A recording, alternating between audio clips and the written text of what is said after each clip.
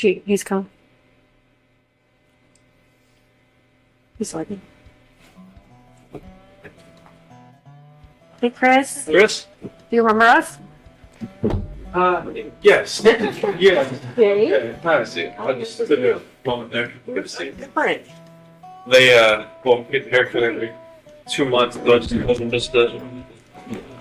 pretty much everything off and all that. So. Trying to think, did you have a Yes. last time? Okay. They have like a little single blade razor, so I just kind of, like go past this double and just kind of. Just do the best you can, huh? Just gotta go with that. Yeah. How are you doing? I'm okay. How about you guys? Good. I did not expect to see this. That's for sure. Surprised. Yeah. Well, let me put some fears aside. We're not here for what you might think we might be here for. Well, no, they didn't know what that's a computer on. I was like, I didn't know how to computer on. Without computers. Exactly. So you remember, I talked to you, Tammy talked to you, Dave talked to you. We're all from Colorado. And so the last time we talked to you was a different situation, right? Our investigation was open and your case was open. That's completely different now. So your case is completely closed. Nothing about what we're going to talk about today has anything to do with an open investigation. So we're not here to get more charges on you or get any statements from you that are going to jam you up anymore, right? That's all done. So all of our cases are closed and the court case is closed. So there's nothing that we're going to talk about today that's going to get you in any type of more trouble at all. And so I wanted to make sure you knew that's not why we're here. Okay. But why we are here. So the three of us work from 3 different agencies, right? Quite a bit different. CBI, FBI, and Fredrick, different goals. And the things that happened with you kind of all brought us together. And as the months have passed on since everything happened, we just keep in touch with each other and we keep talking to each other. And we've all separately kind of said, did Chris seem unique to you? And me and Tammy have talked about this, Dave and I have talked about this. Did Chris's situation seem different to you? And we keep having that conversation. We can't quite put our finger on it, right? We think that your life leading up to all of the things that happened were very interesting to us. And for me personally, I don't know if you remember, but one of the last things you told me was, hey, Graham, I'm sorry that I started lying to you. And that stuck with me for the last couple of months. It's been ringing in my head, right? I've never, ever worked a case like this where someone told me that ever. And so as I walked away, I thought, Chris is different. Chris is a little bit unique in that regard. So in talking with Tammy and talking with Dave, I said, what did you feel like when it all went down? When we were there, we were talking to you guys, and we all kind of, in our own different way and in our own different wording, said it all happened a bit too quick for us, right? So when we saw you last, we were talking and talking and talking about your family, about your parents, about everyone. And then the next thing you know, for me and Tammy and for Dave, all of a sudden some patrol officers came in and arrested you. And that was far quicker than we had hoped it would happen. And you understand why that happened, and we understand why that happened. But it left us with 1,000 questions that we didn't get to ask. And then even more importantly, I think it probably left you with 1,000 things that you didn't get to talk about with us. I don't know if you feel that way or not, but and so that's why we're here today. We wanted to kind of talk to you a little bit more about everything. I think there's a lot of things that you didn't get to talk about, and so that's why we're here. And it sticks with me that to this day, there's not one person that's told me, I saw it coming. I knew Chris was like that. I knew it. Not one person. So it's interesting to me, right? Not one. So we want to talk a little bit about that. Some of the people that we work with, your family, Shanann's family, have said, if you get to talk to Chris, would you tell him some things for me? So we have that to talk about today, and it's good. I think you'll like it. I think it will give you some closure. And so really that's why we're here. Are you available to talk to us? Yeah, definitely. Okay. All right. So off the bat, if you have any questions, just tell us. Okay. If there's something that you don't want to talk about, that's okay. We might press you a little bit. Okay, we might say, well, do you mind if we just maybe then ask one question? If something makes you uncomfortable, just tell us. If we need to take any bathroom breaks, we can take bathroom breaks. For anything like that. And we'll take bathroom breaks and water breaks ourselves too. So then, is there anything about your schedule today that makes it that you can't talk to us? No, there was like a pass for this in the AM and the PM. Okay. They reserve the room the whole day, Oh, just okay. in case. That's just what they do. Okay, I didn't Yeah. know if that was like two separate things or something. Like, I think you have to go back for lunch to get counted for or something. Oh. Accounted for. yeah, I think 11:30. lunch is like 11, but they count like 12:15. So So in general, how is it here? it's a lot different in Colorado. Was it? Good or bad? That's better, I think, because I mean, it's here. I'm actually around other people.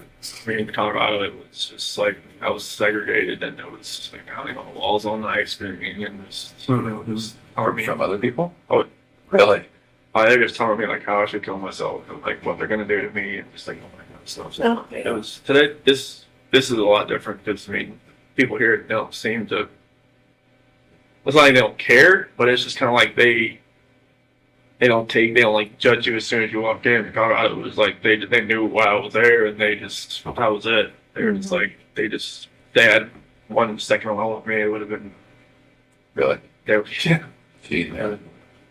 Must be out then. Out of like what kind of jail? I don't know what it was like in DOC there, but like they had to lock down the jail for me to walk down the hallway. Wow. It will?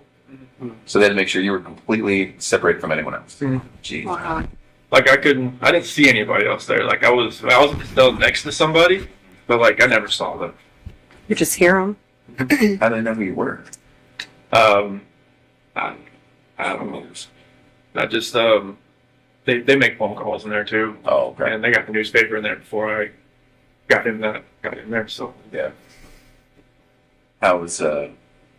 Have you been able to talk with family? oh yeah, definitely. Like we get from 6 p.m. to 7:30. That's our on my unit's time out. So we get to use the phone at that point in time. Really? And do they charge you for it, or? Oh, it's just like it's like Secures or something. Mhm. Okay. And how do you make money to pay for that? They put money on the phone. Oh. So if I call, like if I was like to dial somebody's number, they have to have like a phone account set up. Oh, I I got just you. said restricted. And then so who you call pays for it? Yes. Oh. Okay. Have you been able to talk to like family members and parents and all Yeah, that? my mom and dad, my sister. Okay. Good. Is that a good thing? That's a good thing. Definitely. Yeah. Yeah, they don't hear from me. They're like, "Oh, what's wrong? What's going on?" Oh. Good. And how was it with them? And so far, so good. Yeah. Yeah. It was hard to hear your parents at sentencing. Mm-hmm. Yeah. I didn't know what they were gonna say. Mm-hmm. So And so, yeah, I really appreciated what they said. I don't know about you. I definitely was. I didn't expect them to be there. So I knew they were there on the 6th. I'm sick, but I didn't expect them to fly back, and they Oh. wanted to fly back for that. So. Yeah. And then what your mom said. Mm-hmm. Definitely. Good. Well, so we have 1,000 questions. I'm sure you do too. Do you care if we start, or do you have any questions for us? Go ahead. We'll start. All right. So one of the things that we're battling with is, and I won't make any assumptions today. So are you aware that this was a national story? After a little while, it was. I didn't talk to my parents while I was in Colorado Okay. because I mean my attorney team told me, all right, no phone calls, no letters, no nothing. Okay. So like I made one phone call when I was in the segregation area there, but my dad thought it was like somebody like a news. Oh, My attorney called. so he didn't answer. Yeah, so he didn't answer. But other than that, Okay. I didn't talk to anybody. But from what some of the deputies were saying, that for my attorney team coming in and said, this is like they've got people from Australia, England, and all kinds of people trying to figure out what's going on. So. Did they send you any? Did you get any other letters, like fan mail or anything? Well. I got letters, but I couldn't keep them with me. So like I could read them like on my hour out, but it's like I got a bunch of letters that had no return address and stuff that was just not very good letters. Yeah. So Okay. They came from a weird perspective, didn't they? From what we have heard.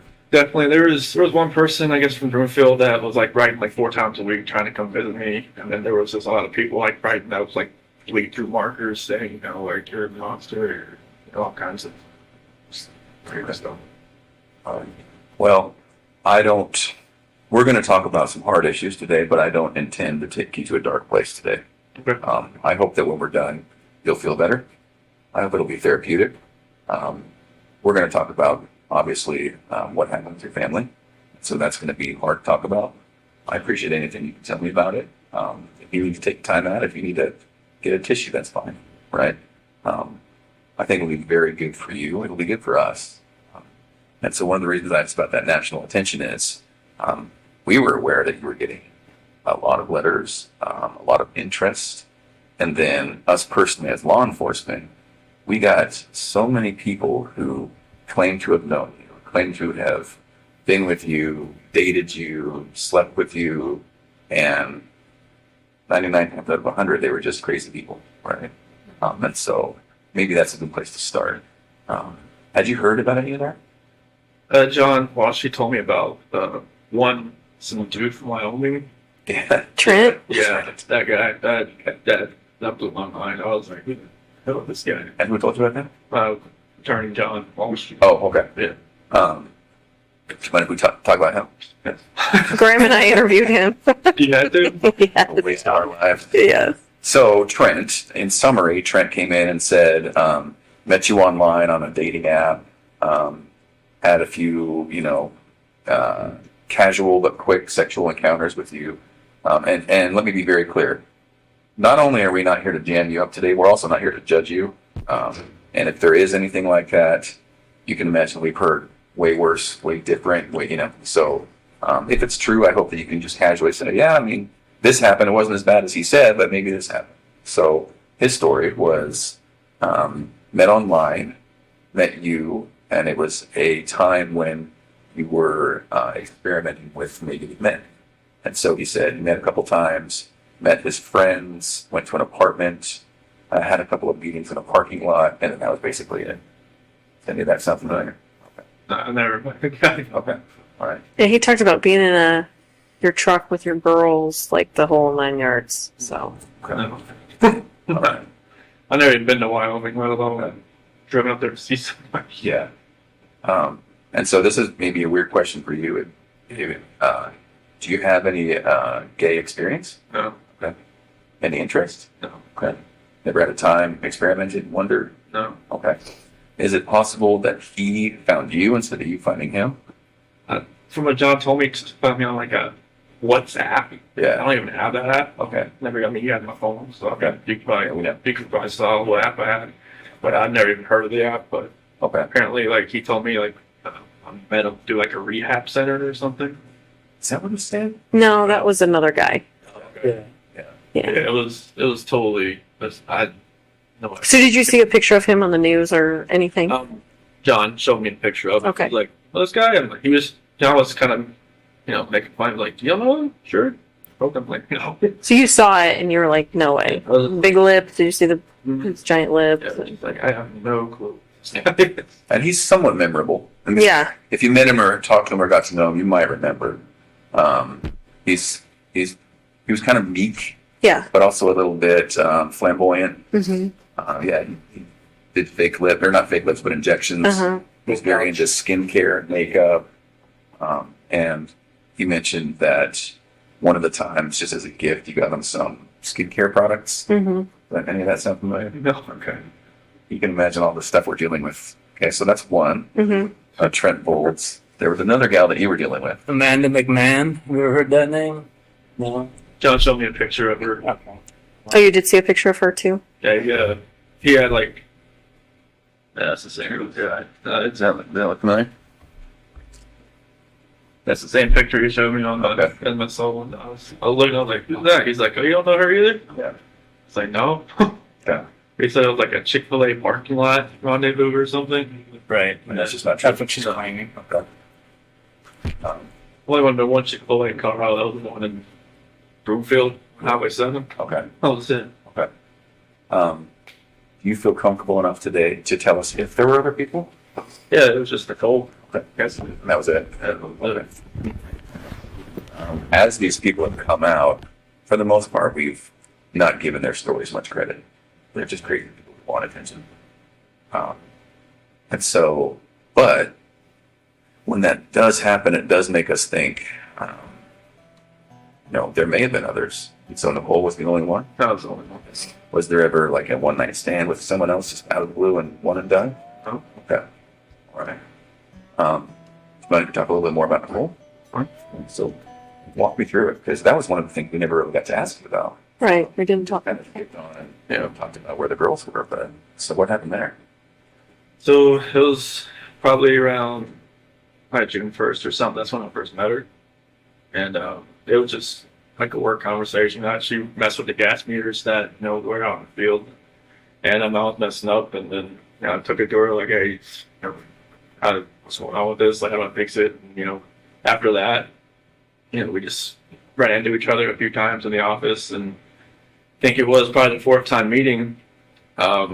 She had asked me, because like when we were talking back and forth, I would say, like we moved here from Colorado or from North Carolina and stuff like that, and then she was like, "What's all this weed stuff become?" Like, I took out my phone and showed her a picture, like, my girl's on the phone. It's like, "Oh, okay." Like, so, like, yeah, like, I didn't wear a ring at work because like I said, the office would get refitted after I lost all that weight.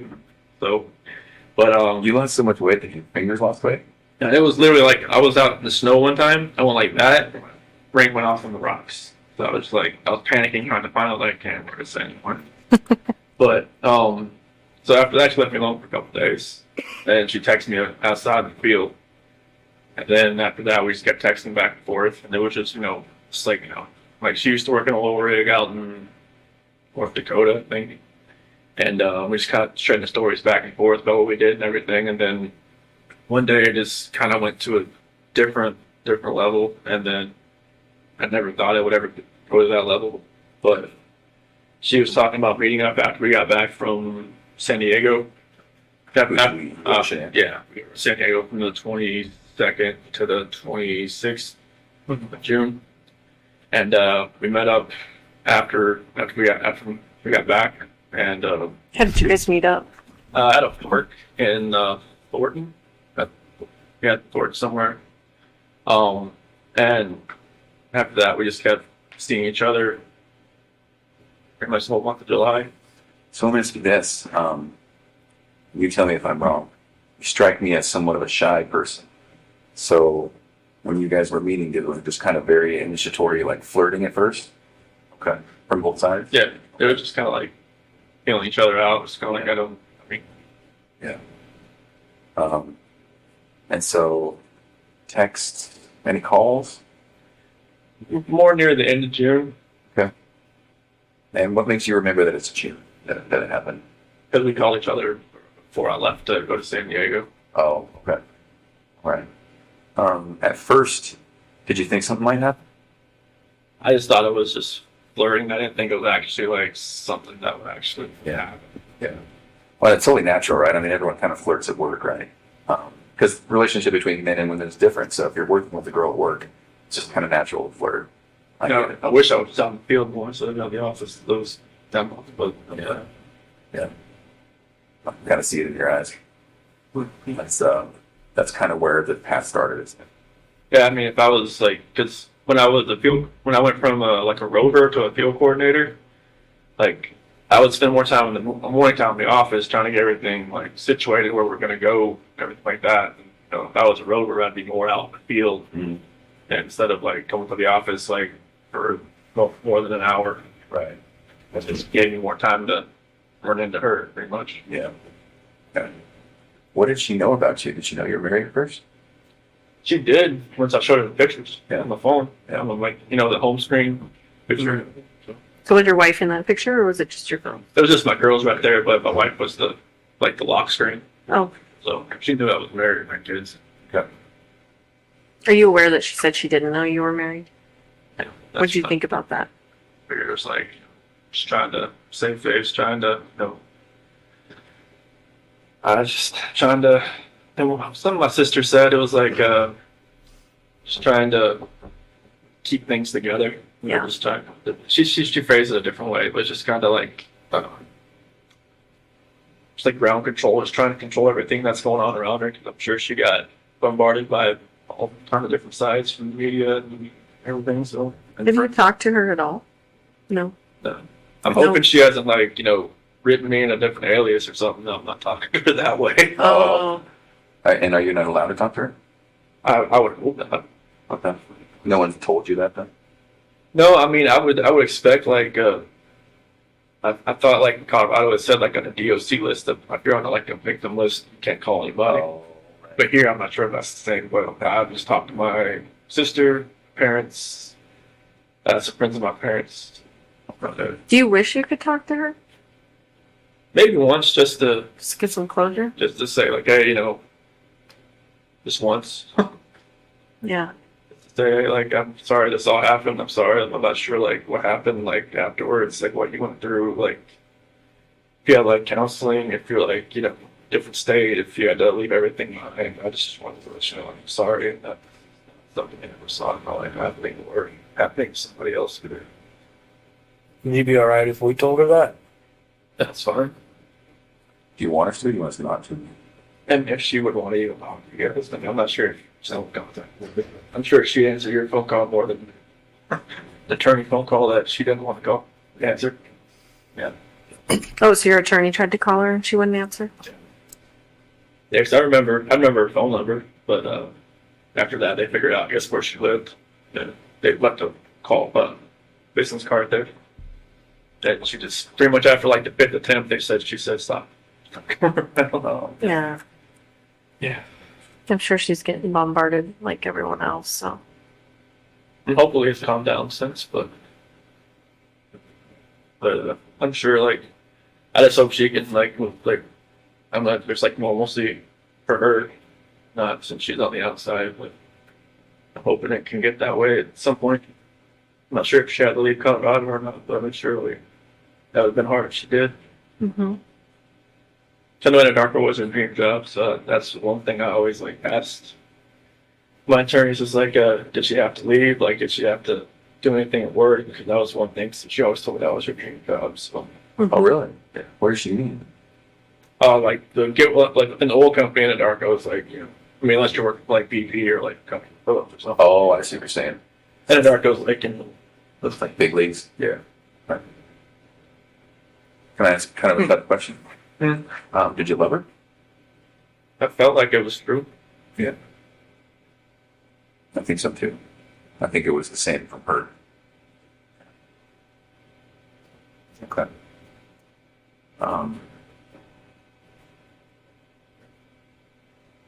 Tell us about the time you spent with her. Well, I mean, it felt like it was, I think like when you say like more like a shy guy, it's kind of like I've never like been pursued by anybody before. It's kind of like I was the one, trying to pursue. Because like when me and Shanann met, it was like, she was always like pushing me away, kind of like, She was sick for a while, right? Oh yeah, she had just got diagnosed with lupus and she was on like a bunch of different medications and stuff, and it was like, I guess I wasn't her type. And you weren't her type? I wasn't her type because like she told me like when she first, because we had met. She told you that? Yeah, You're not. I remember you telling me that. yeah, it was like when we first met, like was at a movie theater. And my cousin's ex-wife set us up. You were dressed like shit, weren't you? I didn't. I think that's what you told me. Yeah, I didn't know like that. Did you have any games? So she was fancy and she was in like shorts and tennis shoes or something, right? I should know the doorman, was in a suit. And I was just like, this isn't good. Like when you're at the theater? It was a fancy theater, right? It was in Charlotte. It was called the Epicenter. And apparently, they give you like champagne and all kinds of stuff. Oh, this is a fancy date night theater. Yeah. Yeah. I think he came like he was going to a Like I was Cinemax, like I was going to a pawn. like AMC. Like a toy theater? No, it was like you just watch the normal movie, but like you can like drink champagne and like have like get Jack and Coke beside the theater and just sit there and whatever. But like yeah, it's when she first saw me, she was like, I should probably just turn and talk to the bartender a little more.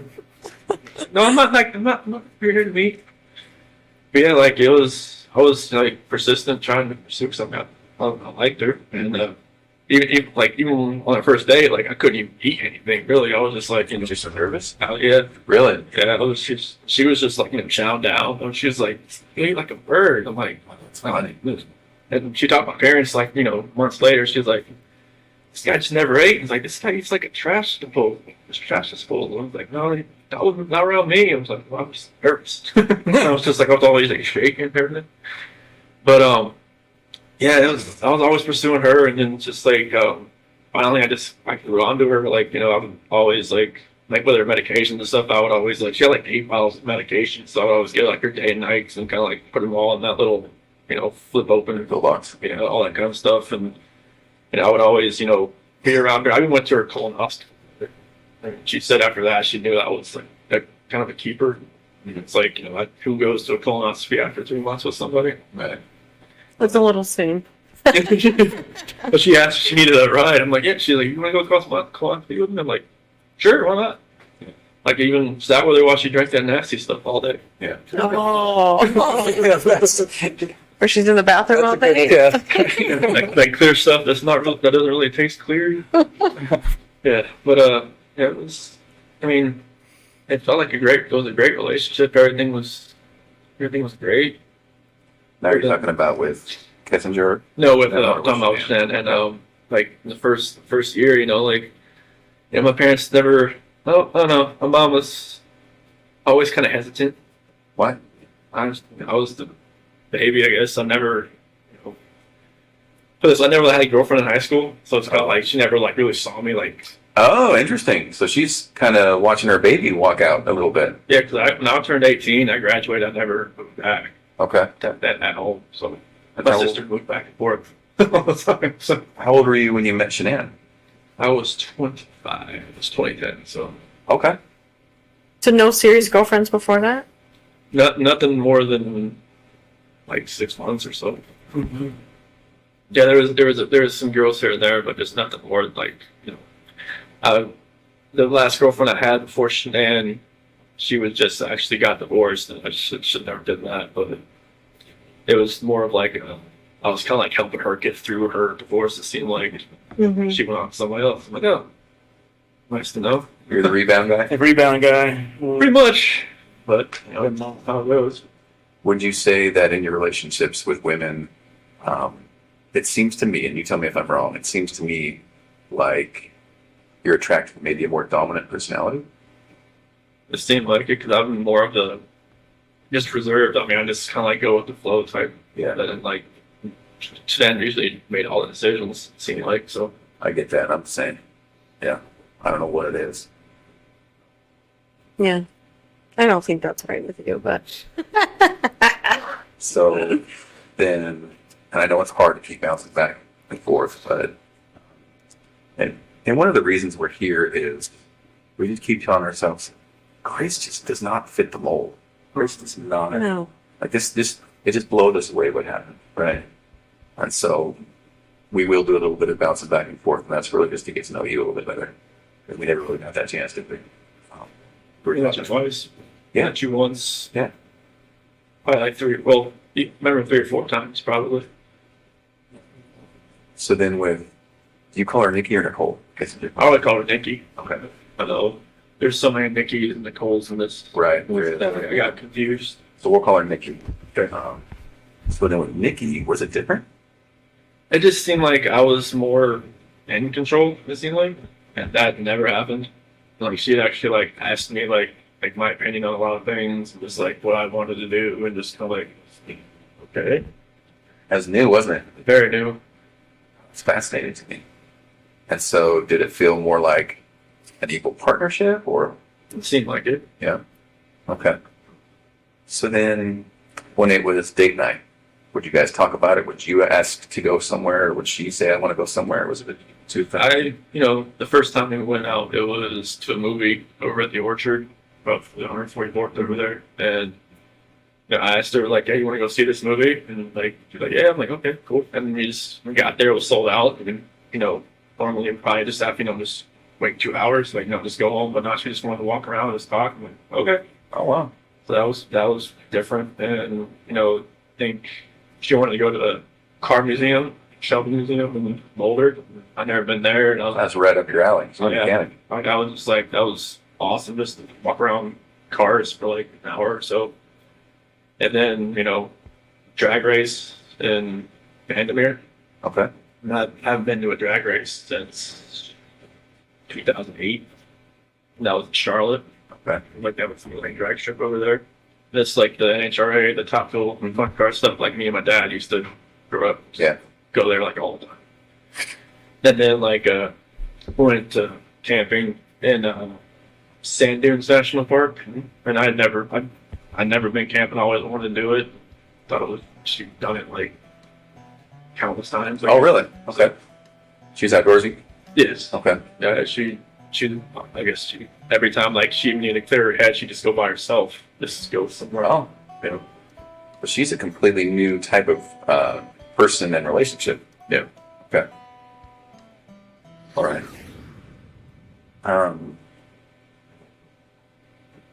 What were you thinking this whole time? Like, in the back of your head? In the back of my head, I was just telling myself, "What are you doing?" Like, every time, I open up my phone, I can see pictures like of my wife and my kids. I'm just like, "What am I doing?" And then, like every time I was with her, it seemed like I didn't think. It seemed like it was like a blinder that was on my face, Oh. and it was like every time I look back on it, like like I have pictures of my wife and kids and myself, and like every night, or every morning, every night, I just talk to them, say like I have like this book I used to read for CC, and I remember that book, so I read that to them like every night, and like there's some scripture and stuff that I read to them, so I just try to think back, like I wish this never happened. I was just like, I wish that blinder wasn't on my head, wasn't in my eyes. That would have seen what was going on. Like, I was everybody said, "Oh, you're just out there having fun while your kids, or kids and wife are on vacation." I'm just like, no, it wasn't like that. But it seemed like that's what it looked like when you're going, you're going to camping, going to drag race, going all this other stuff that you have fun doing, but you're with somebody else. It's not your family. It just didn't seem right. Right. With her, it just didn't seem like I could even see that anymore. I was there at her house pretty much every night. So it was like I didn't have that time at home just to really think about anything. Because literally I didn't, I was only at home from like when I got home from work. I worked out, I ate dinner, and then I went over to her house. Like I never slept in my house. Like the whole month of July. Now, talking through that though, when you said you went home and then you were at her house, was that while Shanann was gone? Oh, okay. So you weren't even at your house. No. This all happened so quickly, didn't it? It was insane quickly. Like I didn't she even told me like she was never like a normal relationship. She would never have somebody over at her house like more than like once or twice a week, but she felt like she wanted me over there. Yeah. She said she felt comfortable over there. Yeah. So it was like that's what was different. Like she wanted me over there. But then I just wish that all that would just go away. I just wish I'd almost like I know it's hard I know it's wrong to say I wish I'd never met somebody, but I wish I'd, maybe met her at work and then just kept it that way. I think if we had a time machine, I don't think this would happen again. Because some people, when this happens, you're like, well, if it wasn't this time, it would have been next time, or it would have been the next time. It just wouldn't happen with you, would it? And it happened so quickly that you tell me if I'm wrong. You're not the type of guy to take control sometimes when you need to. Yeah, It seems like that's just what happened. I didn't take control of the situation. It was like the situation controlled me. Right, it just happened. No, I get that, man. I'm somewhat passive myself, and it's like, there's situations where I'm like, well, why did I let that keep going? No. Yeah, I don't know why. It was like a roller coaster ride that I just kept punching the ticket on and just never picked it up. Yeah. We talk about the hardest subject. So when we were talking, the last time we talked, the last thing we talked about was where the girls were. Mm-hmm. We never really got to talk about that night. What happened? So nothing really happened that night. It was in the morning. And it was, me and Shanann, she got home like at 2:00. And, I felt her get into bed. And like, I just felt like I didn't really didn't but I just made sure I looked at my phone at 2:00 and make sure she looked right, she's in there. And I kind of feel her kind of stirring around a little bit. And, I just had a feeling that she knew like what was going on. I mean, obviously, I didn't use like an Interrogation gift card, that I got, and I used my actual credit card. And I kind of just felt like she knew what was going on, and she started rubbing her hand on me, and we ended up having sex. But I guess that was more like a test. Oh, I would have thought. interesting. Okay. Yeah, because when we talked, when I woke up for later on in the morning, like, I pretty much, told her, like, I didn't think it was going to work anymore. And she was like, what happened? What was last night? Mm-hmm. So I figured that's what the test after I've gone through everything in my head. That makes sense. And she just told me, like, to get off of her.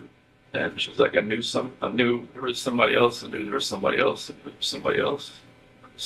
I couldn't just say, yes, there is somebody else, but that's, she said, never going to see the kid again, never going to see them again, get off me, don't hurt them. And then, Is that what you said?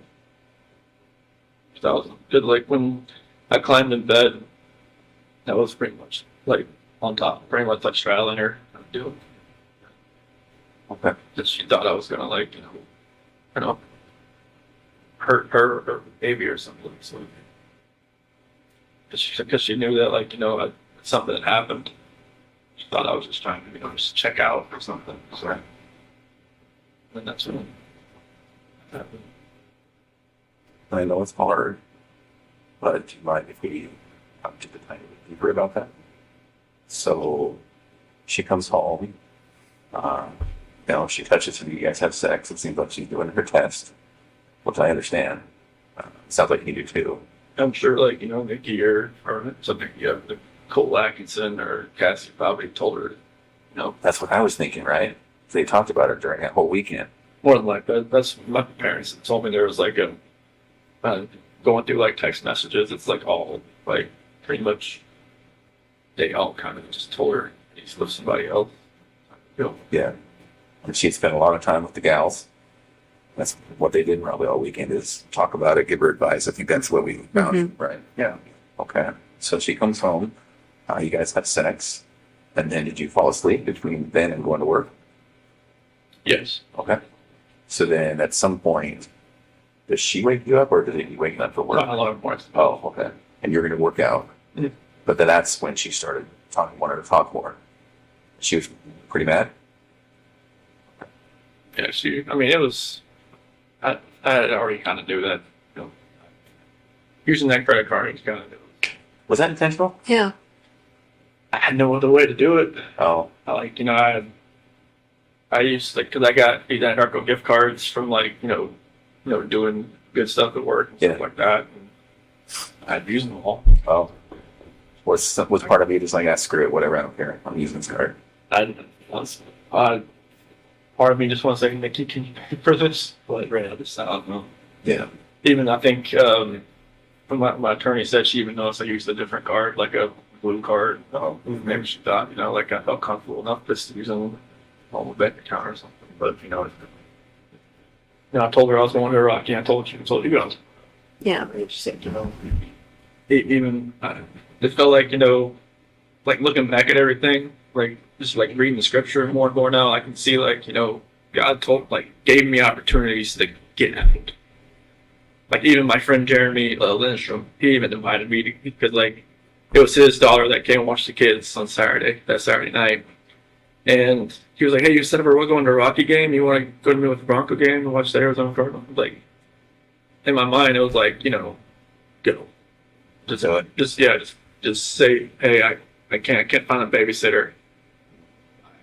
To Nikki. Yeah, and maybe that would have been like like a light switch in my head goes off, light switch in her head goes off. Maybe it just like goes different directions. that was kind of like my last like opportunity to kind of get out this game thing. But I wish I would have said, yeah, let's go. Yeah. And I think that would have just put me on a different trajectory. So then, Shanann, did she actually say you're never going to see the kids again? She said that to me before. Yeah. That's kind of hard to hear. Yeah, because she'd said to me before she went to Arizona. Just like I wasn't really sleeping in the bedroom. I was sleeping on the couch or in the basement bed or something. And like she had slammed the door. You're never going to see the kids again. Somewhere. Yeah, Did she get fiery like? only once in our entire relationship I ever seen her that way. Yeah. And that was a time before, or was that on the night that it happened? No, it was back in North Carolina. Oh. It was just like one of those. It was just a fiery argument that I never raised my voice to her or anything. Like, you know, I just got mad and I slammed the door and she's like, "How?" I'm like, should have slammed the door. Was that when you were in North Carolina that last week? No, it was like Previous to this that? was like 2010, 2011. Oh. It was like early. In her old house. Before kids? Yes, Were you dating or were you married at that point? dating. Oh. Yeah, it was just like I don't remember what it was about. I think some girl maybe texted me like from my past or something, and like, you know, it was just like this, and she was like, you know, don't have that happen again. And I'm just like, I have friends, Right. they're females, like I don't even talk to this woman anymore. Right. And it was just like, yeah, no, Was she fiery? Did she have that Italian blood that her mom has? Lord, yes. Was she always like that, or was she? Did she snap at things? She wouldn't snap at me, but you could tell, like, you know, something really irked her a little bit. Yeah. It would come out. 0 to 100 type thing, or what?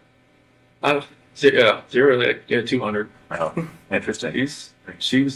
She gets activated about something. She's like, all right, it's gonna happen. Well, that's why she was probably so successful at Thrive, right? Oh yeah, like she had done a couple other like direct sales business, but this one was just like, it was different. Why? This one, like, cause I think she had done like Origami Owl and like something called like It Works, and then like just other couple other things like some bags and stuff like that. But the supplement stuff, it just because it worked with her, it worked with me. She's like, okay, I can kind of like use this as like, all right, this is what it's doing for us. Yeah. And then like after a little while, like she could see how like people are above her, how it was helping them, and then it was just like trickle down effect. Mm. And it was like a good system about like, you know, commission wise and everything was just, she could use all the business IQ she has from running those cell phone shops and from the Dirty South custom shops, all that. I mean, she's business minded. Yeah. She knows how to do accounting book like in the back of her hand. So that all just like fell into place with all that. So then on that night, was it just a new type of fight? It was, Never had, or what? What happened? yeah, totally different type of fight. It was, you know, it was just felt like, I don't know, it was more anger than anything else. Like there was emotion to it at first, and then it just felt like it was just anger. It was just like, you know, like there was no love there. It was kind of like what we were saying, what she was saying. It was just like, it's almost like we knew like something was coming at each other. We didn't know, like it wasn't ourselves. Really? No. Anger from you or anger from her? I think it was more anger from me and more like desperation from her because she wanted to fix it. Yeah. She knew something wasn't right. Like, you know, like when that whole thing with my parents happened with my parents called it Nutgate. What's that? The peanut. Oh, yeah. Oh, with her family? Yeah. Yeah. Pistachio ice cream or whatever. Yeah, they people. Nutgate. I don't know. I haven't heard that. I haven't heard that either. Yeah, I guess what people were calling that. Okay. But that was like another out. Like, you know, maybe I could have just like stopped everything with Nikki and just kind of concentrated on helping like whatever happened there. Because Shanann had a story, my mom had a story. Like, you know, whatever happened, I probably asked my 10-year-old nephew. Probably could tell me what actually happened. Well, and they both have their feelings for good reasons, and they both didn't see it the other person's way. And Yeah, and like maybe because I didn't talk to my parents from then on. until like August 6th. And like, you know, my dad took that whole week off. You didn't talk to your parents from then on? Yeah. Oh, okay. Yeah, because like Shanann was like, do not talk to them, do not call them, do not do anything. Is that what she said? Yeah. And the Cece's birthday was 17th, but I think the actual birthday party was like a couple days after. In August? July. July. Yeah. And like my mom or my dad was gonna go, but then there was like a post on Facebook about, you know, allergies and stuff like that Shanann had made, and my dad was like, no, I just can't do it anymore. Just like, because He perceived that as her taking a shot type thing? yeah. Okay. Like she always says she never, you know, put those posts directed at anybody, but she had a If method. you read them, you know who it's talking about. She had a method to the madness, and you can see it. Mm-hmm. But I wish I could have just took more time just to fix that. Yeah. Cause like I wanted my parents to be involved. Like since, you know, like the whole wedding thing, and then up to that, it was like, you know, my mom, my sister were always like, you know, combating with Shanann combating with them. Mhm. My dad was always cool. Like he's just like me. He's just like, you know, go with the flow. Like I just want everybody to get along type deal. Chicks, I man. loved your dad. Donnie's the best. Isn't he? I loved your dad. I'm sorry, keep going. That's I just wish I could have, like, just when we were at the beach in August. Like my dad was supposed to take through the whole week off just so he could see the kids and like see me. Like we have a cookout at my sister's house or something. And then, but we just pretty much spent 5 days at the beach. And Shanann had like booked it, so like, you know, I mean, I don't want to say like punishment for them not to see the kids, but like I wanted them to see it, see him. You know, just I wish I could have fixed all that. And I even like when I was at the beach, I told Shanann that it was more like what was going on was more of like I feel like, you know, my dad's my hero. I feel like I've lost like something in my life. I haven't talked to him for 3 weeks. And I haven't been see the kids for 2 weeks, you know, on FaceTime or anything. Mm. And I wanted them to be able to have that relationship. And she was pretty much gone. Oh, like she tried to kill my daughter by giving her. I was like, I don't think she gave it to her. But And that was that her stance? Is that your mom? put something in front of Cece. Like to kill her or No, just like Didn't care. like Didn't pay attention. she thinks that allergies and like this state of age is like people think, oh, you're like it's made up like, kind of he'll thing? be fine. He'll just have a rash. He'll be fine. I've seen CC, you know, like the first time. Well, I've seen a picture of when he had a cashew the first time. It wasn't good. And then she had kiwi the second time, and then the same thing happened. And I know it's real. So you know it's serious, yeah. Yeah, it's not like it wasn't like her throat like closed up, but she broke out in this full body rash that looked really crazy looking. And luckily, like, you know, nothing with her throat like happened. But So did that make you angry at your mom for doing that? yeah, I mean, I was just like, Mom, you just gotta, I told her you need to think, you need to, like, you know, pay attention. Just because another kid can have something doesn't mean another kid can have something. Because, like, when we were at that birthday party at Jeremy's that Sunday, you know, they had this cake there. Like, Bella wanted it so bad. I'm like, can't give it to her because she can't have it. She was like, you know, okay. And all the other kids were like, they can't have the cake, you know? Like, I just kind of took them off and gave them some, like one of those frozen pops or something. But, you know, it's just like she had to learn that just because one kid can have something and there's another kid that can't have it for a legitimate reason, like, she couldn't have done it. But, you know, that's the kind of talk I had with her when Shanann called me. I think it was maybe like middle of July or something when she told me all this had happened. Mm-hmm. That's when I called my mom and talked to them for a while, and then they're just like, you know, they just couldn't deal with her anymore. Shanann just kind of like, you know, they like flipped out. My nephew told Bella to go hide behind the curtain because I don't think your mom was going to let you come over here again or something like that. Oh. So it got heated. Oh, it was bad. Really? Yeah, it was like a last straw between them, I think. Like in the same room or over the phone? No, they were at the house. They were really mom's house. Yeah, but Cece and Bella and my niece and nephew were there. Okay. How did Shanann find out about the ice cream thing? Because Shanann was there, and I guess they were all sitting. One was couch, it was kind of like a U, and my niece went into the kitchen, and she knew where the ice cream was. I mean, right there. So it's not like your mom gave it to her? Like she got her own? Yeah, she went in the freezer, got it, went out, and stopped beside Cece and started eating. Oh, But like, it's just a matter of like Cece could go like Right. like that. I don't know what would happen if she just got it on her hand, right. but like I know on like the prick test, Mhm. on the back, it's like a well. So were they staying there at your parents' house during that time? 'Cause- Yeah, it was. So they would go from from Sandy and Frank's house Yeah. for like a few days or 5 days, and then go to my mom and dad's house for a couple days, back and forth.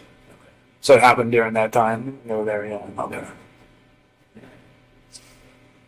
So there were so many things that happened, weren't there? They just were little tiny ingredients to this recipe. Yeah, nothing like That's Chris. I mean, it's just so many things just didn't go your way. everything was like like somebody was stirring a pot, and it was That's exactly what it was like. So then, I know I keep bringing it up. Can you walk me through just the last few minutes before Shanann died? it was pretty much just like I had gotten dressed for work, and then like we started talking. Did she come to you? No, I was just right there in bed. Oh, I just, okay. Yeah, so I was just like I got my blue shirt on, I'm not and everything. Ready to go. I was ready to go and Was she asleep or did you have to wake her up to finish your conversation wake her up because like she got home like 2 o'clock, so she pretty much out of bed. But I never knew like if her plane got delayed. Someone always told me like she just like sat around with Nicole and just like talked for a while and then came home or something. I'm not sure if that was. It was delayed. Yeah. But yeah, when she came home and everything, but yeah, like I woke her up to talk to her. Oh, okay. Yeah. And is that because it was just eating at your Yeah, brain? and, like I knew like something like it's something just felt right with me. Something I know like she knew. I just knew she knew. I just felt like maybe the kids weren't going to be there when I got home that day. Oh, interesting. Now, I don't mean to offend, but I have to ask, is that really the truth? Okay. I really felt like they weren't going to be there when I got home that day. Oh. And like so- she would take them somewhere? No, Or- I just felt like either maybe I wouldn't go home, maybe they weren't going to be there, or I wouldn't be allowed in. Type thing. I think I saw some text messages where Shanann talked about that she would take the kids to another state or something because she wouldn't be able to afford to live in Colorado or something like that. Did she say that kind of stuff to you, or Yeah. what did she say about that? She said she couldn't afford to live in Colorado on her own, and that I told her like, well, you know, try it, which pretty much makes the same amount I do. Yeah. But she said she wouldn't want to try, just because Colorado just the price of living there was a lot higher than North Carolina. And just so I'm clear, you thought maybe in your mind, you thought maybe she would take the kids somewhere else or like lock you out of the house or. Or just like I wouldn't want to make a scene like trying like out on the door trying to get in or anything like that. But, like, I just felt like that was what I did on Sunday. It was kind of like or Saturday night was kind of like the last straw. Kind of like going out with somebody and actually having an account card and just like not trying. I don't. So walk me through it though, because she comes home, she touches you, you guys have sex, you fall asleep, then you wake up for work, all natural, all, a normal day's work type thing. Yeah.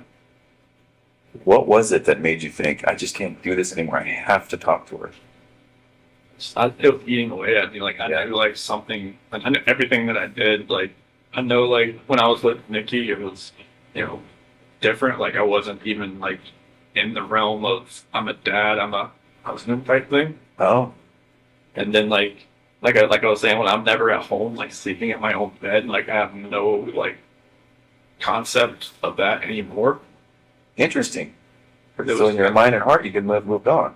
Like it kind of felt like if I wasn't at home, like I didn't think about it almost. Cause like if I wasn't sleeping on my own, but like I think there was at one point like Nikki had gone to the mountains with her friends for like a few days, like into June, first part of July, and then like that part obviously I was home, but like from that whole month of July on, it was like I was never at home. Like I never had all those reminders around me. I never had, like every time my wife would call me, I would be at Nikki's house. Oh, while she was in North Carolina. Yeah. Okay.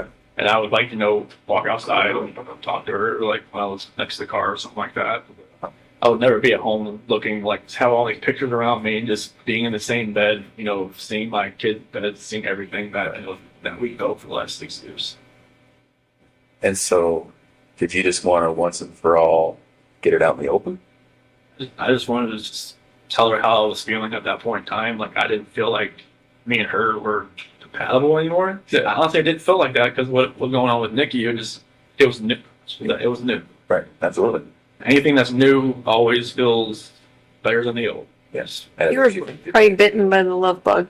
Yeah, That's how a lot of therapists. unfortunately. Yeah, it was just like I never felt that. I mean, even like with new relationships in the past, like it always felt different. Like the first couple of weeks, and then but it just with someone Nikki felt different. I don't know what it was. Maybe it was just like you said, like I was more in control, and like it was more of like maybe more of me coming out.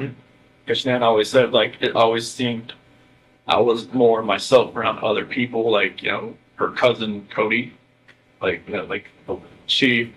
Cody lived or came up visited us for a little bit while we were in Colorado for a little while, and Cody always talked about like, oh, Chris is so funny. Chris is like, Shanann would always like, why are you never like that with me? I'm just like, well, maybe I always felt nervous around you. There's only so much oxygen in the room, right? I say this to some people with dominant personalities. I just always felt nervous. I always felt like I was, never could actually just be myself. Right. Nikki, I was myself like all the time. It was just different. Well, and it seems as though, and again, hard to talk about, and you tell me if I'm wrong, but it also seems, is it accurate to say that sexually you were able to say, Nikki, this is what I would like, this is what I'm into, or blah, blah, blah, and maybe not with Shanann? No, Nikki just she wanted what she wanted. She wanted to do it pretty much all the time. I was like, okay, that's fine with me. Okay. With Shanann, it was like, I'm like, hey, sometimes it happens, sometimes it didn't. But that wasn't the case as far as that. It was just like sex or whatnot. But Okay. it was mainly, I was just more myself. Just not think about what I was going to say or plan what I was going to say or not, say something stupid or something. But, Right. A little bit of freedom. Can I ask you something about that morning that you had sex with Shanann? Did you feel at all like maybe you were kind of cheating on Nikki by doing that? I felt strange. I felt like, the first time I was with Nikki, I felt weird. First time, Sure. And then the last time I was with Shanann, I felt totally strange. I was just like, I didn't know who I was. I didn't know who I had become. I felt like I'd become people I see on TV, and that did not feel right with me. Like I didn't know what had happened to me. So Nikki even asked me like, have you done this before? Have you ever strayed away? I'm like, I've never even thought about it. It's like, what's different? It's like, I guess it's just you that's different because I just never actually, like, I've seen girls smile at me before, never done anything about it, but her, it was just like she had a leash on me and she tugged me away. As soon as she walked, I'm like, what the heck is going on? So. Well, and Tammy brings up a very good point. I wonder if that last time with Shanann having sex had somewhat of a role in you thinking, Like a trigger? I got to do something, I got to say something, we got to have a talk, something's got to change. Is that accurate? Yeah, I felt like it was like maybe like a trigger point or something like you hit the push button on a bomb and it just blows up. Right. Something in my head was just like something was urgent. Just like I had to say something. Okay. So then exactly what did you say and what happened? So when I woke her up, I was like, hey, we just gotta talk. Okay. And I told her, I don't feel compatible. I don't feel like this is gonna work. I just, I don't wanna, like, can we cancel a trip to Aspen? Because she had booked a trip that week Oh, to go to some like mystery 4-star luxury hotel or something. just the two of you or the whole family? Just me and her. Okay. And she had Amanda there to watch the kids that weekend or something. Okay. And I was just like, can we cancel that? Can we like do something? Like, from what I remember, I even said, can we move to Brighton just to get away from like this house? Oh, But like, I'm not sure if that was like in the beginning or the end of part of the conversation or whatnot. That conversation went so many different ways. Like they'd gone from like staying together to not staying together to just like all of the above. Okay. So this is half an hour, what? Definitely not more than that. Okay. I don't think. Are you crying? Is he crying? It's back and forth. It's like, she's got, mascara. She didn't wash her face when she got home. She had makeup on still, so mascara was running all over her and stuff like that. Yeah, it was nothing about that conversation. I just wish I could take all of it back. Just the whole negative thing back, everything. But So then when did it turn? as far as that conversation, just at the end when I was telling her, like, I told her I didn't love her anymore. That's when it happened. What happened?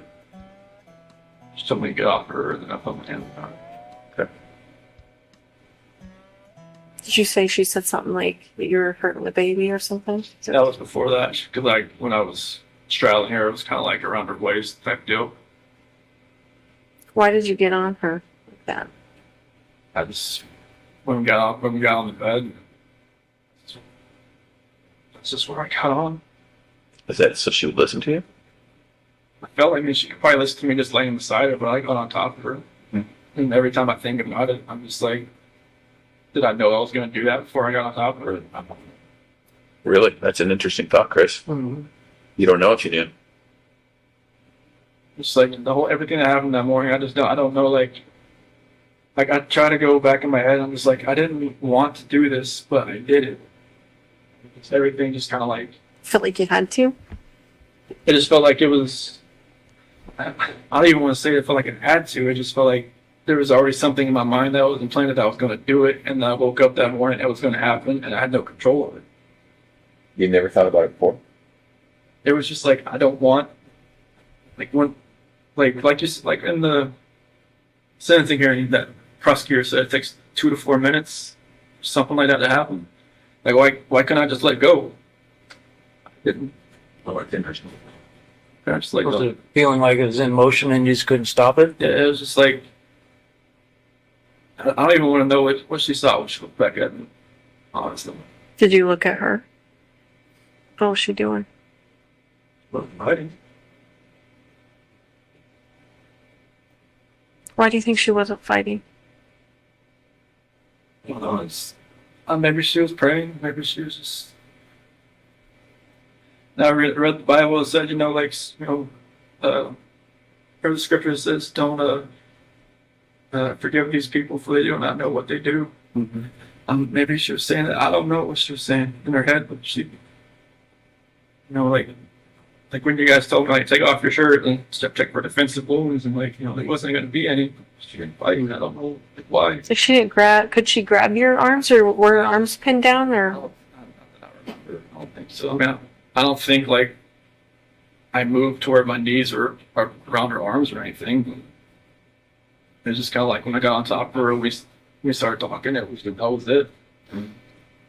It's kind of like in my head, or like in the back of my head, that was going to happen. And just like at the end of the conversation, it was just like, that's what happened. I just wish I could have let go. Did it seem like it was that long? 2 to 4 minutes? How long did it seem for you? It almost kind of felt like it was longer almost, because it felt like time was standing still. It's kind of like I just saw my life just disappearing before my eyes, but it just like I couldn't let go. It was like somebody else, like if you picture somebody else around you, holding your hands, holding you, keep you from not letting go.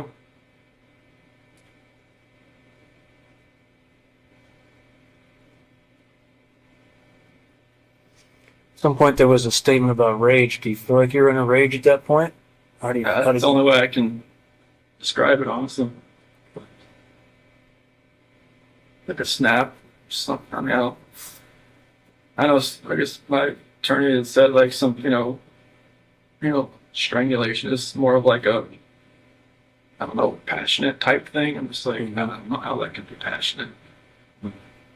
It's just intimate, because you're right in there. Yeah. Using your own hands. It's a lot different than someone standing across the room and you shooting them or something like that. So.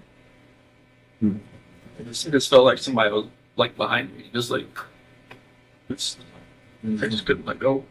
It's interesting to me because there was a lot of things in your life that were like that, right? Where you're just like, maybe felt out of control or maybe felt like, I don't know why I couldn't take a step back or, like even when you said, when your buddy was like, let's go to the football game, you wanted to say yes, you just couldn't. I wanted to. Like, I've never been to a football game since North Carolina, so I was just like, yeah, sure. Like, I wanted to say that.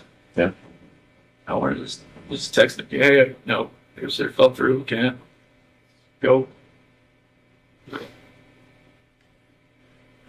So then what? Just,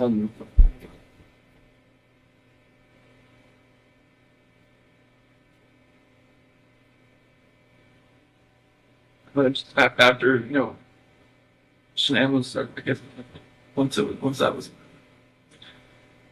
she was gone, it was just like, I didn't know what was going on. It's like, there was like a traumatic, I don't know what you call it, traumatic event type and everything, and like, I was shaking. I didn't know what had happened.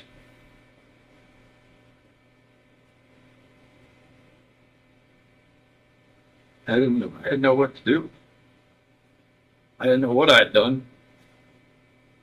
I still wasn't in that right state of mind. I don't think like I was in control of what I could think or what I could do at that point in time. Like most people say, like, why don't you just call 911? I'm just like, unless you're in that situation, You don't know. We don't know what we would have done. It's easy to play Monday morning quarterback. Mm-hmm. I agree with that. Like I said, if somebody shoots somebody, you don't know what they was going through their mind at that point in time. Mm-hmm. You don't know what you'd have done. So what happened next? Well, it came in. Is that what happened, Bill came in? What she said? Oh, why? Did she hear something? Is that what she came in? Obviously, I think. Okay. What'd you tell her? Well, you don't feel good. And then, did that happen with Bella right in that room? Not proper.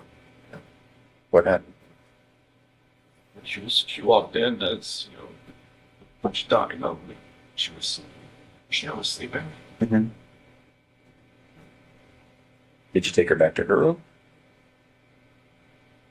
But she had in that sheet and found sleep. Okay. Then what? Carried her downstairs. Back my truck up. At that point, were the girls still there? Okay. So then Shanann's in the truck. Then you went back to the house. We got everybody out in the truck. Was Bella first or was Cece first? And the truck? Yeah, I'm sorry. So Shanann was first. And then Bella was next. Was Bella alive when you guys got in the truck? Oh, okay. What happened? I woke back up. Okay. It's I don't really want to talk about this part, honestly. Okay. Those are my kids. It's my baby. I'm just talking about every night. Help me up. Okay.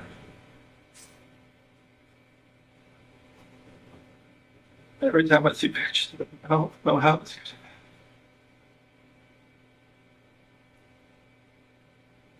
Being a dad was the best part of my life. I took it all away.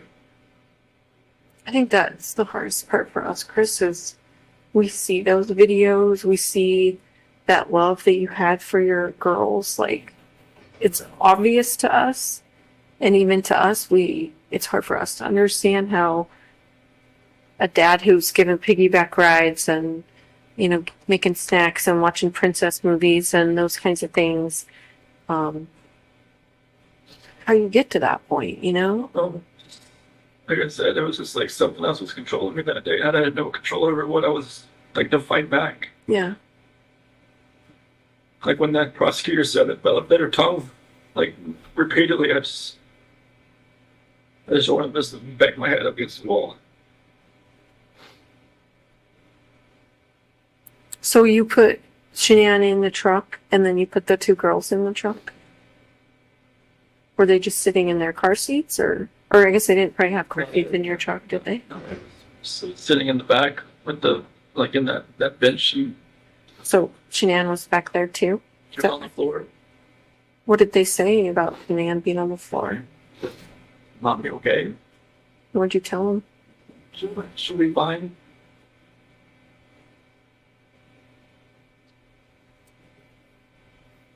Did you have their stuff with them? With their toys and their blankets and stuff?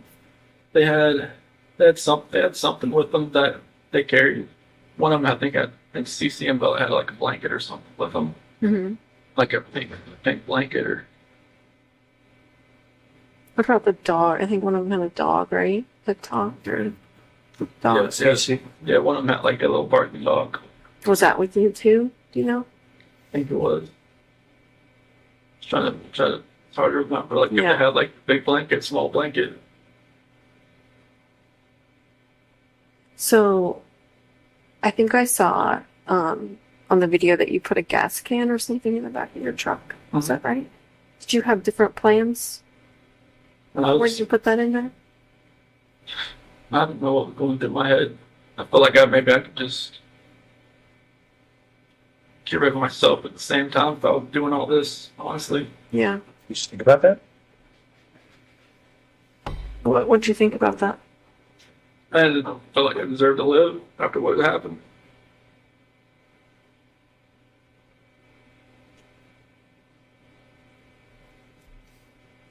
Was there any thought to the whole family going away that day, to include you? After everything happened, that's a definite thought. Yeah. See, it's interesting to me. We had all kind of wondered if there was a point when you were all together, and if you were all going to pass together. That to me makes sense, but that's, even though it sounds crazy, that's what a family man does, right? Family man doesn't do what he did. No, I know. I guess what I mean is, it seems like you guys were going to be together forever in that way. Is that maybe what was going through your head? Honestly, I just felt like I had deserved to live. Yeah. I knew it was like whatever judgment I was gonna come upon myself, I just didn't deserve to be on this earth anymore. Mm-hmm. What happened?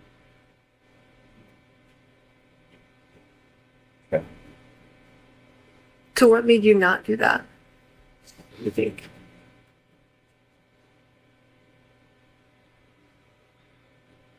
I don't know if it was just more of like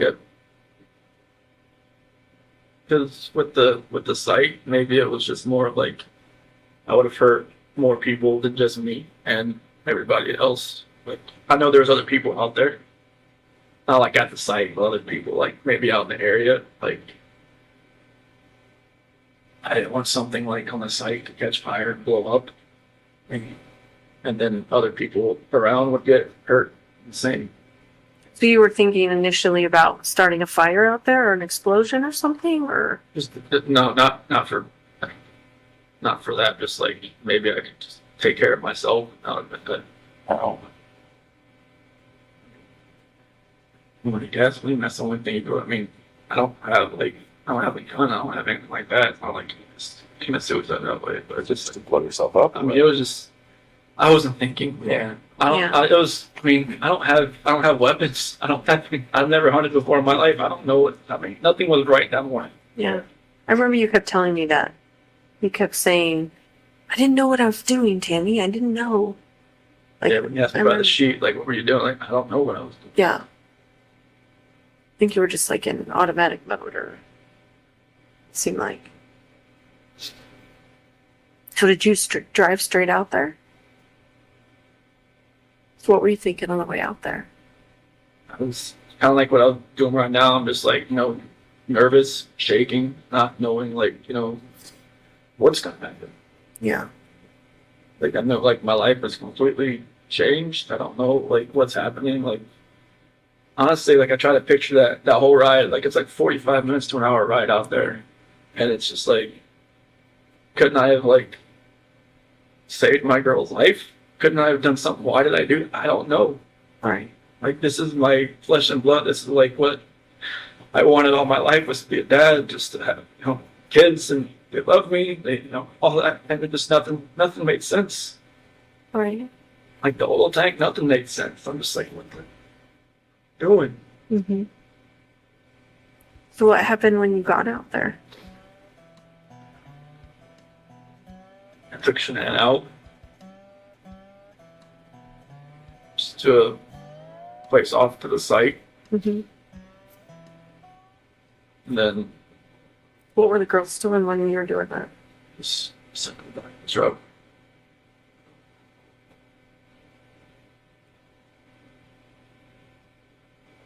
And then what happened after that?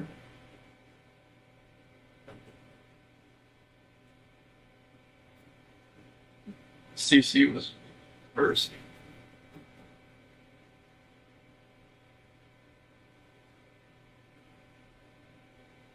She did have a blanket. She had a blue blanket.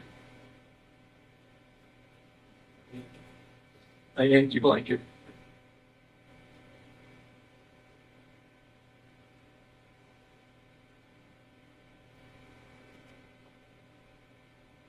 So was she alive when she went into the oil tank?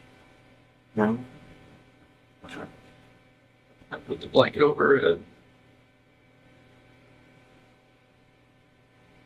And that's how she passed. Good brief. I put the blanket over her head. I didn't want to. No.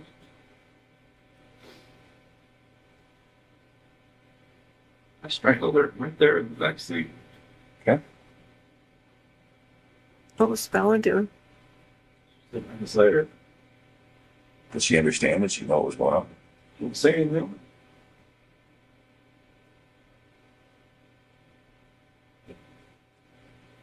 And then the same for Bella. Just without a blanket. With the blanket. Oh, okay. I didn't look. It's like every time I closed my eyes, I started to hear her say, "Daddy, no," and that was it. That's what Bella said. I hear that every day. You really?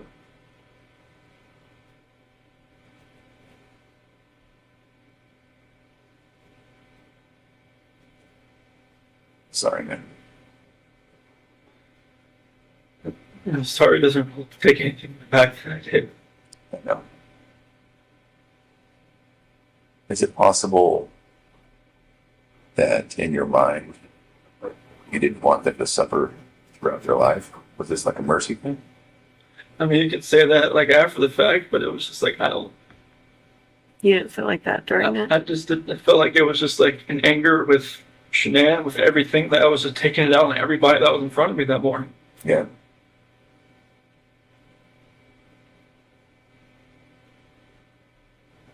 I mean, kids growing up without their parents, I mean, depending on what grandparents or whoever they grew up with, seemed to be fine. But it was just like, it was an anger thing. It was just like,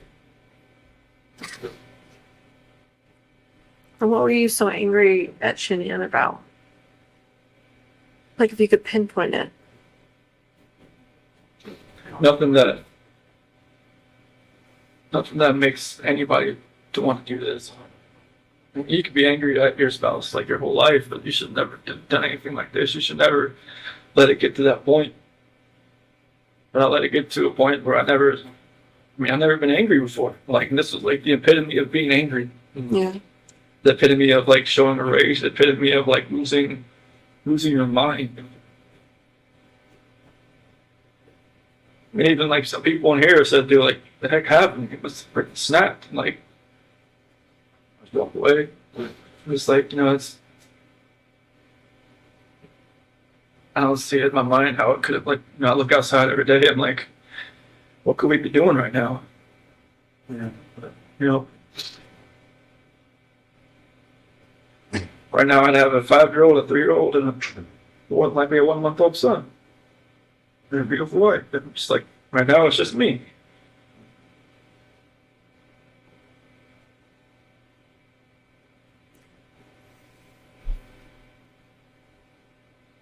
I watched that video of you finding out that Shanann was pregnant. Don't seem excited. You seem like kind of in shock. Scared. And yeah, like, oh fuck. Like, Well, it's already complicated and now this. Well, it's like when we had talked about it, like a couple weeks, it happened fast. Like with Bella, it was like we almost gave up Mhm. trying. And then she bought me like a supercharger for my car. And then with CC, it was like we had to try. And then finally, but with Lico, it was, once or twice, and then like 2 weeks later, she's pregnant. Was that what happened? Yes. It's just like it was more of like surprise, scared. I'm like, wait, what? Like we just talked about this, like people have brought up the fact like, oh, she was probably pregnant before, like you guys even talked about it. I'm just like, it's not, no. Oh. But like, yeah, it was insanely fast. I give it that. Like that's the only reason I ever gave that notion, like even the moment of thought, because it was like faster than any other time that she'd gotten pregnant.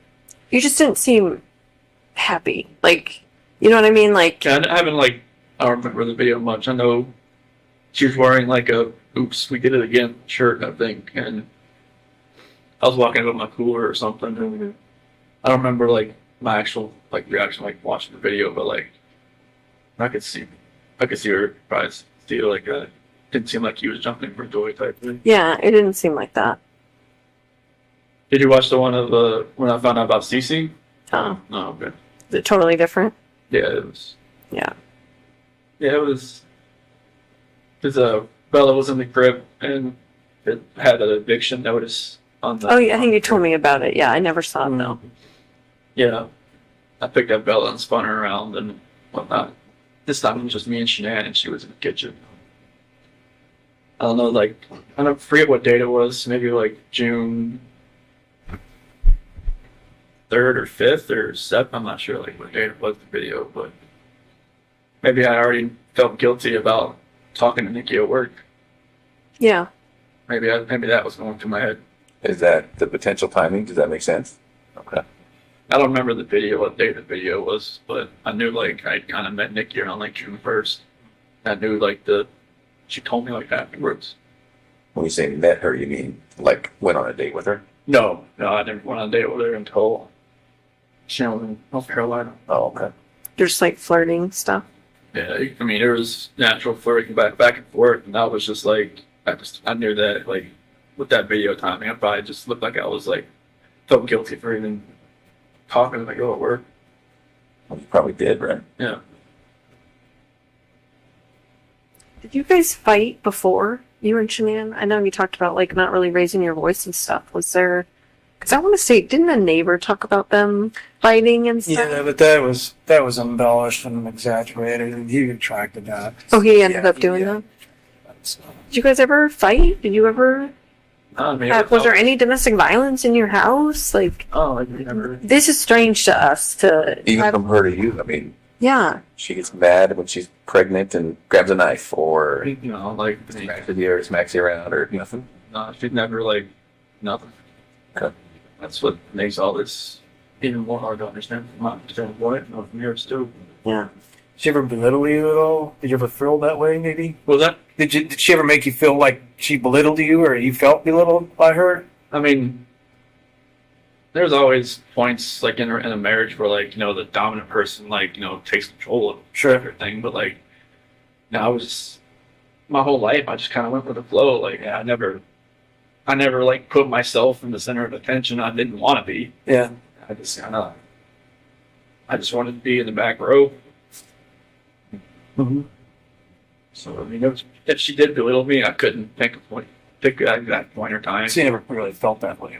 No, I mean, I always knew I was like, the introvert, and she was she took control of most situations. Like when people came over, like, I knew what my role was. Yeah. Like I watch videos of like cooking, or she'd make like power balls, or or like protein balls, or whatever. Yeah. You just don't seem like you want to be in those videos. No. Like I feel like you were being forced to be in those videos. And correct me if I'm wrong, but Yeah, that's what it seemed like to me. I hated being I mean, I did it for her, because Right. it was for her business and Sure. stuff, but like it was No, I didn't. I hated just being out Yeah. for everybody to see. That's why, like, the whole, like, the gender reveal thing, I was just like, I didn't want it to be like some live Facebook video. I'm just like, no.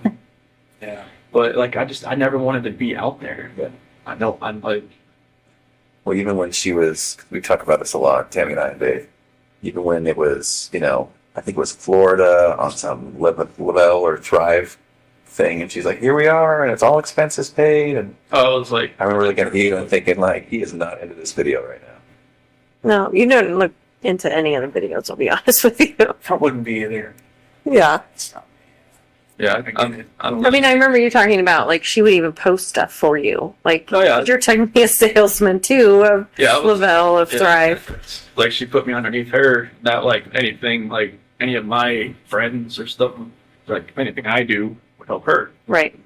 So it was just, you know, I would send her pictures. Like I should take a picture with your patch. I'm like, okay, send it to her, and then she'd make a post about it.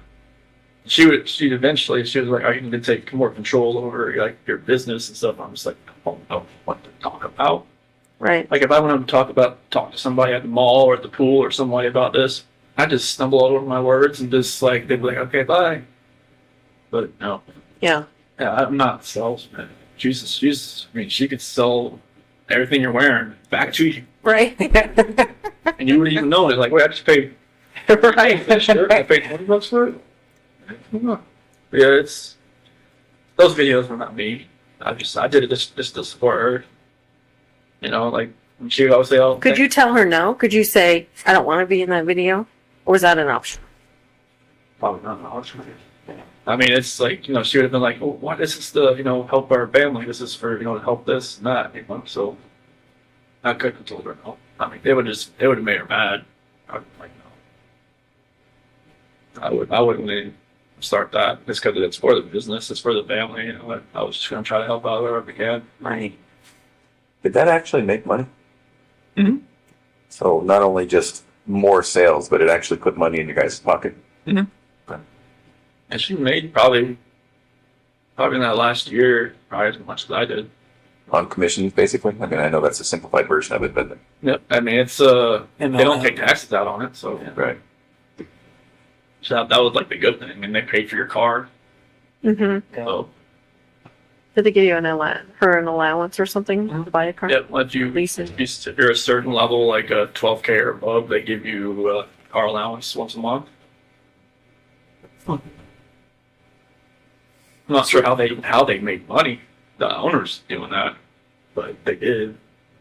Yeah. Unless there's just like an insane markup on the product, which I guess there is. Probably that's it.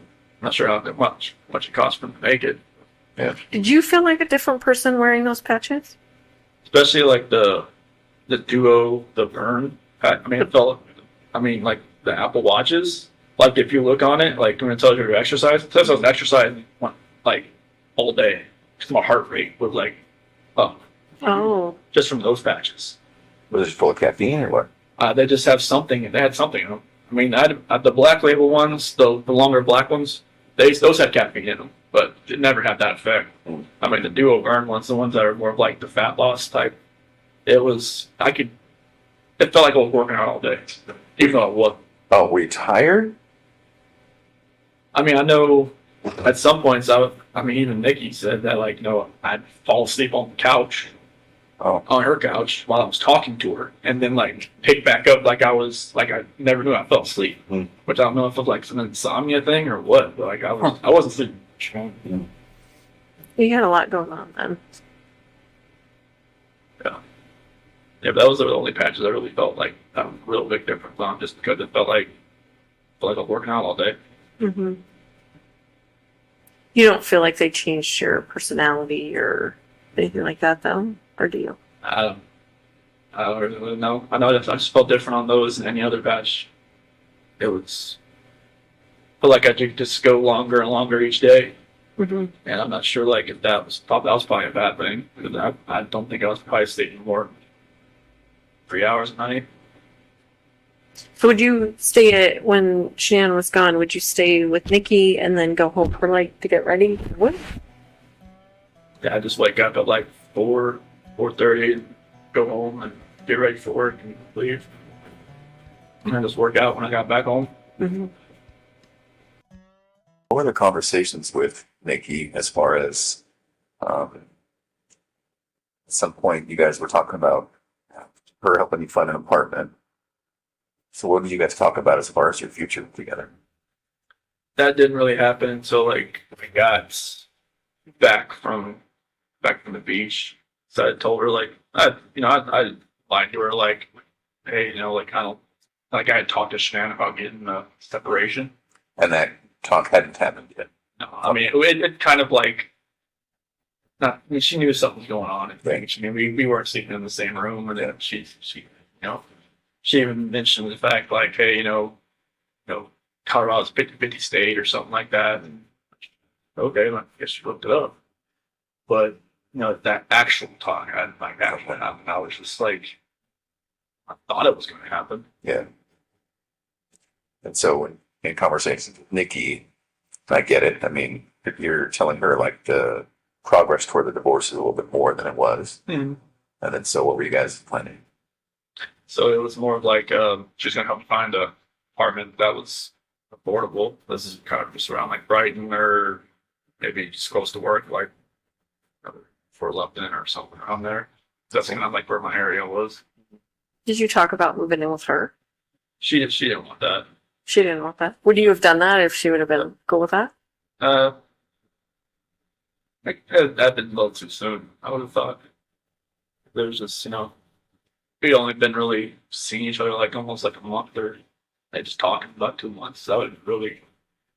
She called her house like her apartment like her.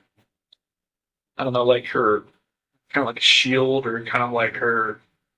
She had another word for it, but Like her safe place? yeah, like a safe place or something like that. And she would like people like to invade it, but that's why she always let me come over because she said she felt like that was fine. Like her dog liked me and everything. Like she would say, hey, just ship people along here type thing. Like, oh, okay.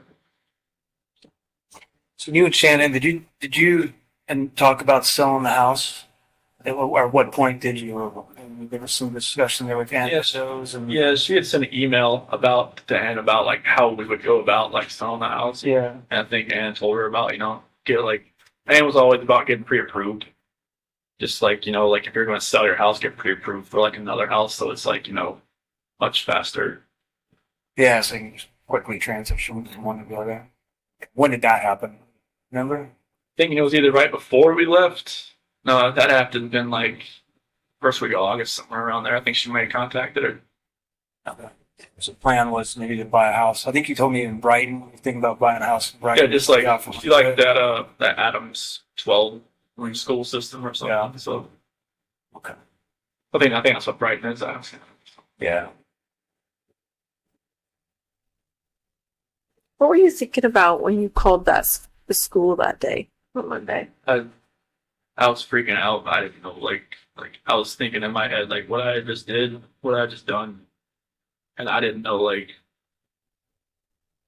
it was stupid to do anything. I mean, to call the school, to call Ann, to call anybody. I mean, they were right to be, suspicious about anything. Look, 'cause I knew I probably sounded eccentric on the phone and out of sorts, and just I don't even know what they were thinking. They heard me. I think they thought I was weird, but I don't know how you would not sound weird, like you said. So So are you 100% sure the girls were still around and alive when you drove out? Okay. So that's completely accurate. There's nothing else about that. They got in the truck. Okay. where did the blanket go? It's probably in the trash can or something. I think. In the trash? It wasn't like it was still in my truck. Okay. We thought we saw some GPS where you had stopped by near a construction roll-off dumpster. Is that true, or? I think that's like I dumped my clothes in there. So that would have been on the way back to the house. Yeah. my neighborhood. Yeah. When Officer Kunab was there. Okay. Was it one of those red construction dumpsters? More than likely. Did you pack new clothes? How did that work? I already have some in there because, like, in case we have like a spill or something. Oh. If you ever get crude oil on you, you don't. Yeah, I have like 2 pairs of boots, all kinds of different stuff in there, just because like just one time I had to pick up a spill and I had defrost on, and I had like a headache for like 2 weeks because Oh. like the crude oil that comes. So I always have something in there. So where did you keep them after you took them off? Like, did you just change out there into your new other? So like I dump my clothes in that dumpster.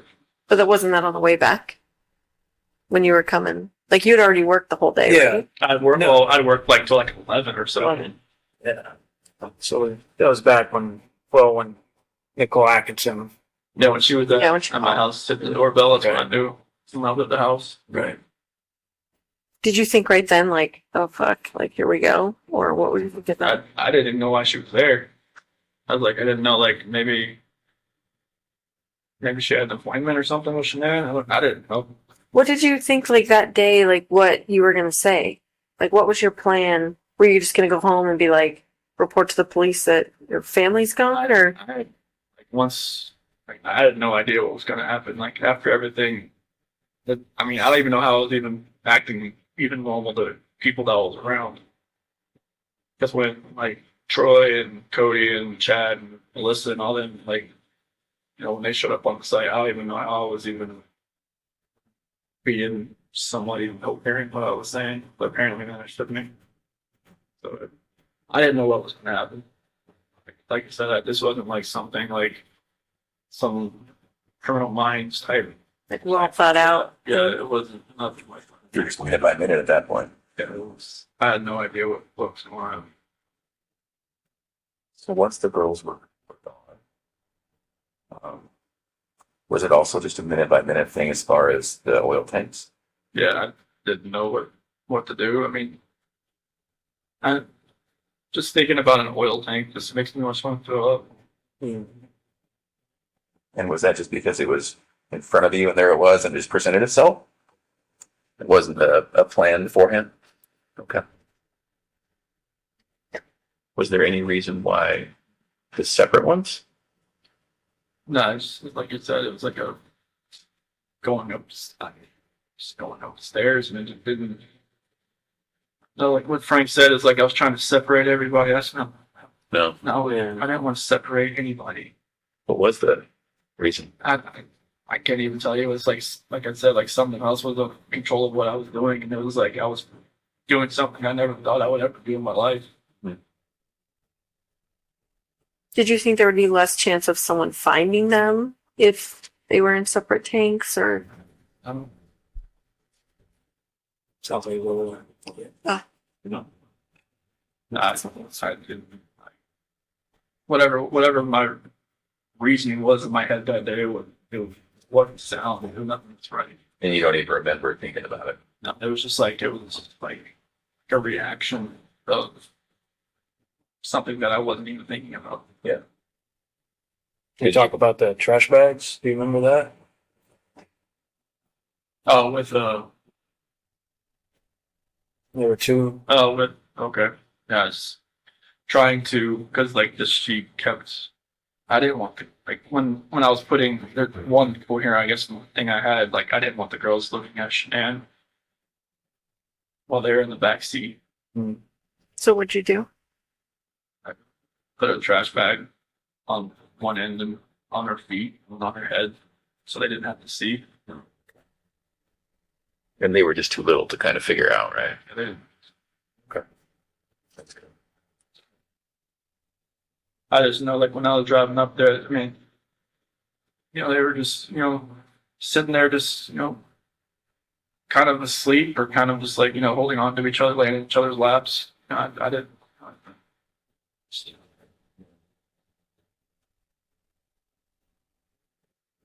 You remember having any thoughts or thinking about why not just putting them all together with Shanann? It was just happening so fast. I had no time to really have a thought. That was my own. Okay. That wasn't like dutifully trying to separate anybody passing away, trying to keep anybody separate. And everything, Frank, Sandy, and Frankie said, like I don't hold it against them. I mean, they can hate me they have a right to hate me for the rest of their lives. They don't hate They you. don't. In fact, while we're on the subject, I speak with them weekly, and I told them that we were going to come here, and then hopefully would speak with us. And they told me to tell you, understandably, they're devastated, but they actually said that they love you. They still love you, and Sandy explained it.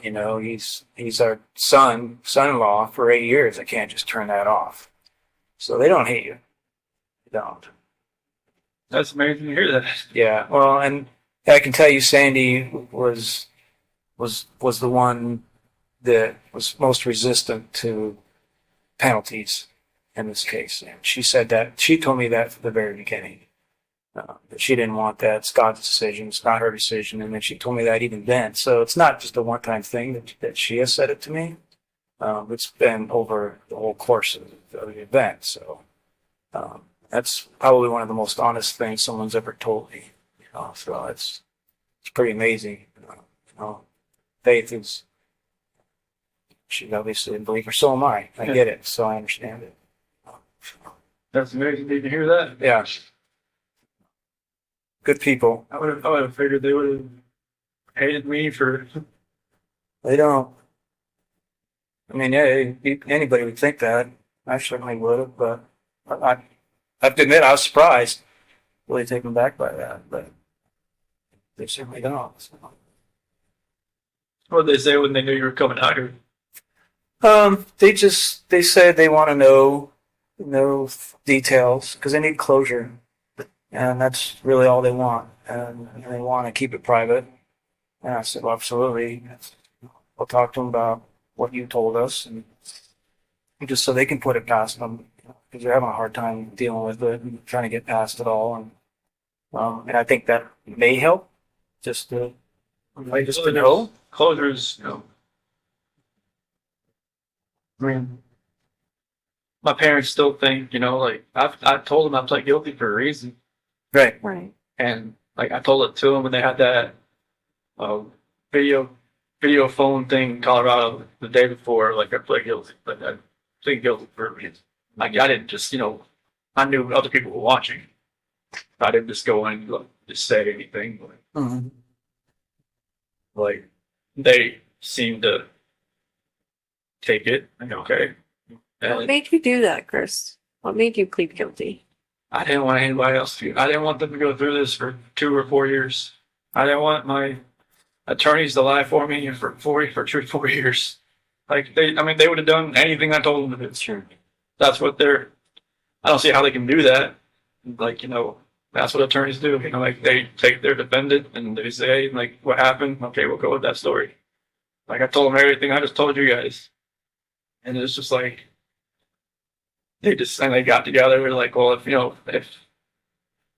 ever offered a plea deal, would you ever want to like just plead guilty to? I'm like, yeah. I mean, if we can end this, end it. Like I was like in September, I told them that. Really? Yeah, they but it was way too early, and prosecution was still doing their investigation, still grabbing evidence and all kinds of stuff, and that wasn't even really on the table. So I think it was like around Halloween. Mm-hmm. I think that's when the prosecution went to Frank and Sandy and Frankie's house. And it's talking like, if we can end this, would you be open to that? And that's when like the whole death penalty and everything, all that Right. conversation happened. And I guess they were surprised that it would just be over. Yeah. And We were all in shock. I'm not gonna lie. yeah, that was like. It's like we were going 100 miles an hour and then we just hit a brick wall. Like that's what it felt like to all of us. So I mean, obviously you had more time to Yeah, I mean, contemplate it than yeah, us. I told John and Kate and Sophia and everybody, Amy, if we can just stop this, and like, I know it's, everybody's telling me to fight this, there's no, like, there's like, they're about saying there's like not enough evidence to such this, and that. And I'm just like, no, I'm just like, this needs to end. Like, I don't want people to have to, because for Frank and everybody to have to fly back to Colorado every single time and get reminded of this. Like, I'm sure it's never going to go away, but to actually have to come and talk about, have other people talk about it, have, you know, all three of you get on the witness stand and say, you know, what they saw, Yeah. what they've seen, you know, what they heard on tapes and everything like that. It's just like, I don't want people to relive that over and over and over again for years. Like, if I could just end this for everybody, and then like, if there's any closure at all, they could, you know, they could start then instead of like 2022. Right. You know, like, you know, and everything. Just like, 'cause I know it'd only get worse for everybody. So did it have anything to do with you not having the death penalty? No, like, I mean, honestly, like, when I was sitting in that cell, I felt like I should have died.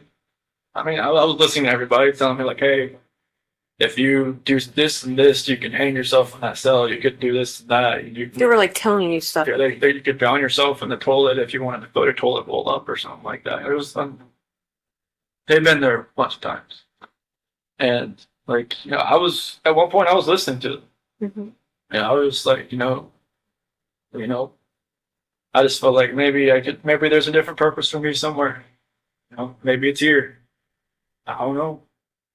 Like, I prayed to God every day that He would move me away from Colorado, like move me away from like the DOC there, because I just knew, like, 'cause they were saying there was a hit on me. They said if I was going to a DOC in Colorado, like, I'd last a week and I'd be dead because of like the gangs and all that kind of stuff. So like, I just felt like God moved me here for a reason. And hopefully I can help people that way. But like, I didn't want my family, I didn't want Shanann's family, all of our friends, like, you know, having to go through that, because after a while I knew it was like this stuff was everywhere, and I knew like all her Thrive friends, everybody, that was just like it would just broke just that hole in their heart just a little bit bigger every time. I didn't want that. So I knew it would have gotten worse. I didn't want it to get any worse than it already was. Did you ever think about, well, you know, it could be very believable what I told him. It could be very believable that Shanann did, you know, end the girls.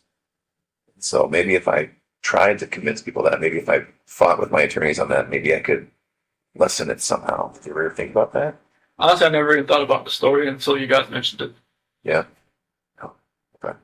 No wonder. I never even thought about it until you guys mentioned it. So what did you think about it once it got mentioned? Like, I just went with it. I didn't, like, you know, I knew my dad was out there. I knew it was like, you know, I knew they would probably believe it because, you know, my mom and my sister just never really liked Shanann. And I knew, like, you know, I mean, through all this, like, I got letters from some of my friends that even said, you know, when we went to your house, we could see, you know, Shanann was more of a dominant personality and more of like, you know, you're always helping with the kids and everything. And just, you know, you're a great dad and everything. We could see, you know, a couple things that I never saw or, you know, whatnot. And even my best friend Mark can say, you know, there's always, you know, something, you know, I didn't really get with Shanann. I was like, nobody ever told me any of this stuff, but okay. But yeah, I never thought about that story. And, you know, that's what my attorneys were going with.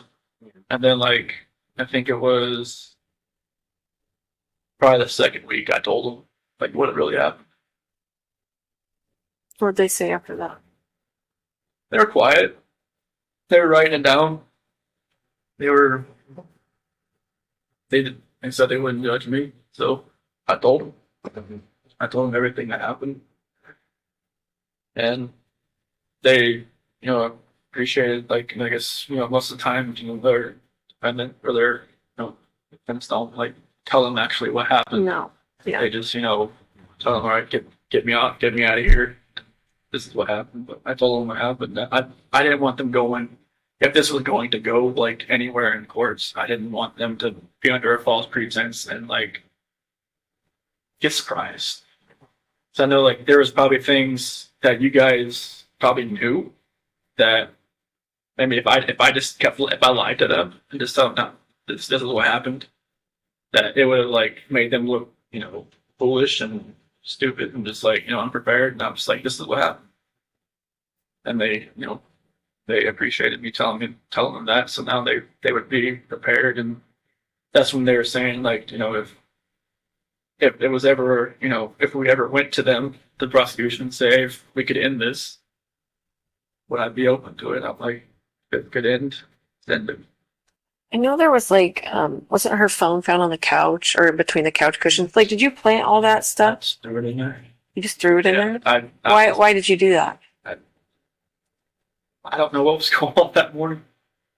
Like, even like, her watch, her phone, like, if I was actually like, if I'd planned this, I would probably just take it out to the field, But What about her ring and stuff? What were you thinking about that?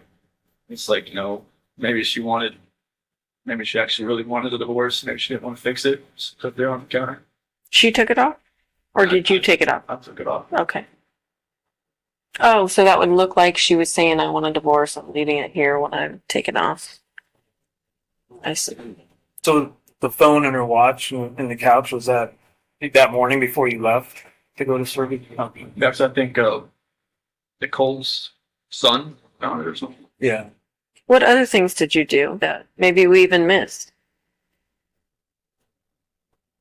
So the phone and the watch. Yeah. I think I threw the therapy book she wanted me to read in the trash. That was that morning? I think so. Were you trying to make it look like she threw it in the trash? I don't know. I just I just didn't think nothing was ever gonna work again. So I didn't know what was going on. Did you go down to the basement? I thought the basement door opened. Yeah, the door is open, but yeah. So there was a lot of movement. I think it was around 4:26 or something. The garage door opening, the basement door opening, and then of course the living room sensors and all. Do you remember what you were doing all during that time? You had a lot of steps. I'll just say that. So like the basement, I'm not sure. I mean, the only thing I really have down there is my workout, the bench press. Do you remember going down there for anything or opening that door for anything? Did you think about, well, maybe I'll take her out that way, or is it a walkout basement? No, It wasn't at your house. Okay. It's like a garden level basement. So. Okay. But no, I'm not really. What's that? I don't think it worked out that morning. Like, were you packing your lunch in the kitchen? Like, did you have to do all that normal stuff? Okay. I packed lunch and everything. Did all that, but I don't remember about the basement. Unless I just worked out that morning, I just don't remember. I don't think I did. So one of the more, Unless there was a trash bag down there at that time. Yeah, you got trash bags from there. Maybe there wasn't any in the garage, and I went down there and got one. Do you normally carry a roll of trash bags in your truck? No. So there was a roll in the I truck. was, yeah. I mean, maybe I just grabbed it and brought it with me then. That would have been kept in the basement, maybe? Or It's not in the garage. in the garage? I'm sorry, what were you saying, Graham? one of the more kind of poignant or tender moments in all of this was seeing with your dad when he came in. What was it like when you picked him up at the airport? It was very strange. It was kind of like I almost knew this was probably the last time I'd ever see him on the outside. In my head, I knew that. Yeah.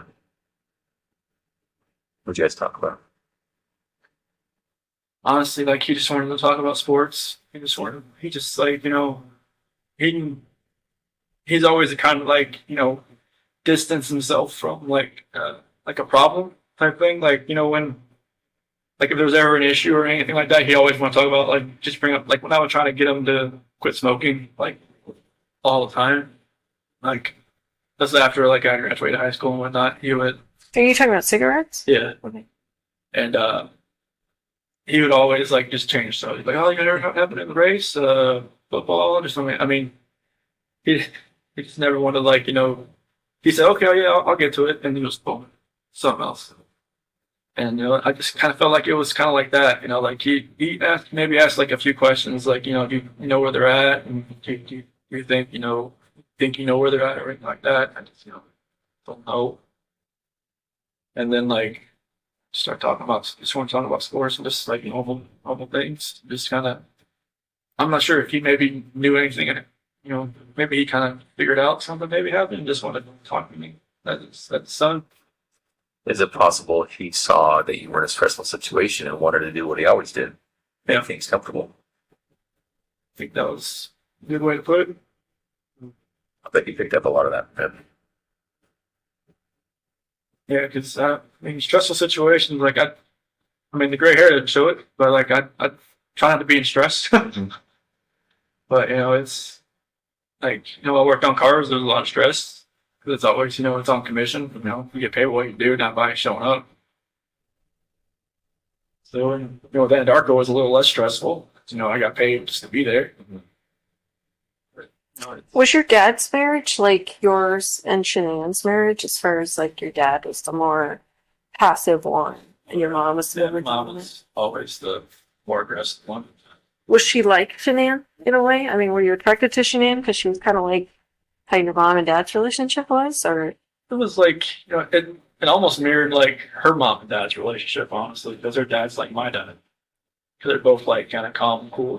I could see that, yeah. Mom's very. Sandy rules that roost. Oh yeah, yeah. Very, and it's just like I kind of related it to that because like her mom always said like she always told Shanann that she would marry somebody else kind of like her dad. I felt like I was kind of like her dad. Mm-hmm. I mean, I wasn't like I couldn't build a lot of things he could, but our personalities were kind of like I was always I think he really liked me the first time he met me because like I was helping Shanann with this. She had got this car from the dealership that she worked at, and she was driving around and felt like the wheels might fall off. And I pulled over where her dad was, and I was like, I got underneath it, jacked it up, and I was like, trying to fix everything. He's saying like any other guy she'd ever dated would have just like stood by and watched me do it. And so I think that's when she really like kind of like me. Took to you. It's like I was always wanting to help people, not to hurt anybody.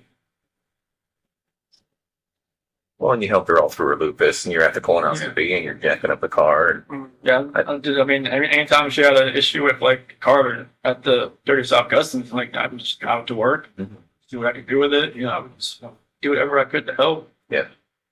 Well, and I think one of the reasons Frank and Sandy work so well is because Frank let Sandy be Sandy. Yeah, And they probably both saw in you that you let Shanann be Shanann. yeah. I just like I didn't try to change her. Right. Like I just let her be who she is. Yeah. She's like she's gung ho. She's she knows what she wants. She's gonna go get it. Yeah. And I didn't say, hey, you can't do that. And that's what her first husband. Yeah. She controlled everything. He tried to be Sandy. And it didn't work. And she turned into almost like me. She was like, she just kind of like laid back and just kind of like let him do what he was doing. And I think she learned after that she can just be herself. And then with me, she could definitely be herself. Yeah. So that's how it worked. So do you think your dad had any inkling? Because I'm trying to remember the timing. He showed up when you were still walking around. You weren't in any trouble yet. Ronnie came in. Yeah, I had met with you the night before, for like 3 or 4 hours. And then I was at Nick and Amanda's house. Yeah. We went there, and that's when I went to go pick him up. Okay. And you picked him up. It was early that morning, right? He was like 10:30, I think, when his flight came in. Okay. And then so from there, you guys probably drove home and then to the police station. Yep. And the talks there were no type of confession from you. Okay. No, it was like, he was just gonna wait. Okay. I told him like, it was like that barbecue joint down the street. Like, it's good. And he told me he never left. He didn't. I wasn't lying. Yeah. He was faithful. He was. I don't know how he lasted that long without food. We ended up giving him food. Yeah, Oh, okay. He was great. And the reason I ask is because when I look back and watch the video, now knowing what I know after talking to you today, I can see how genuine he was. But I just didn't know if you guys had come up with some sort of plan. Okay. No, we never even talked. I know about that. If I had told him anything, he would have probably just told me to tell him right away. I think you're right. Like, he would have still loved me either way, but he would have told me, you need to tell Yeah. him, like right now. Yeah. Like, you don't need, I mean, I didn't think I was going to be there for 14 or however long it was, like 10 hours or something. I'll do that day. You were there a long time. Yeah, but it was, he would have told me just to say, just to tell you. Did you know walking in there that you were going to tell us? Or did you think, I didn't, I mean, I knew there was a reason you brought me back in. I know, well, for the, what'd you think about the polygraph? that was horrible. Why did you say I that? don't know how you do that. Why did you say that? Because Tammy's a torturer. I am not. No, like, I mean, Tell me. You answered, you asked me questions for like 3 or 4 hours beforehand, and then you do the polygraph, and it's like you just break down somebody's brain to where like Too it's like much just or too what? much. Jello, and it's just like I know it's you guys have a job and you have a plan, and that's what you executed it. So she's thorough, right? There's just no way to get out of there without the truth. No, I mean I kind of knew like because right when he asked me about like Saturday night, when I told you about the walking, I was like, man, she was like going through her head. Well, we did know, we found out about Nikki right before the polygraph. I figured that out after with meeting with John and everybody that Yeah. she had met with somebody from the CBI, like on the 14th or the 15th. I was just like, they were talking. Oh, okay. So you already knew. So, but I mean, I didn't know how extensive it was, but yes, we knew. yeah, I mean, I walking in there that day, just walking into that room, I knew I wasn't walking out. Yeah. Just the feeling I had walking in that room. Yeah. Just, I mean, I don't remember if the polygraph stuff was already in there. I think it was. It was, yeah.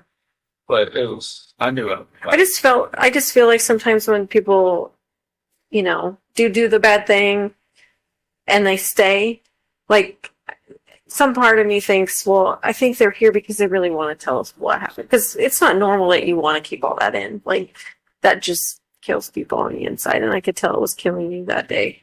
Yeah, I mean, it was just like that. The 13th, when I slept in the house, it did nothing. I don't think I slept maybe like 2 hours because I just finally just got so tired I just fell asleep. After I had every light on,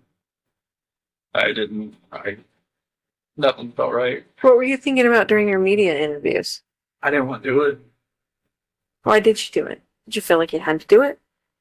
I felt like, they would have just kept knocking on my door until I answered it. And like, I didn't even set it up, but Nicole Atkinson set it up. She told me, hey, Fox is Did you the one who set it up? She said Fox is going to be at your house at 10:30. Like, what? Like, okay. And, I think I even called you about it. Like, what do you recommend that I do? And he's like, it's kind of up to you.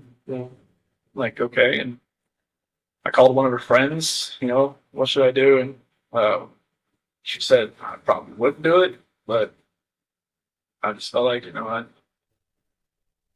I don't even want to know what I said, what I looked like on there, because I knew some people said it just made it look even worse after the fact.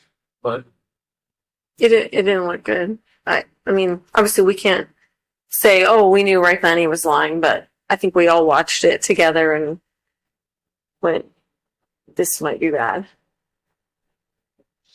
yeah, I mean, I had that feeling after I watched it. Well, I could kind of see it in your face. it's like I was just lying to more and more people, and it was just like Do you have internet access here? no. Say don't get into that trap and put it in. Watch What all crap? Oh, the social media crap and all that. No, they don't. They Ridiculous. don't let you have social media here. Go.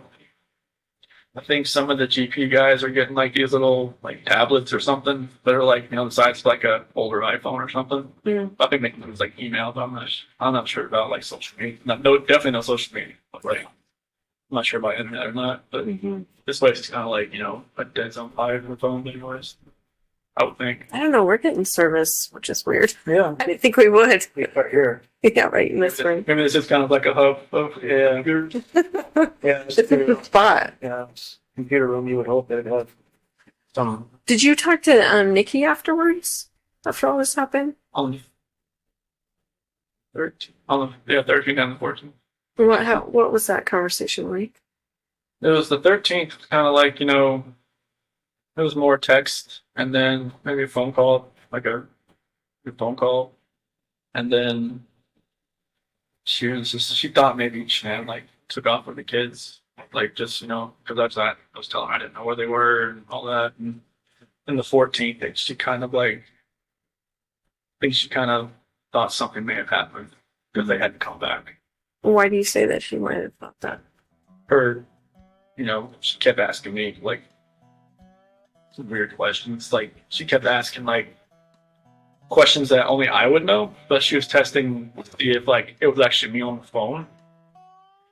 Like What do you mean? like she would ask like, like what's my dog's name, or like what do I like what yoga studio do I go to, or something like that. She was like, like I'm just answer like I'm, and then like another thing about I'm not sure if this is you. And it's like okay, Is this through text or is this through calls? Yes. Oh, okay. So she wasn't hearing your voice. Okay. yeah, Is it possible she thought you'd been arrested and we were on the phone? more either Shanann had my phone or somebody else had my phone, or like maybe maybe she thought it was the. Well, hopefully Shanann would know all the answers to those questions, right? No. This is Nikki asking me. Yeah, but if she's asking you your name of your dog and what yoga studio, and Yeah. like, wouldn't. Well, maybe she thought maybe I was with Shanann. That she was just trying to find out who she was. Mhm. But yeah, like some of the conversation like on the 14th got a little weird. I think that's when she met with CBI or something, or FBI. I'm not sure who she met with first. So she talked to you after she met with. No. Oh, I was like, she had told me like, this is the last time you'll probably hear from me. I'm going to stay at my friend Jim's place. All this is all going on. Should not contact her until this is done. She told me to delete everything, and I didn't delete everything. Okay. I'm not sure why I didn't delete everything, but probably helped you guys out a little bit. But She told you to delete everything? delete all conversations Did she tell you why? that deleted. I don't think you can ever delete a text message. we're pretty good at getting deleted text messages. Did when your dad came in, one of the first things you guys talked about, he said, kind of quietly, I cheated on her, I cheated on Shanann or something. Your dad didn't know until that time? No, they had, when I was in North Carolina on August 6th, when I spent most of the day with my parents and my sister and everybody, they had, I had told them like something like, this, I don't think this is going to work. Like, with what happened with the nuts and everything, and they're not being able to see the kids, they're like, this is the first time they had talked to me. And pretty much. Because you went 3 weeks or something, right? Yeah, because Shanann told me to call him while I was at the beach just to smooth everything out. Because she was like, "All right, whatever's going on in your head, you need to fix this." But she didn't want me to. She didn't want the kids to see him. She didn't want to see him. And then, like when I did see him on August 6th, it was after I went and saw my grandmother. She's in a nursing home, and she still wouldn't let me go see my parents or anybody with the kids. So I just told her to leave me there, and my dad come pick me up, and spent the whole day there. I just they were they said they want to see the kid. They just don't know if they could ever just forgive Shanann for everything that happened that day. I guess I'm not sure like everything that was said that day when they had that argument, but apparently it was like a knockdown, drag out, like bomb that went on there. Pretty hurtful thing. Yeah, I'm guessing so. And they just don't know like if they could ever forgive her or not. And I just I never told them about cheating on her. Like they even asked me if there's somebody else. Oh, did they really? Yeah, So they could kind of sense maybe something was going on. yeah, because I think he was texting me the entire time I was over there. It's like they could kind of see like I was texting somebody, but it was like they kind of maybe they kind of knew. Like even like when I was in San Diego talking to my friend Mark, I told him about Nikki, but I didn't tell him like I was gonna meet up with her. Okay. I told him that I was trying to I should have just told him right then. Maybe that would have. I know maybe he had an instance where there was a girl coming after him, and she was engaged, and he ended up getting with her, and then they were together, and then she cheated on him. Is this before he was married or during? It's after. Okay. Like he could have, helped me, but I just, I never told him the whole thing. That it was a lot further along than I wanted it to be. That's interesting to think about, right? Which dad could give him some good advice. Yeah, everybody. Oh, this is my friend Mark. Oh, I'm sorry. Okay. When I was in San Diego. Oh, I gotcha. So you think you told Mark about that, hoping that he maybe question you about it, or? I was, because Mark, my best friend. I grew up with him since I was like 8, 9 years old. Yeah. So like, he had been married before, and it didn't work out. I guess they were stationed together or something like over in Korea, and I should have just kind of just came out with like the whole story. Like I just told him like there was this girl at work that I've been talking to, but I'm just distancing myself from her. Yeah. But that wasn't the case. I was just letting it, exponentially get worse. Right. If I had told him like, hey, Yeah. he would have been like, whoa, man, like, all right, take a step back and look. Yeah. Right. And like, don't like fall into that trap. Being you're going to be alone for 5 weeks. And there's times I wish, like maybe Shanann didn't have to go away for 5 weeks. Maybe we all just went for 1 week. Yeah. Nothing would ever happen. Yeah. It's only, 5 weeks alone, that's the only reason really that would even almost even allowed to happen. There are quite a few people who would tell us and who do tell us you need to look into Nikki more, Nikki Kessinger. All the way from the extreme end of things being Nikki's the one who ordered the hit. She was there. I'm in the basement. She was there. Yeah. So the extreme is she's the one who told Chris to do it. She's the real problem. All the way, that's the extreme side. And then all the way to, well, there were these texts where she was infatuated. She was in love. She was saying how good Chris was in the sack. And maybe we should look at her more. What would you say to those people? She had her moments where I had to talk her like off a ledge kind of deal. What does that mean? It's like, I guess after the fact, there was like videos of her that she was like recording herself because she was like bipolar or something. I never knew that. But it's like, and she would get worked up about nothing. She would just like, she came to my house once because I think it was like July 4th. I didn't have to work that day. So I didn't like get up at like, 4 o'clock and go home. And Shanann called me like, and I didn't hear it because I was sleeping. I was just like, and she was pissed. Shanann was pissed. And like I called her outside, like, where are you at? Like what? Like I was like, I didn't have to work today. It's like called me at like 5:30. It's like, kids want to talk to you at 7:30. I'm like I was sleeping. She's like, she just like screw you, like I don't know where you're at, and I went back inside. Something like I gotta go. And she was just like, okay, then you coming back? I'm like, probably not. So wait a minute, you kind of lost me there. Were you at Nikki's place Yeah. when Shanann called you? Yeah. Okay, and so you were sleeping in her bed. Yeah, because I wasn't going to work that day because I didn't have to that day. First holiday I ever had off, and Shanann was pissed, and kind of pissed Nikki off too that I left. But I think that's when I called Nikki later, and she was like, she kind of realized that she'd always be like the second. She said second fiddle. Sure. And because that's how I probably would come like that day. Just I don't want to be anywhere else when Shanann calls. She was already pissed. So it was stuff like that where she would she would go. She said she would go on like websites and look at like, will a relationship work with somebody? Like, will a mistress work? Will a mistress turn into a relationship? That's what Nikki was looking at? Yeah. She would tell you that, or you heard told that? me that. Okay. Yeah, she said that she would go on websites and look at stuff like that. I was like, why do you even look at stuff like that? She's like, I just want to see what other people have experienced. But so that confuses me though, because I thought earlier you were saying she thought you were heading toward a divorce. So why was she looking at herself as a mistress? This was later on. Oh. Like, Okay. in August, like Okay. first week of August, when I told her like, I had had that talk with her about separation. Uh-huh. That's when like she started looking at like apartments and stuff. But like during our July relationship type thing there, Oh, I see. that's when she was looking up like, will it actually work? She told her friend Brittany about it, I guess, and Brittany told her not to do it, but she said she already made a decision. Okay. And so, are those people absolutely wrong about Nikki? She wasn't asking you to get rid of your family? No. Are you sure? Okay. And no part of any of this was because she put it in your head or asked you to, or You never. I mean, this whole relationship contributed to it, sure. but she never. It never.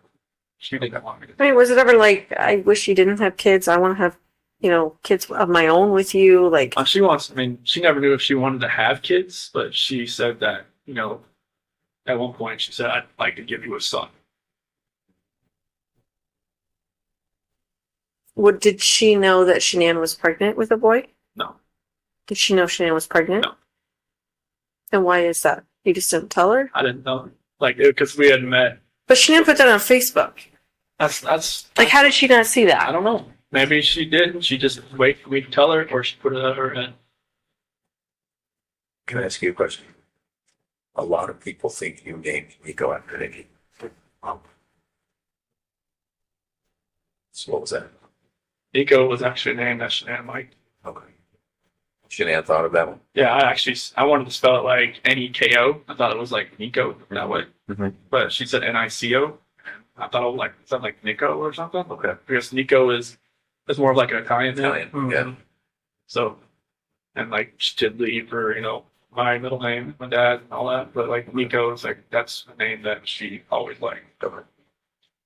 Did she name all the kids? She named Bella and Celeste? Yeah, Bella, because Italian means beautiful. Marie, mom's middle name. Celeste is her grandmother's name. Catherine's Shannon's middle name. Did you have any input in their names? I just liked them. I was like, if we had a third child, I was gonna, maybe we could have Lee in the middle name, but I knew the girls' names. It was, I love those names, so it's that's cool. Mm-hmm. Especially with the we have little nicknames for them, like Belle and Belladine and Cece, obviously. So that's good, but yeah, Nico was.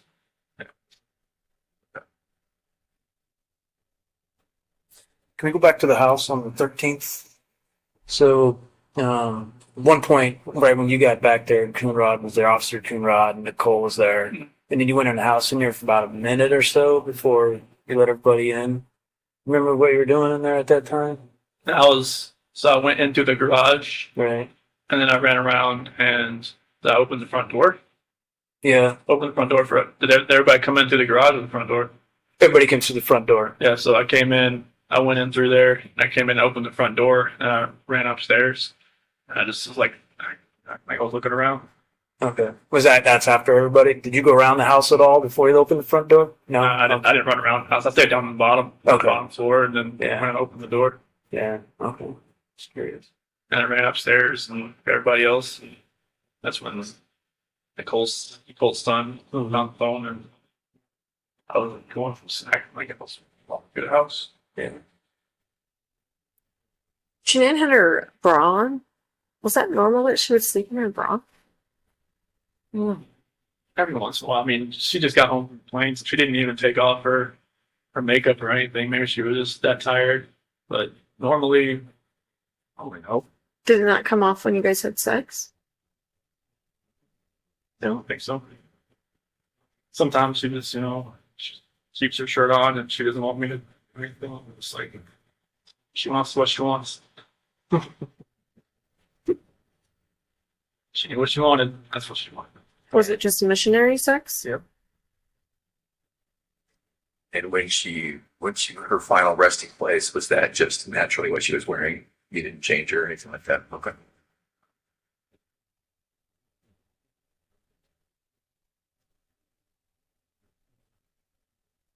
Did you have to see any of that stuff? Pictures or anything? No. That's not true. They said I could. I was like, no, I don't want. I've prayed for those hazmat workers that I'm sure it was hazmat, right? That had the We were part of it. yeah, and We were all there. We were all there. I'm sorry. Yeah, I never wanted to see it. I just prayed for those, but I had to be there. I don't never wanted to know what what the aftermath was. They said like, you know, if this ever got like a preliminary hearing, that I would have to see him just to be prepared and not have a reaction, an initial reaction. But I was like, I don't want to see him.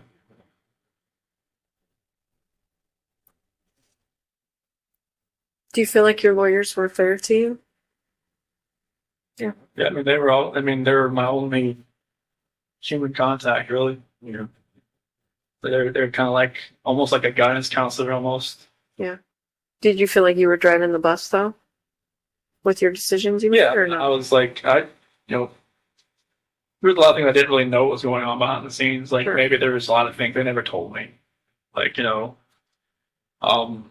like stuff that came out like afterwards, like the whole Nikki Kessinger article and Denver Post and all that kind of stuff. They told me like afterwards and everything, but it was. I always felt like anything I was telling them, they were gonna do, like the whole taking the plea deal and everything. I told them that's what I wanted to do, and they asked me like, I think like 100 times, "Are you sure you want to do this? Are you sure? Like once you sign this, like." I guess like up until sentencing, I had the time to like back out, but like they always, even before we walked in the courtroom, like, "Are you sure?" So yeah, this is it. Like, okay, they never told me this is what you have to do. Mm-hmm. They always just said, "This is your decision." Like if you want to take this farther, and John said he was ready. He had all kinds of motions written, all kinds of stuff that were like really creative, and because he'd never been in something like this before, and he was ready to fight. And I was like, I didn't want you to have to do that. Not for me, not for something that the story isn't true. Because it would just only got worse Right. for everybody, for all three of you, for everybody that was involved in it. Are you still glad you did? Yeah, I mean, I never thought I'd be in prison the rest of my life, but like I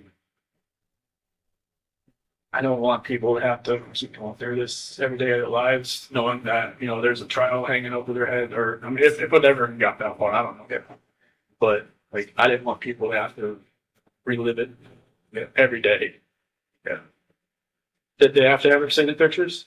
Say that again. Did they have to ever see the pictures? Frank and Sandy and all that? No, they've never seen them. They saw some things. They didn't see anything bad. Okay. Yeah, we shielded that from them. That's one thing. I just didn't want them to have to see anything or hear anybody talk about anything or any part of it. Or like, anybody best their daughter, like anybody to ruin, like, to hear what, some of my friends had a negative, impact on her from her, or like had a description of her that didn't match, something like that. I didn't want them to hear that either. But I didn't want them, like, anybody had to trash her memory. Like I wanted like them to know, like she was, she's a loving wife, she's beautiful, she always helped everybody else, all her friends, her Lucas friends, everybody.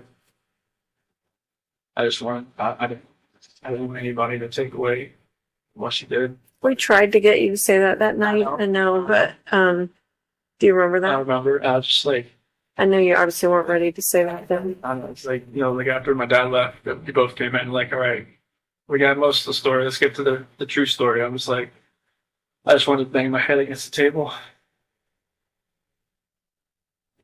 Well, in the end, I think you did the right thing. And even though it's hard to hear, there's a lot of people who thank you for what you did. I think your whole life has been thinking of others, except for one brief moment. I think you really did think of others when you made that choice. So I personally thank you, right? It would have been hard for the three of us to go through about this hard, and for everyone else about that hard, right? Yes, anybody that was family or friends, Right. But, it's exponentially harder for everybody. Yeah. You did the right thing. So you haven't told your parents what happened. You just told them I'm pleading guilty for a reason. And I've told them like on the phone, even because they're still. You should fight it. You should get. They've got letters from like Australia, from England. I mean, of like the 35C in Colorado and stuff, like, you know, improper counsel or something like that. Ineffective counsel. Effective counsel. And I mean, some of the stuff they've, they've said about, the dry patch, how it's not like FDA approved, how it can alter somebody's mind, like, like there was some kind of condition, but there's something else they call like CPSD, complex post-traumatic stress disorder, something like that. Have been like, some people from England have had it. It's like they've been in an emotionally abusive relationship or something. I mean, it's like, some of the little subjects they put in there, like, yeah, I can relate to it, but like it doesn't make up for the fact what happened. But like they've got a lot of support they've got a lot of hate mail, a lot of phone calls, a lot of like, stuff like that. I wish they never happened. But they get some support, which is good. But on the phone, they still think, there's a chance that I could get out. Yeah. I mean, you don't want to ever think your kid's going away forever. Like, you don't want to fathom it. They tell me to fight it, like, they don't, not every day, but on their bad days, Yeah. they'll get a bad message or a bad letter, and then they'll just revert back. Is it more your mom or your dad? My mom, she loses it a lot. Yeah. On the phone, my dad's usually trying to, like, hey, don't talk about this stuff on the phone with him. Because it's just gonna rile you up, and it's gonna make him go back to his cell, and he's just gonna think about that all night. Right. And that's what happens. Yeah. Would you ever want them to know what you're telling us today? I'd rather just tell them myself. Yeah. So they're coming. I think they're gonna try to make a visit in like May or so. So they don't, do they still think that Shanann killed him? They still believe that, even though I told them I pled guilty for a reason, but they think that I was their words like railroaded by belief. Yeah. Because they felt like they pressured me to do it. Well, The Do you feel like that? No. No. No, they asked me plenty of times. This is like, they wanted to fight. Like if I said fight, they would have just, gone and On their gloves? just went in there and did it. And it's like, no, I can't have you do that. So Chris, you care about others deeply. I can tell. You worry about others.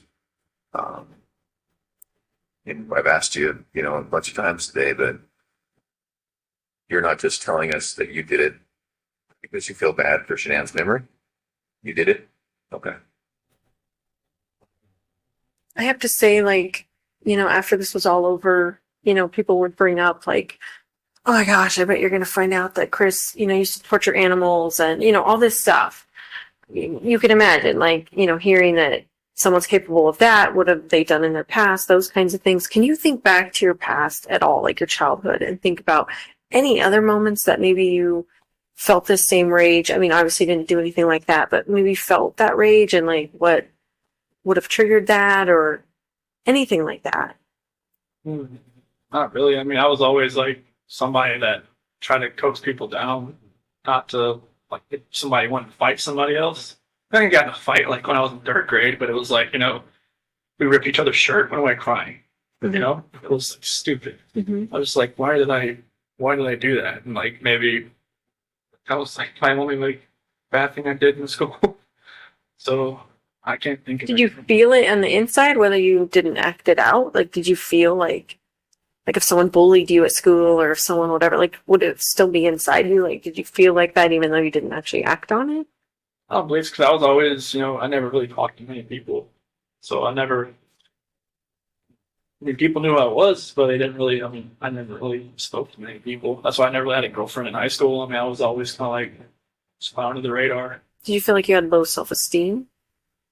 I want to say low self-esteem. It was just like, I didn't want to be part of like a group or a clique. I just like, I had a couple friends, sat at the lunch table with them or sat out, they call it like a fish pond area, and, just chilled out there. And I didn't really want a whole lot of friends. It's kind of like just a close knit. I just wasn't out there. I mean, like I said, people knew who I was, but it wasn't like I was popular or anything. Mm-hmm. Can you attribute that to anything in your childhood? Why you were like My that? sister was always the popular one. Uh-huh. She was more like my mom, like more like outgoing, and like me and my grandma would always sit outside in middle school waiting for her to come out, pick her up, and she'd always be the last one out. She'd talk to everybody in the hallway. And my grandma would always like, "Where's she at? Does she know we're waiting?" But I was just the opposite of her. Mm-hmm. And I was like, sometimes you have kids that are like the same, and some of you have opposite. Me and my sister were the opposite. Maybe I just drew on that I didn't want to be the popular one. I wanted to be just just a regular guy. Mm-hmm. But there was not really like bullying or not like I remember. Nobody ever really came up to me or wanted to fight me or. Never got made fun of. Never. I mean, I had braces and I had like a bowl cut for a while. I guess it could have made a big fun. Most kids did. 80s and 90s are cool. Like a Jim Carrey cut with the bowl on your head. I had to worry them around, but yeah, it was. I don't think there was anything that would be pent up inside me from From childhood. childhood. I know you talked about your dad having an addiction when I was talking to you. That was after I left. I left home. Was it cocaine or something, or It was some type of powder. I'm not sure if that was Okay. cocaine. I guess that's. how do you think that affected you?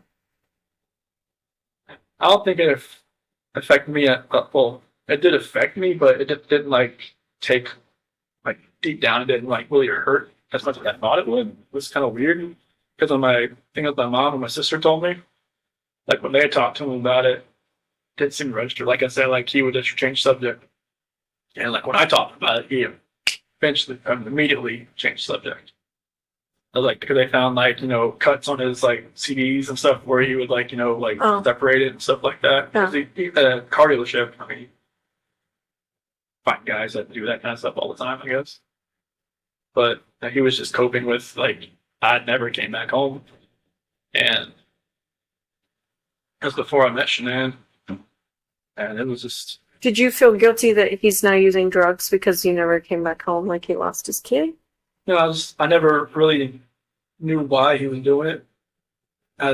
After the fact, I knew because he was coping with that, but I never knew why he really actually turned to drugs. My mom thought he was having an affair because all this money was going somewhere else just for the drugs. But like I'm not myself, I never used drugs, so I always try to tell him like, hey, like what's going on? Like why you need to use this? And it's like you could using this for a whole lot better things. Just don't throw your life away. I mean, like because you can see in his face, like it's like eyes or like everything was getting like like the blood's through your face and like your skin was getting all loose and like he was losing a lot of weight Mm-hmm.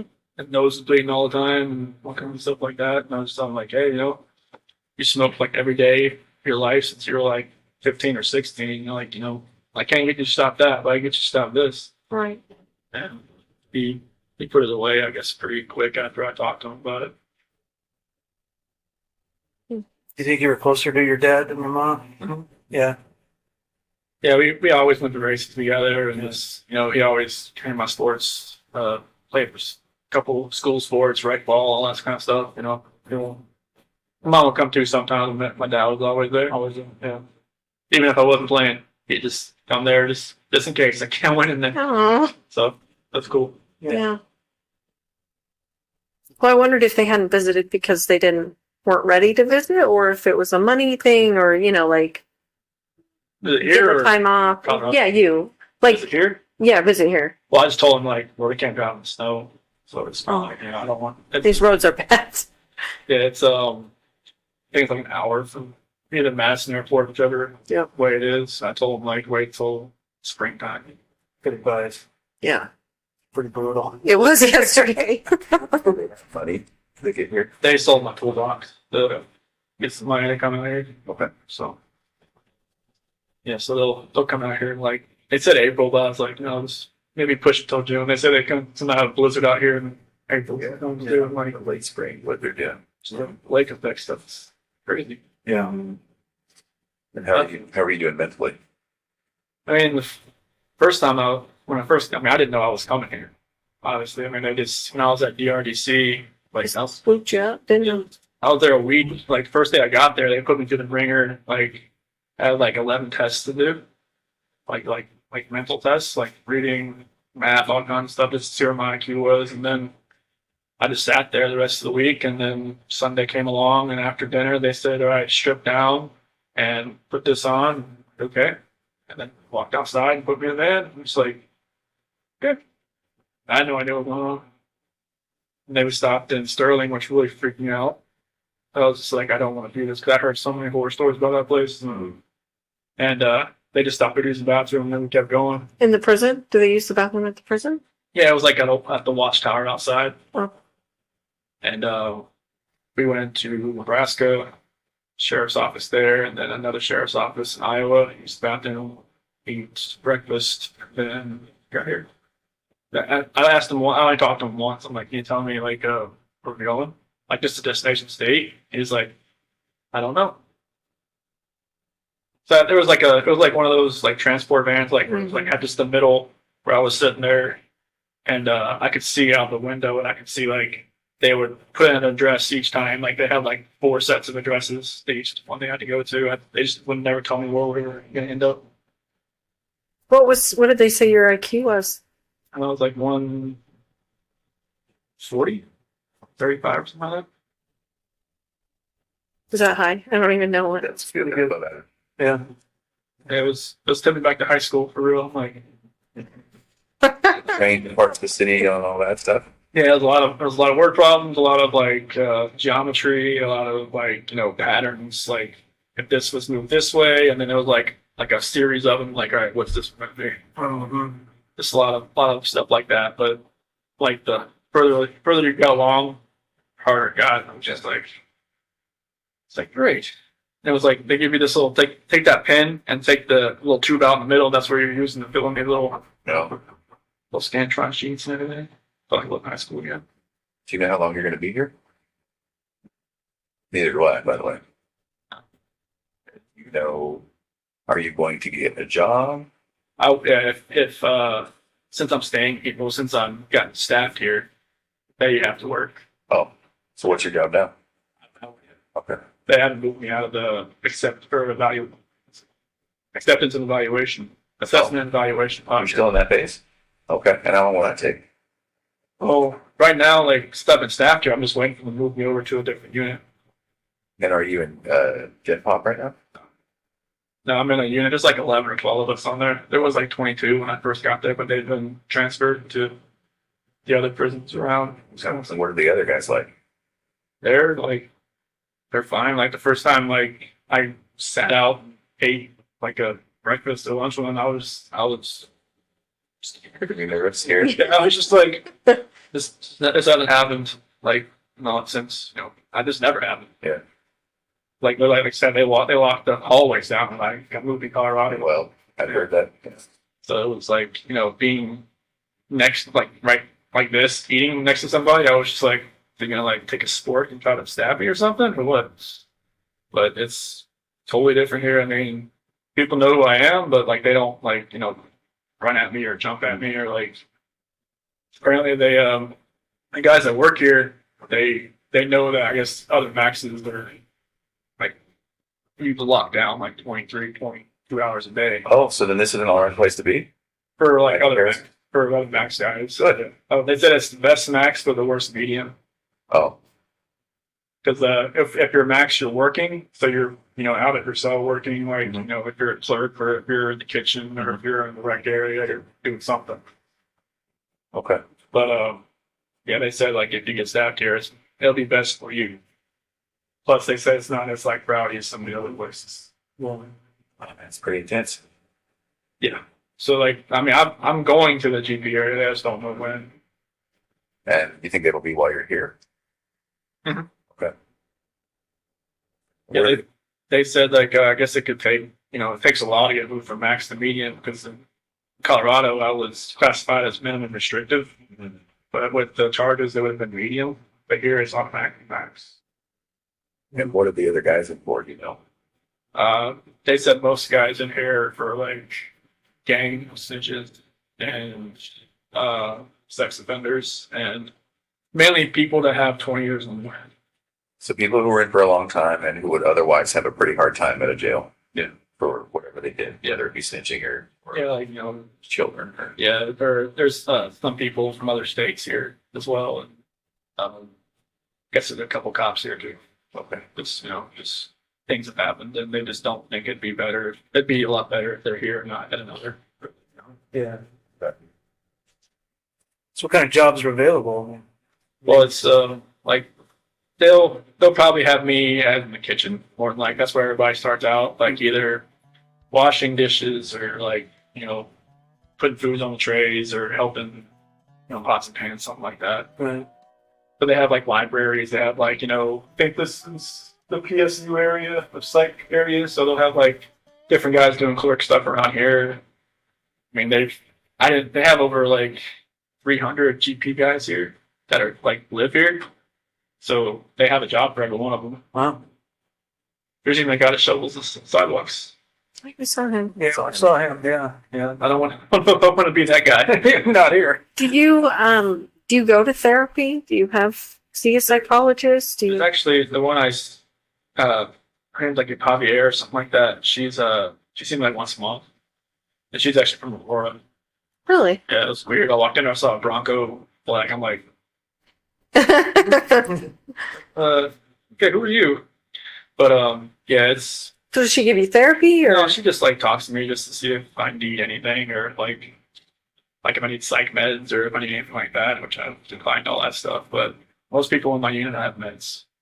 Just to have them, or do you think they need them? Well, it's like a special management unit. Like they just put me on there to keep me away from GP. And like most people are either like just have like some type of medication they're on. You don't take anything. No. They just keep me on there until the security advisor says, he can get moved to GP down the hall. What kind of stuff, like food and stuff, do you miss the most from the outside? Food? Yeah. Well, I know from, my last time in North Carolina, Bojangles, that was really good. I don't know if you guys ever go to North Carolina or no? Is that barbecue? It's like, it's chicken and biscuits. Mm. And that barbecue place down the street from the PD. Mm-hmm. Forget what. Smokehouse. Yeah. George Boys. Yeah. Yeah. Yeah, the burn ends. I miss that. And just, I miss Shanann's cooking. That's for sure. Like her spaghetti sauce and her fried pizza. Fried pizza. I don't think I've heard of that. What is that? Never. Her mom had, or I think it was her mom, her grandmother on her mom's side had this this dough, homemade dough you can make, and just make up the dough, and she would make it up with Bella and Celeste sometimes, with like a little smaller one, but she would make the really big one, and then she would put it in the oven, the bottom oven, let it sit there for a couple hours, not put it on or anything, just let it rise, and then once it's done, take it out, form it, throw the spaghetti sauce she has, spread it around, and throw the mozzarella and pepperoni and put it on the oven 350 and But what part of it is fried though? well, they have some parts that you put on the grill. You can put Okay. it on the stove too. Okay. It's really good. I mean, it's really thick. Yeah. So you got Apparently we need this. Yeah. Sandy. I will work on that. Yes. Write a note. yeah. Are you able to stay out of trouble here? Yeah. No. Nobody's getting any fights. You're not getting written up for anything. You're not getting. I try to keep a little bit out here. So I don't want to. Because they say if you get like 2 contact reports, they'll ship you out if you work here. They don't want. To another location. Yeah. Oh, so then does that incentivize people putting their nose down? Yeah. Okay. Yeah, because I guess a couple guys got busted for having a cell phone. Oh. How got it in? No kidding. Yeah. Like that stuff just baffles my mind how that stuff gets to. I mean, they won't even let, like, if somebody sends me a letter and it has, like, like, someone sent me a Christmas card with glitter on it. They'll let me have it because it's glitter. Like, it's contraband. So, like, yeah, I don't know how people get cell phones and stuff in here. So what do you do with all these letters that are coming into you? Most of them, like, I just have, like, this. If somebody writes me once, I'll never write them. Just because I don't know, like, who they are, like, where they're from. I'll keep it. If it's like a weird letter, I'll straight up throw it away. If it's like a supportive letter, I'll keep it around, just like, a supportive letter. And then like I've had some people like write me like a second, third time, but they've changed the way they talk, or like they've said different things. Like there's like this dude in like California that wrote me. He's a senior in high school, and wrote. He's like, okay, dude. I'll look up the name. Like, okay, shred it up, threw it away. He wrote me again like 2 weeks ago. Totally different. Like never mentioned like his age, never mentioned his setting, like, hey, like I support you, I'm like all this, like that. Like if I didn't recognize his name, I would have known like he was just an 18-year-old kid, senior trying to just like probably just get information. Trying to, because there's been like journalists and like other people like you could kind of tell like they ask a lot of questions. Mm-hmm. But I tried to like take into effect who's writing me and like just not to respond. Like I've responded to a few people just because like either my parents have talked to them on the outside and then I kind of know, okay, it's a real person. Oh, But like there's some people that like it seems like they're just trying like to get help from themselves too. Like some people ask like like just for spiritual advice. they're asking for spiritual advice from you. Yeah, like if they're not asking about the case, I'll write them back. If they ask about the case, I don't write them back. Yeah. You think you'll be in love again? There's a lot of women out there that are in love with you. No. I don't think that's gonna happen. I'm not the guy that's down the street or whatever it is. I've heard enough about that guy since I've been here. What have you heard about him? The guy engaged over a letter. He did, yeah. That's pretty insane. But yeah, I don't see myself being in love ever again.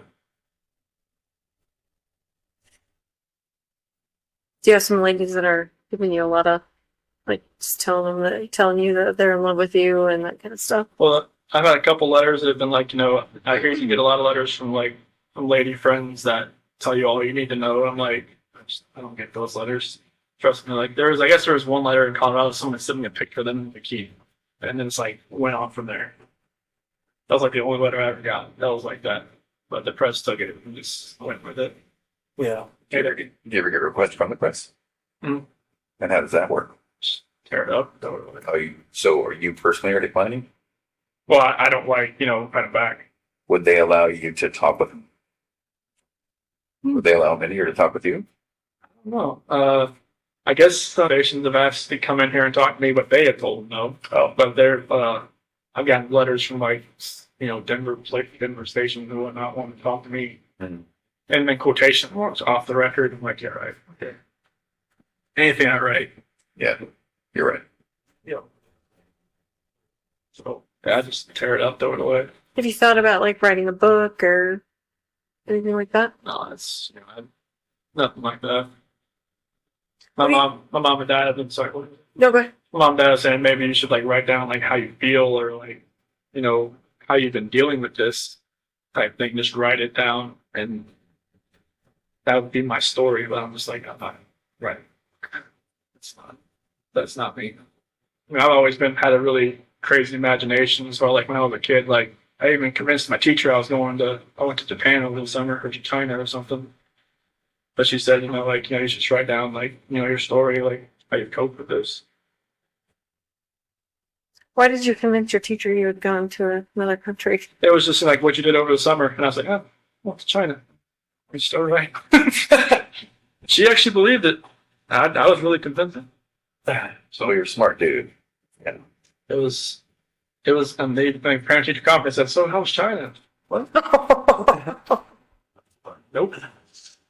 So earlier you were talking about how it's experience you're gonna want to help people. What do you mean by that? So this couple letters that I've gotten, this one girl, she's in an abusive relationship and she just can't find a relationship with God. And I never read the Bible before all this. In Will County I read it. Right. In the segregation hole there, it was that was the only book I got. I was like, okay. I read it cover to cover, and I never thought I could, being how many pages were in the Bible, but it stuck with me, and I've been reading it more and more here. I got a different version here. I've just been reading it, just writing down a couple scriptures a day, to give to my mom and dad. Mhm. They've been making a little journal and stuff like that. And my Uncle Johnny and his wife,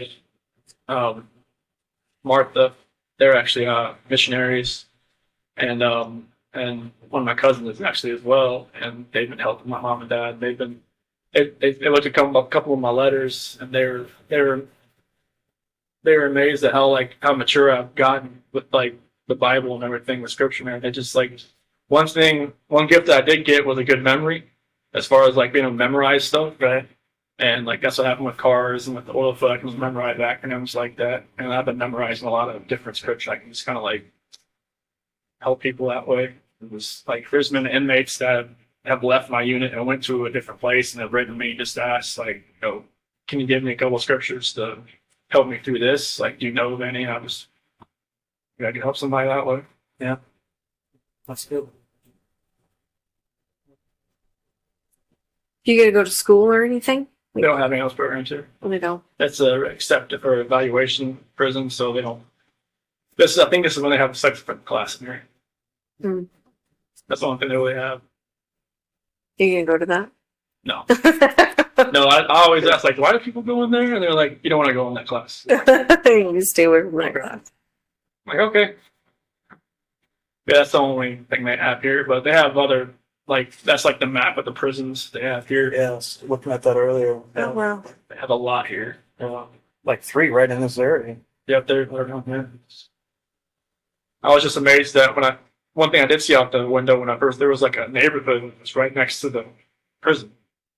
Yeah. So it's like, is that The same thing. yeah, weird? Because like in Colorado, it seems like they're all like out in the middle of nowhere. Yeah, Right. Sterling's been going on. Yeah. Hey. Easy. Well, we might take a little break right now. Well, I think it's almost time for you to eat lunch. Yeah. Like 20 minutes. yeah. But like the polygraph, everything just like look up the time. I'm like, oh wow. It's been 4 hours. Holy cow. They might let us come back and help you. Okay, There might be a couple more things we want to go over. Okay. Is that something you're up for? awesome. Okay. And then the other thing is, we might be back in a month and a year and 2 years if you're up for it. Now that's way down the road, but I guess maybe in the back of your mind, just think about that. I hope so far today's been all right for you. Yeah, it's been. Honestly, when I walked in, I was just like, wait, I know these. Where do I know these guys? I look at you, I'm like that's not the site counselor. That's, oh my gosh. Okay. Yeah. They're Colorado people. So then past that A&E sergeant, I was like, all right, who am I meeting? I go to not the A&E sergeant. Yeah. So there's a possibility we might not make it back today. I just want to let you know, but Okay. we might. So we really appreciate you talking to us. Thanks for coming. That total took me off guard. I didn't know ideas. Yeah. Yeah. And again, this isn't it. Your case is over, closed. So that's not what today's about. We really appreciate it. You did a lot of things really well, really good. Made a lot of good decisions. Well, obviously, we're here because of just one bad decision, but I think that you've taken steps to get past that. So yeah, we might come back after lunch if that's all right. That's fun. Okay, cool. I'm gonna go see if I can grab somebody.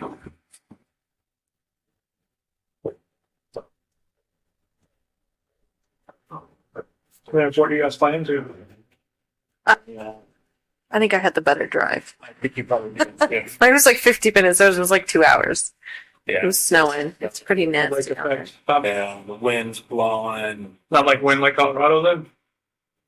It's a hell of a lot colder. Yeah. Well, and yeah, the roads aren't getting cleared like they would get cleared in Colorado. I think they just have so much. Yeah, it just comes in and just bombs. Yeah. Colorado, it just melts within a couple hours. Right. Here. Honestly, I haven't seen it melt here since I've got Well, it's the thing. Everyone's Yeah, houses are piles. just piled, like, oh, it's the next snow, and they just pile it on top. So it doesn't look like anything melts. No. It's the problem. So. Okay.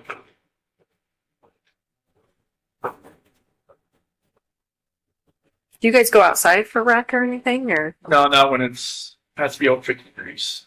Oh, you won't be out for a while. No, they have like a rec, like a little basketball court down the hall from where my unit is. So we get there about 5 days a week for like 40 minutes. Nice. It's a good chance to just get out and just run around a little bit, and just Mhm. stretch your legs a little bit. Yeah.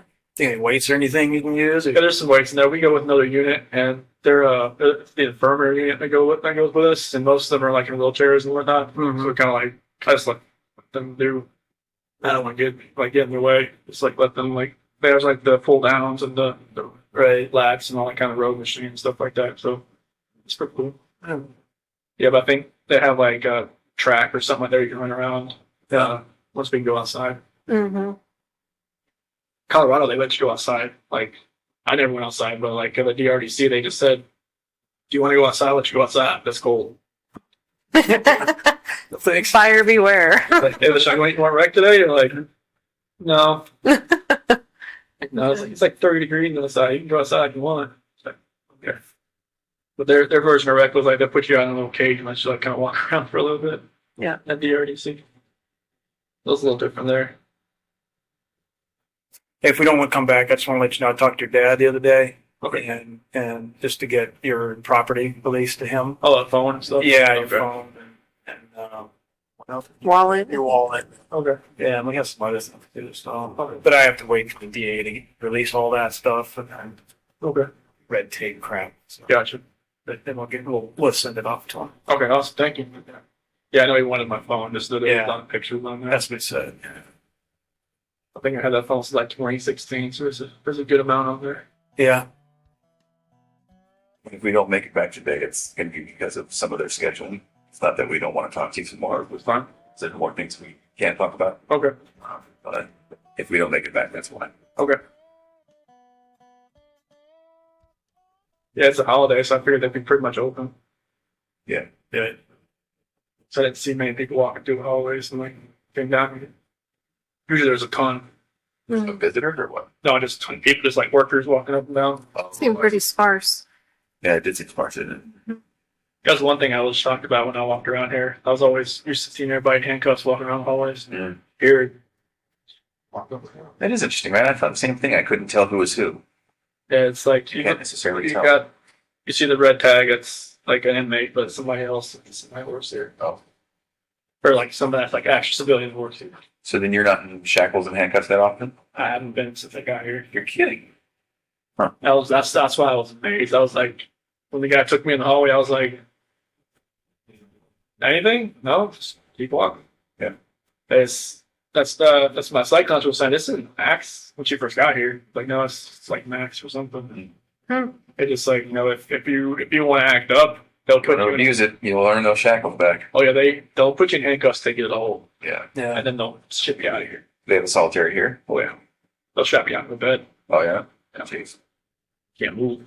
Yeah. Well, reminder of, behave, right? Yeah, it's like don't Not that you need it. don't but- pass food. Don't pass anything that's not yours. Otherwise, you're gonna. Do you get to buy like commissary and stuff? It's different here. It's like a bubble sheet instead of like Colorado was like a little touch screen you do. Uh-huh. But here's like a little Scantron. You send it off to like Missouri, and it's the same company, but it just takes longer to get here. Hmm. Yeah, it's Like what kind of stuff can you buy? like ramen soup and peanut butter and oatmeal, like lemonade mix, stuff like that. I usually just get the oatmeal soup. Do your parents put money on your books then? Yeah, I'm not sure how like that restitution stuff's gonna work. I'm sure like that'll like whoever sent me money on the canteen will probably like it'll take a little bit of it too. Oh yeah. Right here. Okay. Great. Yeah. All right. Thank you. Thank you, Chris. All right, thank you. All right.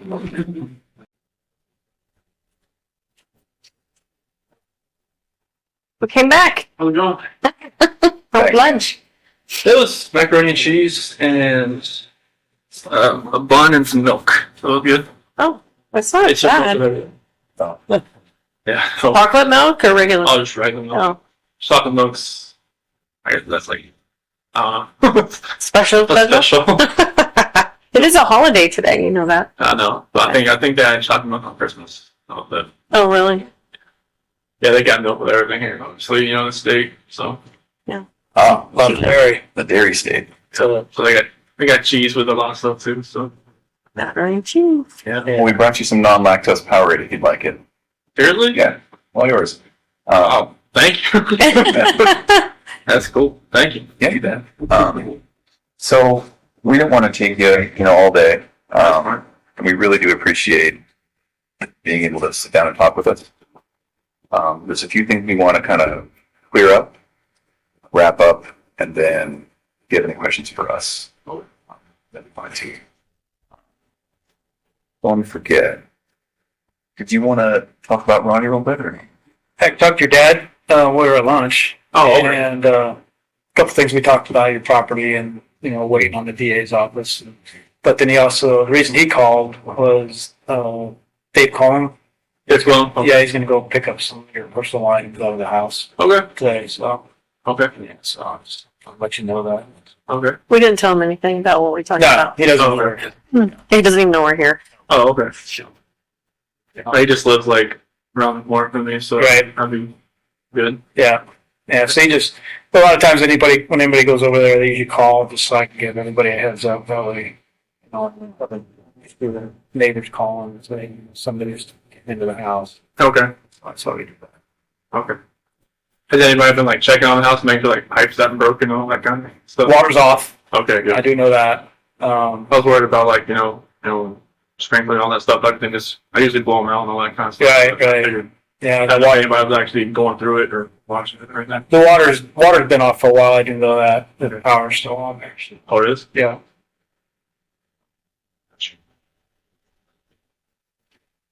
So, fortunately, unfortunately, I don't know how you want to look at it, but we need to get a tiny bit more into the weeds and into the mechanics of the time that you showed up at the house when Officer Coonrod was there, Okay. till the time when we were all done talking. Okay. So that includes at the house, that includes at the oil site, and everything. Okay. Now, part of the reason you need to get into that is, I mentioned before how we're just really want to get into the mindset of what happened. And you can imagine this is really important for us in the future when we're talking to a guy that's in your position to say, this isn't really a monster. This is more like a Chris Watts. And boy, we remember with Chris, had we asked this or had we done this, we really could have been better. And so that's why we want to get into the mechanics of it a little bit more with you. And that's going to mean exactly how, exactly when, where were you, what was Shanann wearing, or all of that, right? So we really just need for you to take a deep breath and get into it with us. Would it be all right if we ask you some specific questions? Okay. So one of the first things we want to talk about was when you came home. So this is after they had passed, and you came home and met with Officer Coonrod. One of the first things we see on the video is you walking into the garage and then into the Shanann's car. Remember what that was about? In your car? Yeah, like I think you opened a door or something? Yeah, you opened the passenger door, and it looks like you were looking for something, or maybe you picked something up. Do you recall what that was? Not that I'm aware of. Not looking for anything, but maybe just opening the car door to see if there. Because I think Nikki was saying, I think I see the car seat still in there, Yeah. something like that. And I was, Okay. when I opened up the door, I looked in just it's like a first reaction of whatever, everybody's just waiting, pretty much waiting to get in the house. Right. Okay. So I wasn't looking for anything as far as specific or anything, but I was just, I don't know, just reaction going in there, and I know everybody's there. I don't know what's going to happen when they share a house. Just out of nervousness, maybe? Yeah, I think a lot of it was out of nervousness. Sure. Okay. And then backing up a tiny bit, I jumped forward to. So she comes home at 2 a.m. She gets into bed. Was when you guys had sex together, was that pretty quickly after she came home? I think it was around 2:30 because I felt like she'd be in bed for a little A while. little bit. Okay. And forgive me, it's not a pervy thing, but she woke you up? Yeah, she was just. I could feel like a hand was on me, rubbing my leg or my chest or something like that. And then that was, signal it's go time type thing? Pretty much. She was yeah. Okay. I get it. And then that was maybe a half an hour after. Mm-hmm. And then after that, is there any talking? Or was it just kind of And just quiet in the middle of the night? Yeah. Okay. Just I just felt her hand around me. I'm just like, what? Time to go. Yep. Yeah. Okay. That's funny. All right. Then a couple hours of sleep. Alarm goes off. Okay. I guess what I don't understand is, so then there was some talking, and then How did you get on top of her? How did that happen? It's like when I got into bed, I just because she was laying, but when she was sleeping, she was laying like face down, which she really never does. Okay.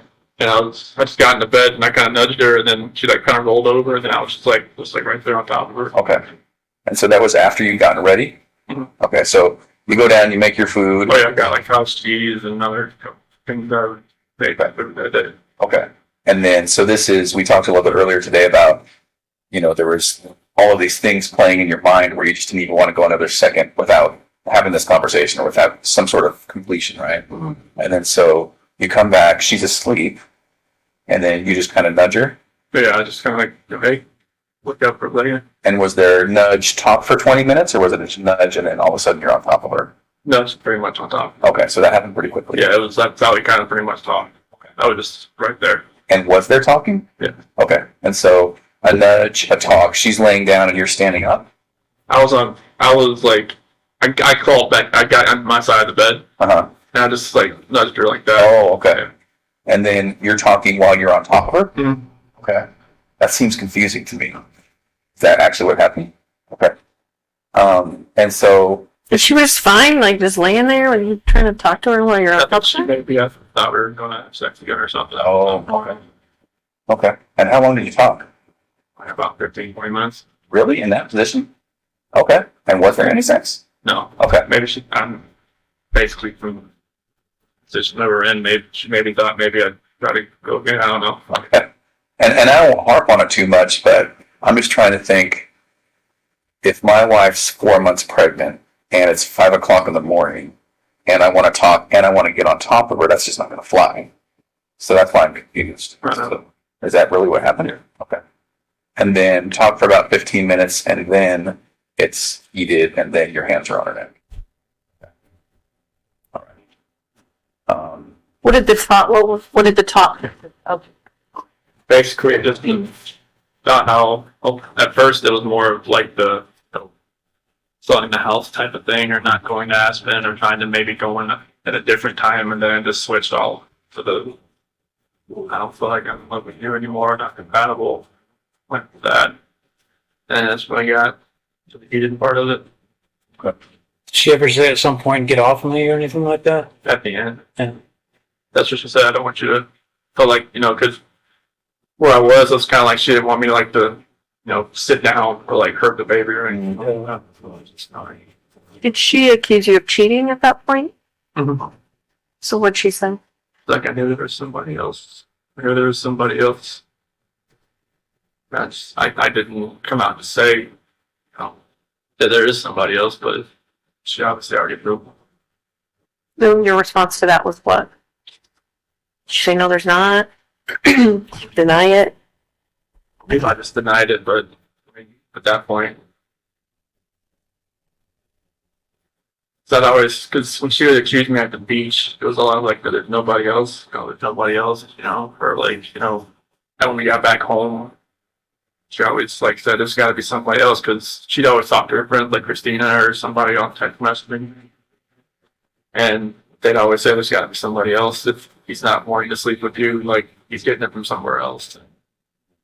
There's nowhere else. I mean, she couldn't really say I would get anywhere else because I was using those Antarctica gift cards, so it's kind of like, she just me getting distant, but she knew, and that's mainly the reason why I talked to her, because I knew, like, after that night, it was just like, it felt like, I just felt guilty, more guilty than ever before. Yeah.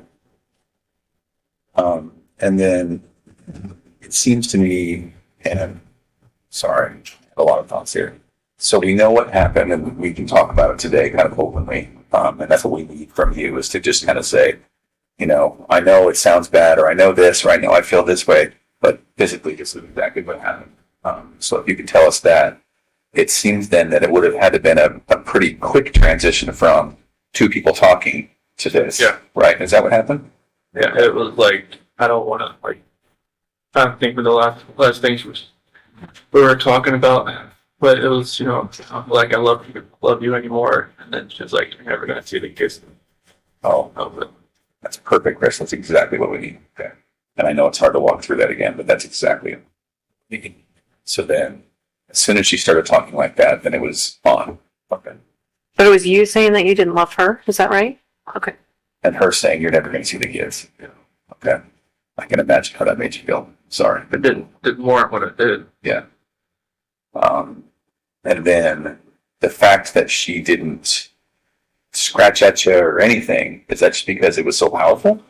I don't think it. I mean, it didn't feel like I've never done that before. Put my hands around anybody before, so I don't even know what kind of force I was putting on her neck. Okay. But it, like I said, 2 to 4 minutes. I don't know if that was 2 to 4 minutes. Did you cover her face at all during that time? Both hands on the neck. Okay. And so if it's done right, I mean, that can be a matter of seconds before someone on their carotid loses oxygen to their brain and it's out, right? Did it seem like it was that quick or? Okay. Maybe a minute, maybe 2? Okay. Screaming? Okay. All right. Did you see eyes go bloodshot or anything like that? Okay. Okay. And You then, kept talking about the mascara. Did you see mascara on her face? That's that looked like it was like. That's why I attributed it to. Was she crying? Is that why?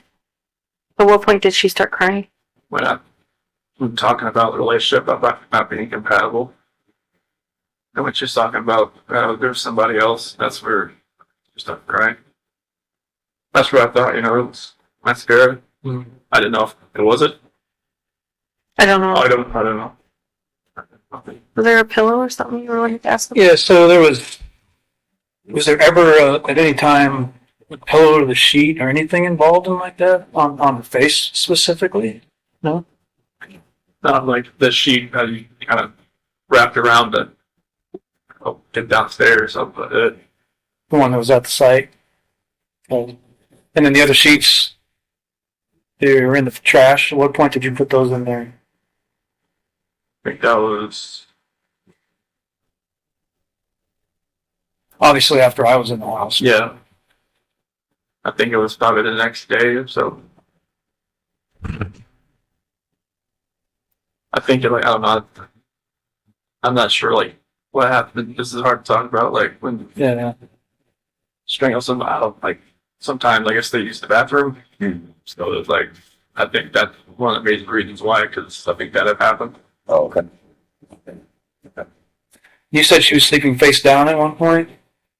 Was her face in the pillow or was it turned to the side or how did that? Kind of on the side. She was kind of like a side sleeper, but she was more down than usual. Okay. But then she rolled completely onto her back when you start talking to her? Now, as hard as that was, we need to talk about the girls too, okay? All right, thank you.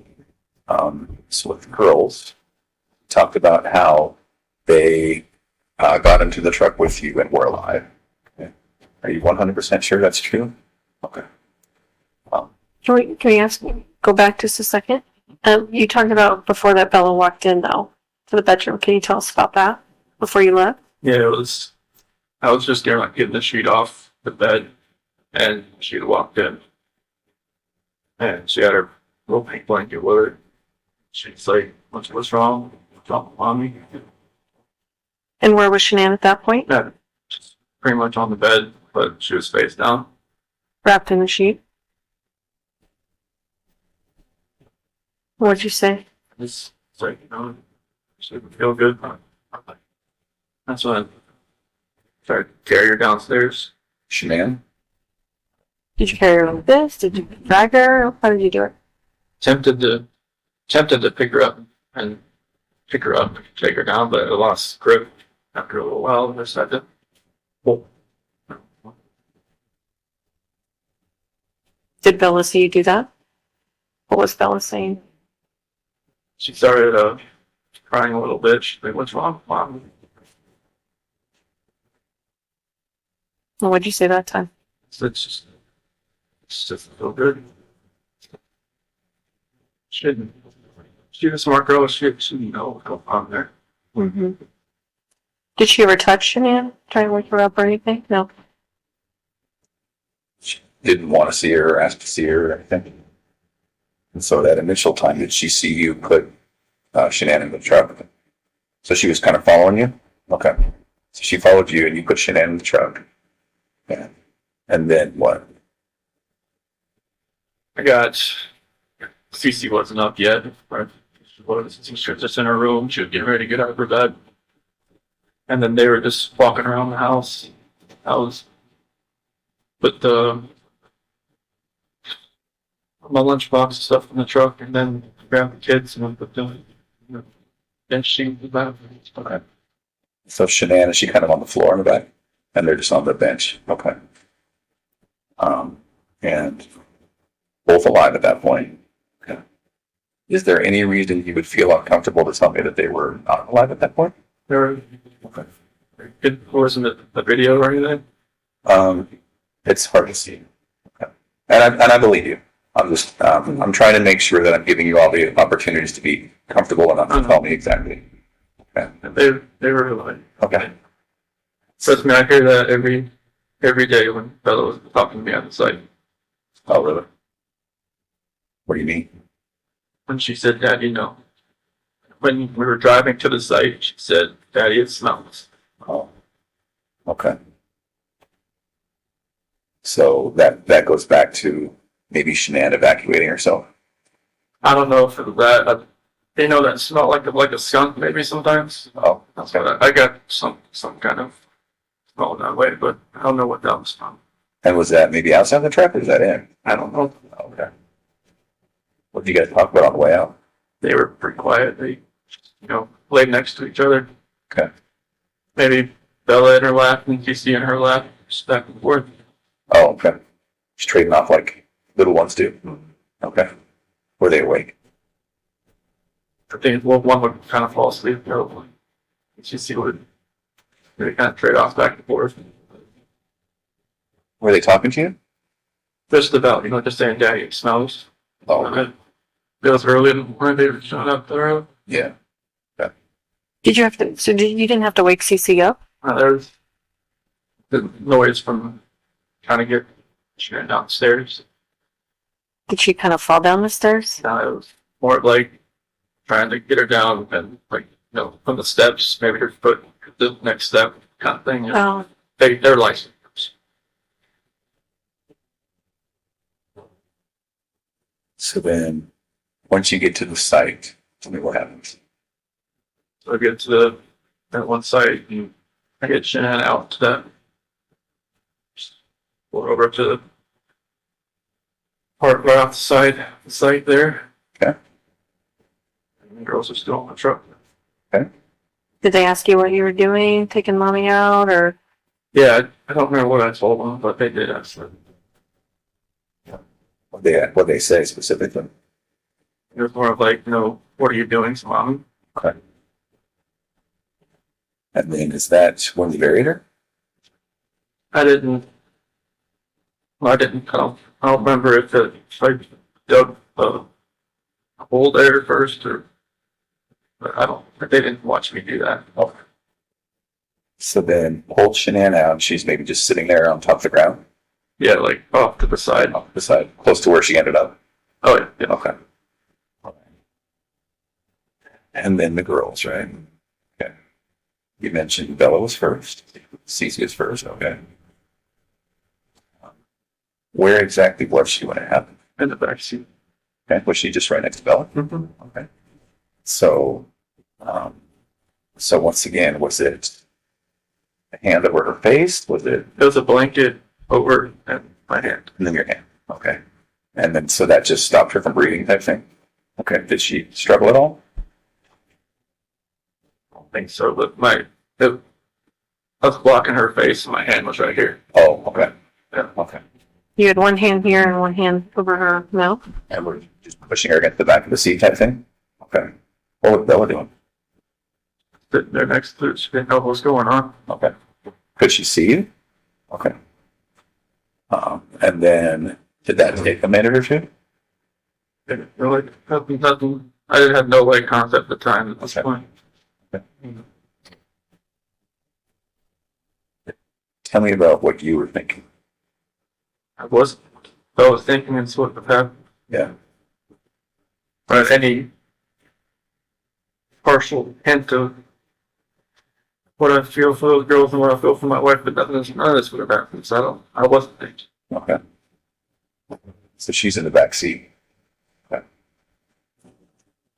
And then once she's gone, then is it Bella next, or did you pull Cece out? I pulled these out.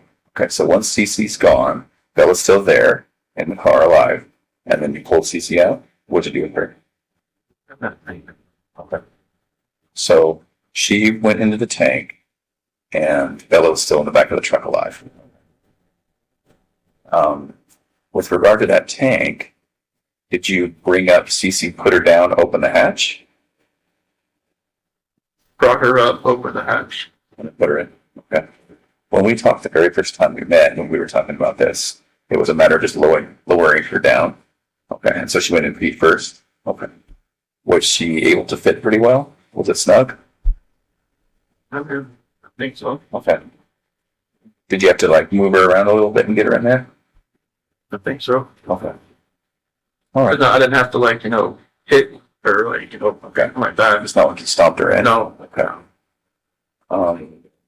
And then close the hatch. Yes. Okay. And then went down to Bella. Tell me what happened there. She said what happened to Cece.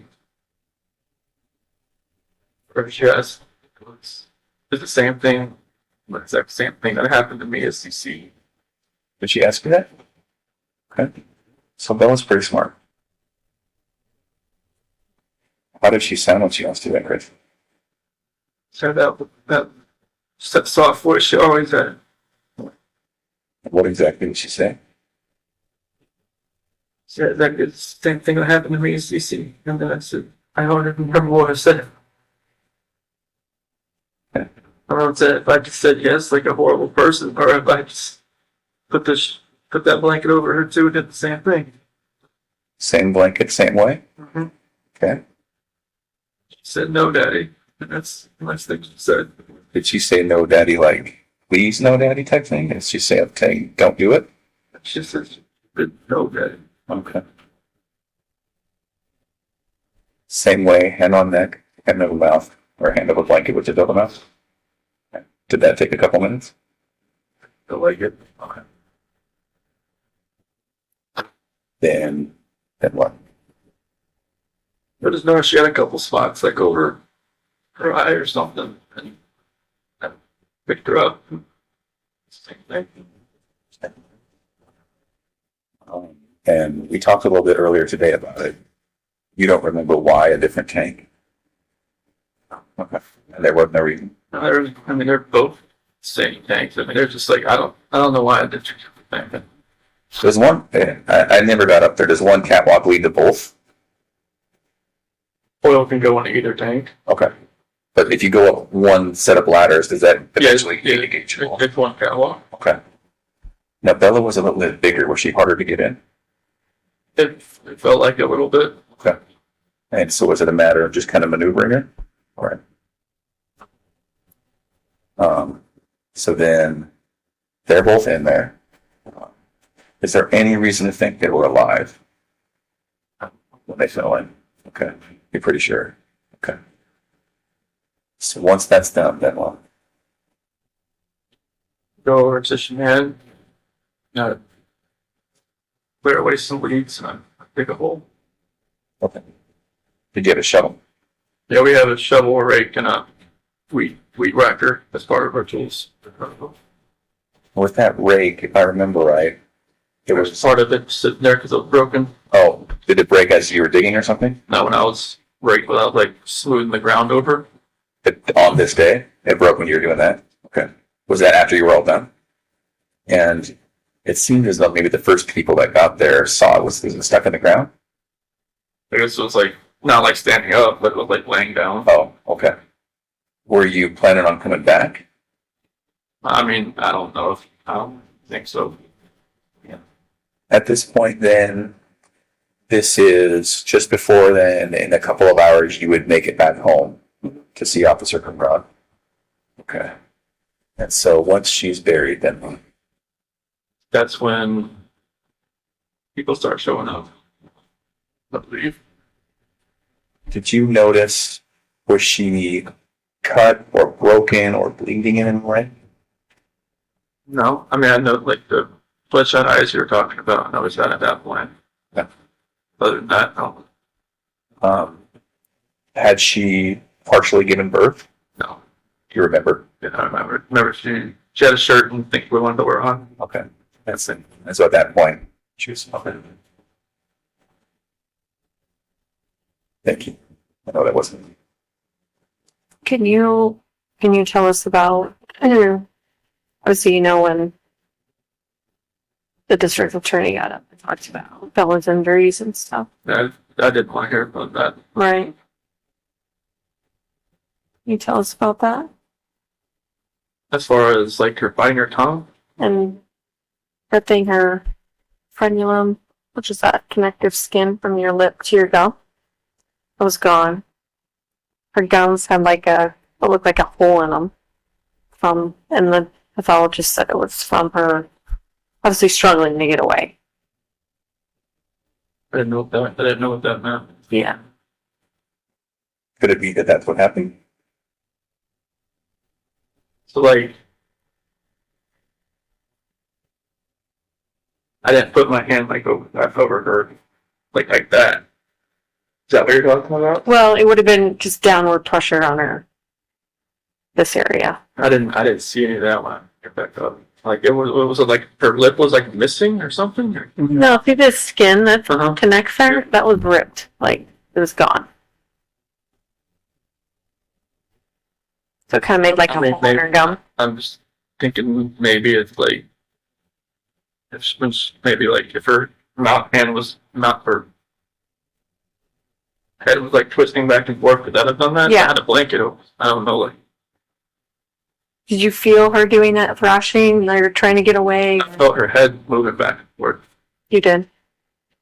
But I didn't know that. Could you tell if she was trying to yell or say anything? Or The only thing was Daddy no, and then like some grunt here and there, and like trying to breathe.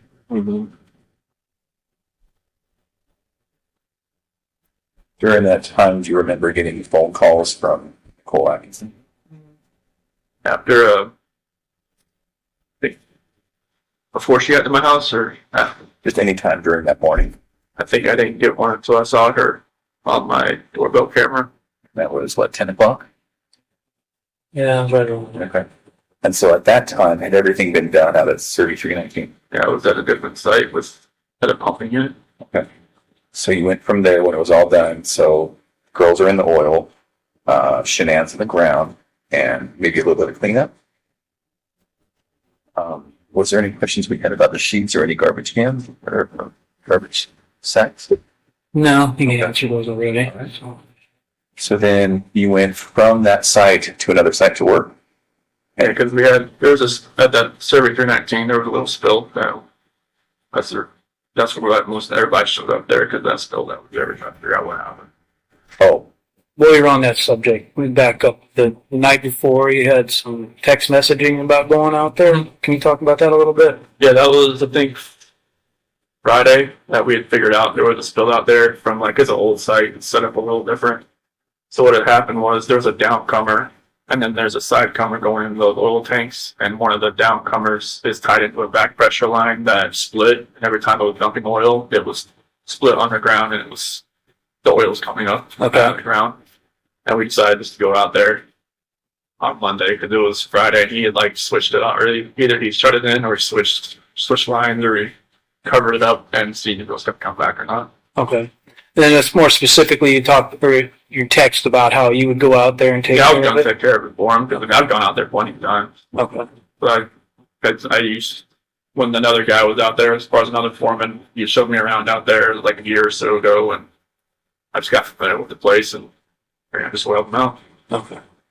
and so that was a genuine, Yeah, that wasn't a pre-alibi. That was, there's a lot of people that said that you wouldn't normally do that. I normally help somebody. No, like a field, your position, not you specifically, but your position doesn't do that kind of stuff. Well, that's the thing. Like when I was a rover and to a field coordinator, I still try to do everything I used to do. Okay. That's still like I wasn't good at delegating stuff. I just used to just do stuff on my own, or just like taking care of it for somebody else. Right. I wasn't good at the whole like, hey, you go do this, you go do that, while I sit over here. Well, you see what it looks like to us. I know. You know, It's like, when they came up, we're like Oh. making plans to be out there, you know, that day. But that's not what it was. That was I was natural. no. I was going to help them. So how long were you there? What time do you think you were done with the girls? Hard to really tell. I mean, I think everybody started showing up there by around 7:45, 8 o'clock. Okay. And then you were there. Did you say you went to a different site? Yeah, it's like I think it was either the 10:29 or the 6:29 or something like that. And so how long were you at that site? The rest of the day until I got called away. So then that was, you were there for at least a couple hours until you heard Nicole Atkinson on the doorbell. Yeah. And then I think there was even more time after that until you started coming home. Yep. And you got home at 2, something? No, it was closer to 1:30 around there. So somewhere around, 9 o'clock-ish, all the way till 12:30 or 12 or 1 or something, and then came home. Yep. There was a lot to do about coming home and listening to that Metallica song. Have you heard about that? I've heard of Metallica song that people have been, someone sent me lyrics to it, called Battery. Do you remember doing that? That was, Nikki Kessinger, she liked the song, or she just wanted to know what it meant. Oh, So and that's why you looked it up? I just kind of looked at I didn't have the CD with me, so I didn't, I just kind of looked at the words. And was that on the way home? Mhm. Oh, that was just a different time. That was the time. Okay, and so the media got into that. Because it said Battery. Right. But it's like, it's more about like a family coinciding as a battery.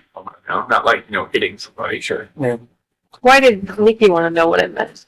How did that come up? No, it was kind of strange. I mean, she's very into different types of music, and I mean, music I never really thought I'd ever listen to. And like, she got me into a few things there as far as music wise, but like, Battery was something that she asked me because I knew Metallica pretty well. She just wanted to know, like, hey, what's this the lyrics mean? And I just looked it up just to look at all the words together and just put it in my head again, and all good. We just made something out of nothing. That's what was strange. I got those lyrics in a letter. Oh, so now does that make sense? Okay. Yeah, someone sent me the lyrics to it. Yeah. Like that guy from California. Oh, the kid? The senior?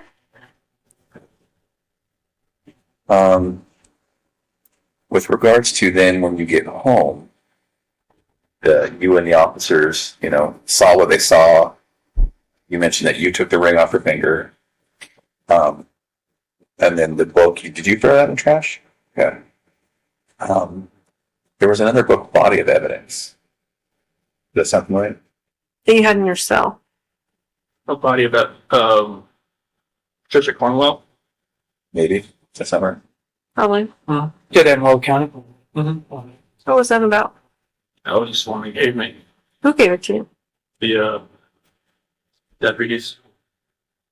Not Or- your or- friends, or Oh no, they couldn't give me books. oh, No, any book that I had was given to me by their book cart that they had. so you didn't ask for that book, or No, they just kind of give me like, hey, I read some Brad Thor books.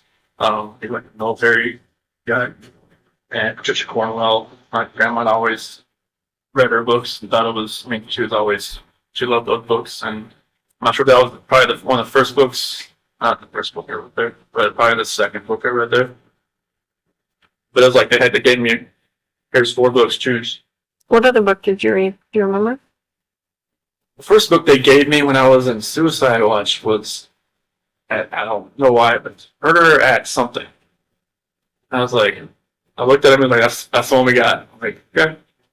But, They handed you that book by itself, no other choices? now the next book I got, another guy that was, I guess they're overcrowded there. A guy was sleeping on a cot outside my door. He's like, here, try this one. It was one that was based like in the 1800s. It's more of like a situational book, like a time period book. So that was a little more Yeah. calm with that one. That was the first book they gave me. You don't remember what it was called? Murder at some We were at Truman Center. Truman Center? Yeah, I think it was, remember Kennedy Center. Kennedy Center. I think it was written by Margaret Truman. Did you read it? Mhm. Was it good? It was decent. I'd never read a book in a long time, so it was different, but like some of the books they gave you, like when you're in the hold, I mean, you're not allowed to have books in there besides the Bible, but the counselors there let me have a couple of books, and they just like, here's one to choose from. That's one they had. I told them like mystery books or something like that, and that's the ones. It's kind of crazy they're giving them like murder books. Murder mystery books. You hope that it wasn't some sort of Yeah. insult or, you know, you can only hope. Okay. What are you thinking yourself back? I don't know. Back when all this happened, when I was in Will County and everything, definitely didn't feel like myself anymore. Like when my attorneys would talk to me and talk to some of my friends and like some of the stuff they would say, like they would say good things, but I'm just thinking to myself, how can anybody even say those things about me now, being what happened? It's like people that I knew that I never talked to again, that like maybe I was like the roommate like back in the day or like went to school with or something like that. Now they're just gonna say that's say Chris Watts, that's guy I went to high school with, the guy like he did all this horrible stuff to his family. Now like I know I shouldn't really take to heart what other people think about me so much. It's just a matter of like what God thinks about me, what he thinks, what his opinion is, not anybody else's. Everybody's gonna have their opinion about everybody. Like before I got in trouble, I mean, I was always the guy, hey look, they're judge somebody on TV, like that guy that's no orange judge. That guy that's that killed that guy that raped that somebody, that guy's horrible. Now and it's like now, like when we come out at like 6 o'clock at night and there's something on the news, like I try not to even pay attention to it. It's like I don't want to be in that position where I'm judging somebody else, because that's what people were doing to me. I don't want to be that person anymore. But I just hope that I can step back and kind of look at everything that I've done in my life, and then like up to that point, and just like I did some good things, but matter of the most important thing, that's for the worst. Let's hope I can at least maybe help somebody, and however much time I have left. Was it your intent the whole time you were taking the girls out there that you were going to do that to them? Honestly, Like when I got there, I didn't think it was gonna, like you talk about the tanks or just yeah. Like, well, just I mean thought process and all this, none of this makes sense. That's why I know you guys keep asking these questions, because it doesn't make sense to me. but I guess I mean, like, did you could have done it before you guys left I don't. and not had him, alive in the backseat. They could have been with Shanann I in the backseat. I didn't think about anything really, like as far as like how everything was gonna happen. I don't know like why I left everything out there in the field and why like all this stuff. Like none of this makes sense at all. But to Tammy's point, did you think that they might be coming back, or did you know they wouldn't be coming back? Oh, it's. I mean, the whole trip out there, I mean, it was like I was on, like I wasn't thinking. It was like.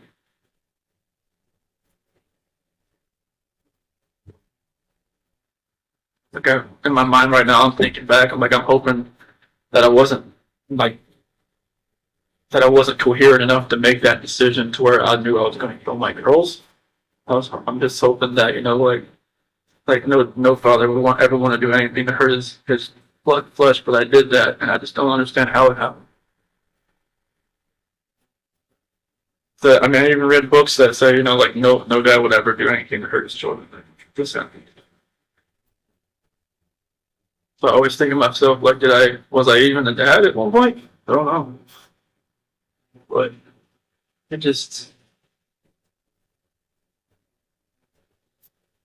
it's just gonna take a long, long time to guilt and everything to get this to. Have you asked for forgiveness from God? It just takes a long time for me to forget myself. And that's one thing that's not the long.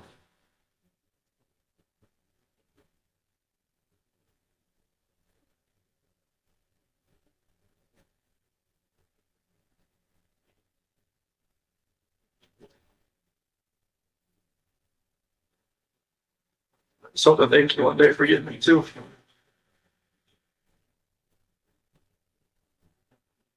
Stay with And I it. think you said earlier that you were so angry at Shanann or whatever that you were gonna, you know, anyone in your path of destruction or whatever was gonna get it. Basically, kind of is what kind of made it sound like. I'm not saying that exactly right, but why were you so angry at Shanann? I don't know if it was just because of separating me and my family, pretty much. Because, I mean, it happened at the wedding. Like, that's the reason they didn't come to the wedding. I mean, I blew up at my family, like, to a point where I said some horrible things to them back in 2012 that I pretty much told my family that, I don't need them anymore. Because I said, I cussed my mom out. I did all this kind of stuff. I never thought, and I don't know if it was just like Shanann coached me on to do it, or if it was just like rage that was like I'd never seen before. And then I don't know if it was just everything that happened in July, but they can't see my kids, and I'm not sure if they're ever going to go see them again. I don't know. And it was just like, I don't know if that had something to do with it, that something inside of me just triggered it, and it just like all that ends up from the wedding and everything, just like it's like a long fuse that finally just went to its end. What happened in 2012? There was my mom and Shanann, just like from when I proposed to her, it was at the beach, and from then on, it was just like she always went up to Shanann and was like, I didn't need a ring like that when I was your age. I didn't need all these fancy things when I was your age. And just kind of kept boiling over, and we never agreed on anything. It was just like, we didn't really need their help to do anything. We just like, so we'll just pay for it ourselves and all that kind of stuff. And, it was just back and forth. And I think maybe my mom just never thought she was good enough. She always thought she was hiding something from me.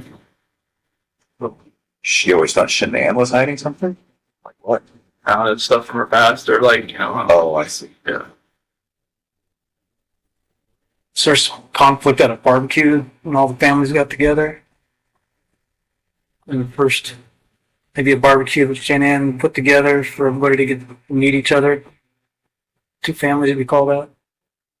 Like when you first started dating. Oh. I remember we did have something like that, but I didn't remember like any kind of arguments at any place like that. I know like when I proposed to her, Shanann had her family come down to the beach too. They stayed at a separate house.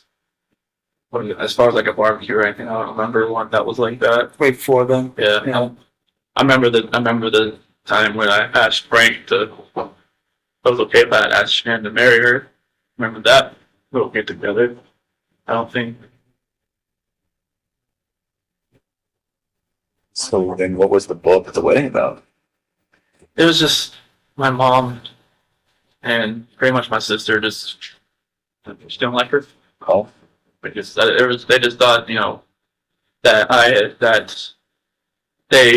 that Shanann had taken me away from them and moved me out in Colorado. oh, Because we were in Colorado when we flew back to get married. oh, okay. Because we went to Colorado for Thanksgiving to visit some friends, and we decided to move out there like a couple months later. So that was like April. I moved out there April 2012. We got married in November 2012, North Carolina. So they always thought I was just taking me. And she took me away out there. And then There's something with invitations or something. The sister was supposed to send invitations. Yeah, there was. Okay, now you're bringing some memories back. There's something to do with that, and then my sister wanted, her kids. Oh, my sister wanted her kids as like the ring bearer and like something else, ring bearer and flower girl. And then Shanann just told her no, or wait, either Shanann told her no or Jamie backed out because of something else, and then it just like all blew up. And is that pretty close to the wedding? Yes, yeah, within a couple. Did they go to the wedding, your family? My grandma did. But your parents and your sister did not go. Ronnie wasn't there either. Nobody was there. It was, my grandma was there, and then like the dance when the groom danced with his mom, like it was I'm dancing Mark's mom and my grandmother. It's sad, isn't it? And it all comes from a place of love, them loving you and not wanting to get stolen. And It was a great day. I mean, everybody was really happy. I mean, it's always just rang in the back of my head. They were never there, and every time they look at pictures, it's just like, oh, where's out there?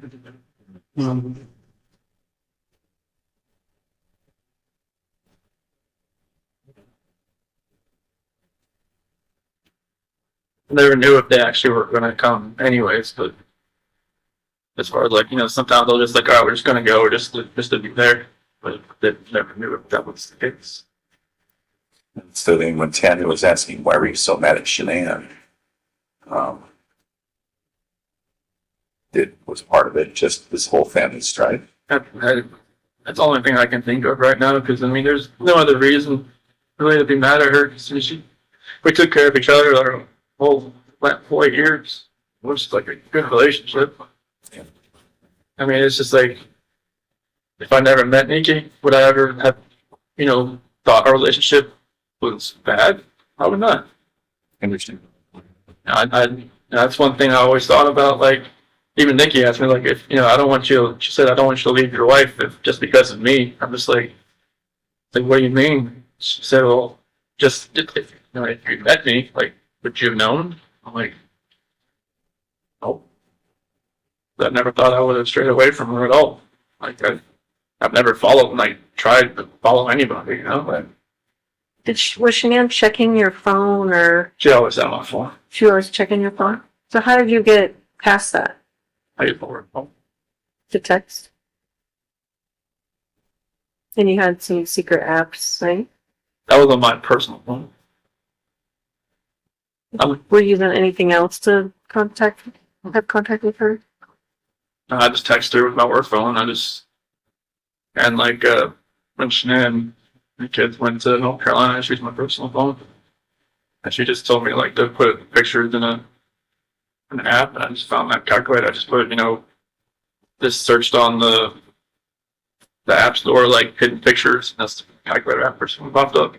Like in your iCloud or your whatever isn't linked together, so she would know if you're getting it, downloading apps and stuff like that.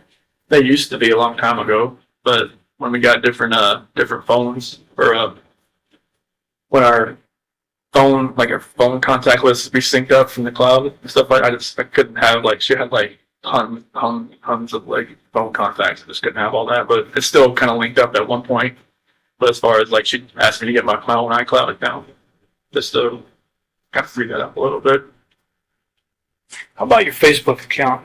You deleted that at some point. When did you do that? And I why? think it was got back August 7th. Went to work. I think it was probably August 8th. That's when Nikki told me she told her friends about me. And I just figured, they probably looked me up on Facebook and see that she was pregnant. If Nikki already knew probably already, but I did that. Did you and Nikki ever fight? We never fought, but like I said, I had to calm her down a bunch of times. Yeah, you started to mention that when we were talking to you before about her getting upset about some video or something about being bipolar, or Well, what are you talking about? I think either my dad told me about that or Don Walsh told me about she made a couple videos when she was just talking to herself, saying that she was bipolar or something like that. a lot of things, like, when she realized that, okay, like, she's the other person in the relationship, that, you know, I'd always put my wife first over her, and that's what kind of made her take a step back a few times, and then, like, I had to kind of, like, calm her down. Tell me about those times. What'd that look like? So the first one was probably around July 4th when I had to leave her house. So because she wanted to kind of spend most of the day together before she went to like a baseball game or something. And like when I had to leave, it kind of just made her like kind of take a step back and wonder what she was doing. And I just, you know, told her like, hey, you know, just because of what's going, like, just because I had to leave doesn't mean like, you know, you have to just take a step. I was like comforting her at some point. I don't even know why I was doing it. Maybe I knew I was too far gone at that point, but it was. This is Shanann's pissed. She's called you 10 times. You were sleeping. Yeah. Take your day off. Yeah. And then you go outside to talk to her on the phone and tell Nikki that you need to go home just in case she calls back and all that, right? Mm-hmm. So what did she say to you, Nikki? She was in the shower and she said, okay. And then that's like, when I talked about, I calm her down, it's, he's on the phone. And was she like, we're breaking up, like, we're not gonna... No, she said, like, she didn't want to, like, she didn't think it was safe or it was good for us to see each other anymore that day, like, the rest of that day, just because of all that. And I'm like, okay, that's fine. And she asked me to come over, like, later on after she got back from her baseball game. And so you did that? Mm-hmm. So what was the second one like? It was basically about the same thing. She was, you know, I didn't really know it at one point, but I guess she had, set up a couple dates with like some eHarmony app or something, and they never showed up. And she'd already made plans with me, and you know. Wait, what do you mean? She set up dates when she had plans with you? Yeah. Why would she do that? I guess she kind of figured out they weren't going to show up. She went, I guess when she went to the baseball game, they never showed up, and there was another one and never showed up either. So she's actively dating other people while you guys are together? So like a couple weeks later. How did you find out? What'd she say? It was one conversation where I actually kind of fell asleep on the couch, and then like she had told me like, I'm not sure why she even told me about it, but it was very random, and she could tell that it kind of like took me back a little bit because I figured she would have told me that if she was actively still like looking around. I mean, she didn't have to tell me, but I figured she. Do you think she told you though so that it would hurry you up and make a decision? You're making a decision? It might have been, but you know, she never had anybody that actually tried to like fix things as far as like, you know, hey, like I like where we're at as far as like the relationship goes, and actually like I did stuff for her around the house, around her little apartment. Like, nobody's ever done that. She just thought it was different. What about our male friend? Where does he stand with her? What's his name? Jim? Thank you. He worked in the oil field, North Dakota, I believe. And I mean, I guess it's been a friend of hers for a long time, and it's kind of like a shoulder cry on. There's always somebody that's always been around for her. And I guess he's had a couple girlfriends, and so I guess he's not hadn't had much luck, I guess, in that department as far as like keeping girlfriends, and just him and Nikki have always been good friends. Just platonic friends? That's Well, you know. as much as I knew. Yeah. But I think they just been friends for a long time, especially up in oil field, North Dakota, or whatever he's working on. I think either Wyoming, they go all over the place. When Sandy and Frank lived in the house for 15 months, what was that like? It was, you know, it was tough. Do me wait or No. Okay. It was tough, you know, because I mean, go from just me and Shanann and Bella and CC to, you know, 2 other people, and then 4 dogs. Yeah. Yeah, Onyx is a piece of terror, 100 pounds of just heat-seeking missile everywhere, and like it was cool having more people around, but like it was stressful. Yeah. Like, I mean, because with Shanann, like having 2 dominant personalities in the house, and with her mom there, it was kind of like what her mom would tell her kind of how to raise the kids sometimes, or like, you know, do this, do that, you know, like whenever they were sick, she'd like, all right, you know, rub peroxide on your feet, it'll be fine. Just like, what? It's okay. And, like, I wouldn't do it. And, you know, Sandy would like, just do that. Cause it's okay. But like, it's just like little things like that. And Yeah. it was like a clash every day. Yeah. It's kind of like every time I got home, I didn't know if Shanann was pissed or if she was okay. Because when they first got there, they didn't have a job yet, and so they're just around all the time. But then, like once they got jobs and stuff, like, and I think it was a little better for Shanann because you know they weren't around the house all day.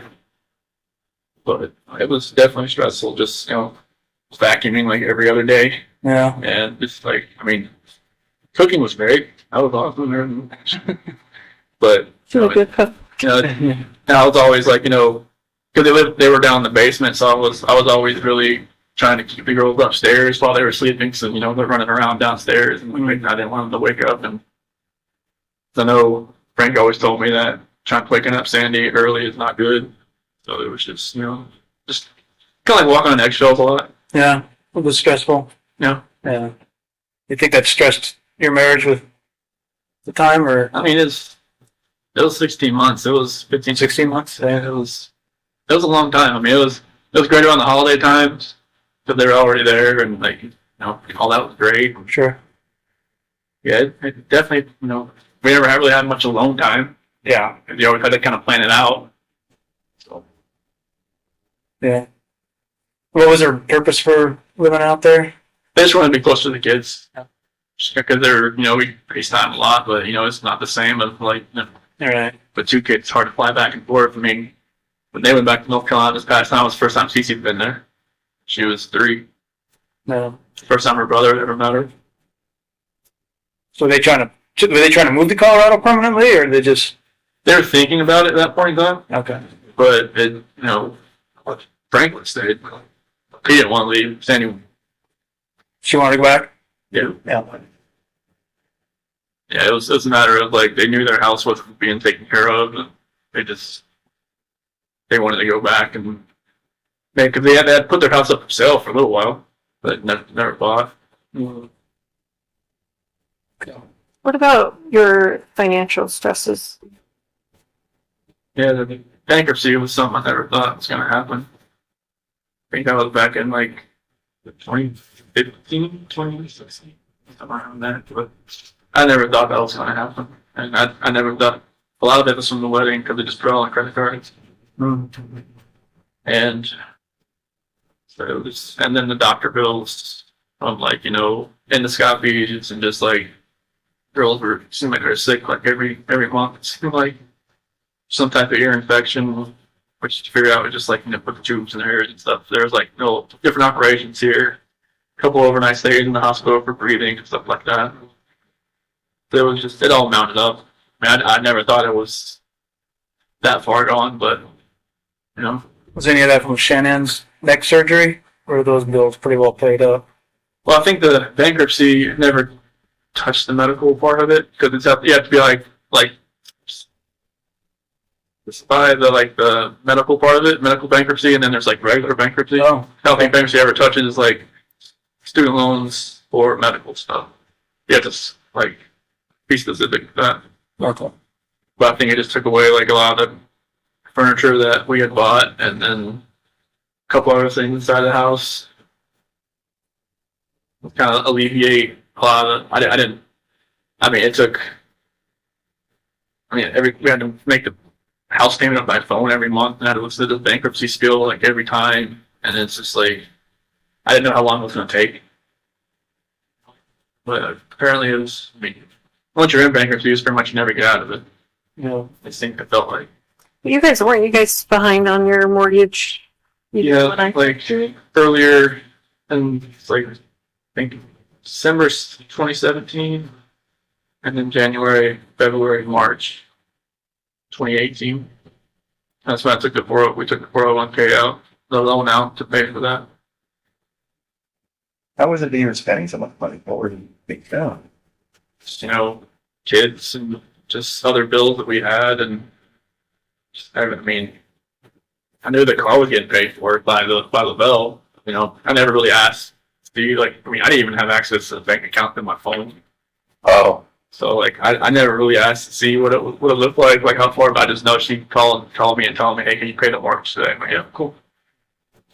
And that was, from my little 4-wheeler incident where I sold it without actually paying it off yet, and she thought like, no, you're never touching the account ever.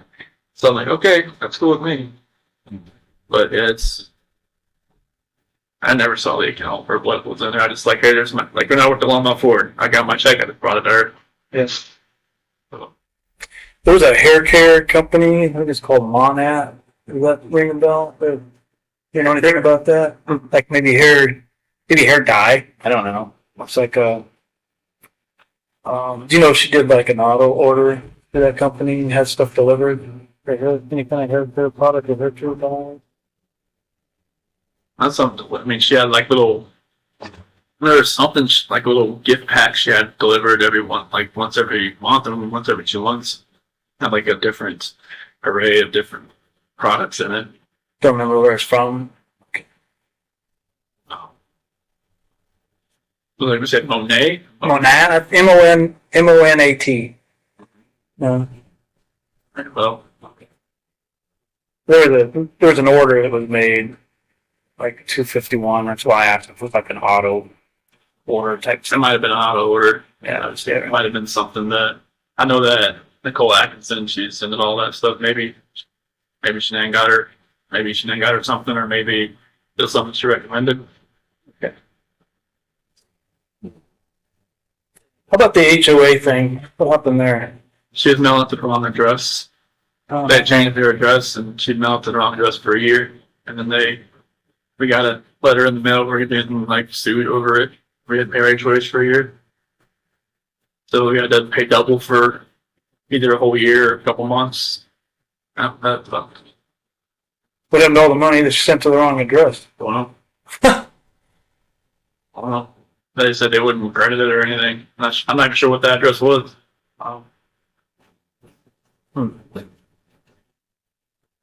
She said it was just something that she didn't see. And I was like, oh, I wasn't gonna harp her about it because she did so much. So I was like, I'm not gonna like say, what the heck are we doing? No, I'm just don't need that to go up. I know she felt that enough. So, Chris, what do you think we could have done better? What could have made you tell us the truth that night? What did you need to hear from us that you didn't? Not really. I'm not sure what really goes to people's minds when they're in an interrogation room. When I was in there with you and Graham, I was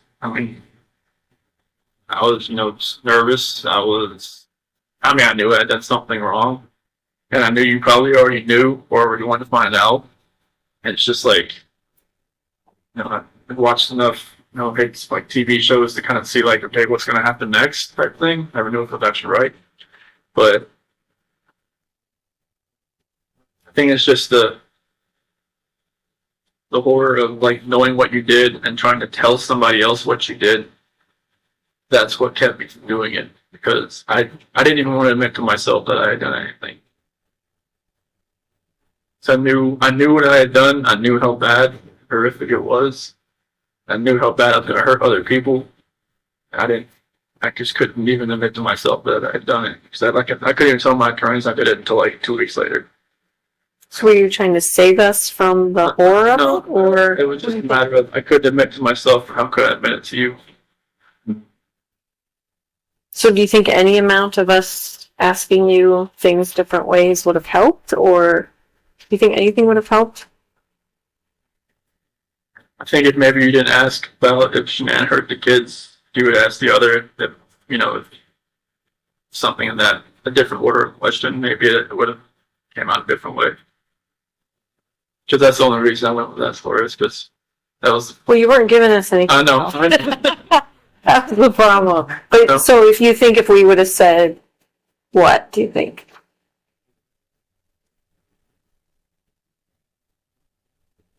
You would have said, I think you'd have probably had to, if the video didn't show them in the truck, you probably had to have lied and just said, we saw the kids in the truck. I mean, I hate to say you would have to, you know, lie to get me to say what you wanted me to say, but it might have been that. That we saw the kids in the truck. When we were talking, there was a point where you just said, "Can I talk to my dad?" You just want to tell him first. I just wanted to, you know, tell him that, you know, that I loved him and that it's probably the last time you're going to see me again, as far as, you know, outside of a cell. You looking forward to it coming? Yeah, because we're just talking on the phone, you know, it's just totally different when you see him, you see a face, you know. It's like when we got on that little video conference in Will County, it was like, that was all I could do, just not to like just break down on that phone. So it'd be good to see them What do you get to do when they're here? like this. Like in a room like this with a If big. there's a visiting center, like down in my unit, and I don't know what it looks like, but I know they said it's like tables, and it's pretty much they set up a time and get a couple hours. That's Just good. yeah, it's just in that little center, and I'm not sure what else is in there, but I just know there's tables. I think it's like vending machine stuff like that. But it'll be good to see them, and fortunately they can't bring their phones in or anything. So I was hoping they could maybe show me a video or two, but I don't have or a picture. But they pretty much only let you come in with your ID. That's it. Can they mail you still photos or anything like that? Yep, they can do the still photo. This sometimes they try to play a video over the phone for me, and it's like, you know, it's really like fuzzy and crackle a lot, so really can't hear anything. Do you have any other questions for us, or do you ever wonder why they did this, or wonder why the investigation went this way, or I I think the first time I was brought in, I think it was like the 14th, I believe, when I met you that night. I mean, you told me there was a bunch of other people coming in for statements. Was that true? Yeah, there was a couple people. Okay. yeah. There were a lot. There were a lot, actually, yeah. Okay. So I A think whole board worth of people listed and agents out. They didn't get the attention you might have. Right?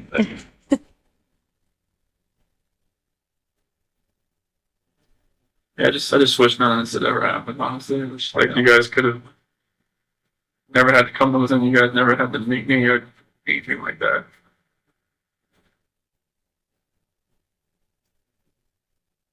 None of it ever felt real, especially like when they put me in that suicide watch cell, and last thing that one of those guys said was like, "Good luck." Just slammed the door, and I just kind of knew from then on that was it. The deputy said that? One of the guys and one like they call them the SOG guys, special operations here from the Will County Jail. Yeah. That was it. Next morning, like when I got out to take a shower, I saw the newspaper and there was this big piece cut out of it. Just know what that was about, and I just kind of saw like my last name around like go. Again, We came back to talk to you someday. Would you be inclined to talk to us again? yeah, they just took me off guard. I had no idea. We didn't really want to tell you we were coming just because we didn't want you to have anxiety about us coming. Not anxiety. Yeah. So we figured the blitz attack was probably the best course today. Like the first time we met, Rocky. Oh, you knew when you were meeting me. I just did. Yeah, you just didn't have all your props here today. That's right. Store props, man. Those Sophisticated equipment. It is. Right? Right. Sophisticated instrument. I don't know that that's going to happen. We might not ever see each other again. I But didn't think we would, honestly. your experience is definitely interesting. You yourself are definitely. We see things in you that we didn't expect to, and we don't see things in you that we expected to see. So it's very interesting to us, and it's. I hope you can take to heart that today was a lot about us learning how to do better, how to talk to people better, how to do investigations better. I mean, like I had never talked to a police officer before, or like FBI, CBI, anything like that. So that was all new to me. Like I said, everything that I've ever seen as far as, you know, the authorities have been on TV. So I didn't know like what to expect, especially when I got that interrogation room. It just felt like exactly what it looked like. Just like, you know, you guys poke and prod and then leave.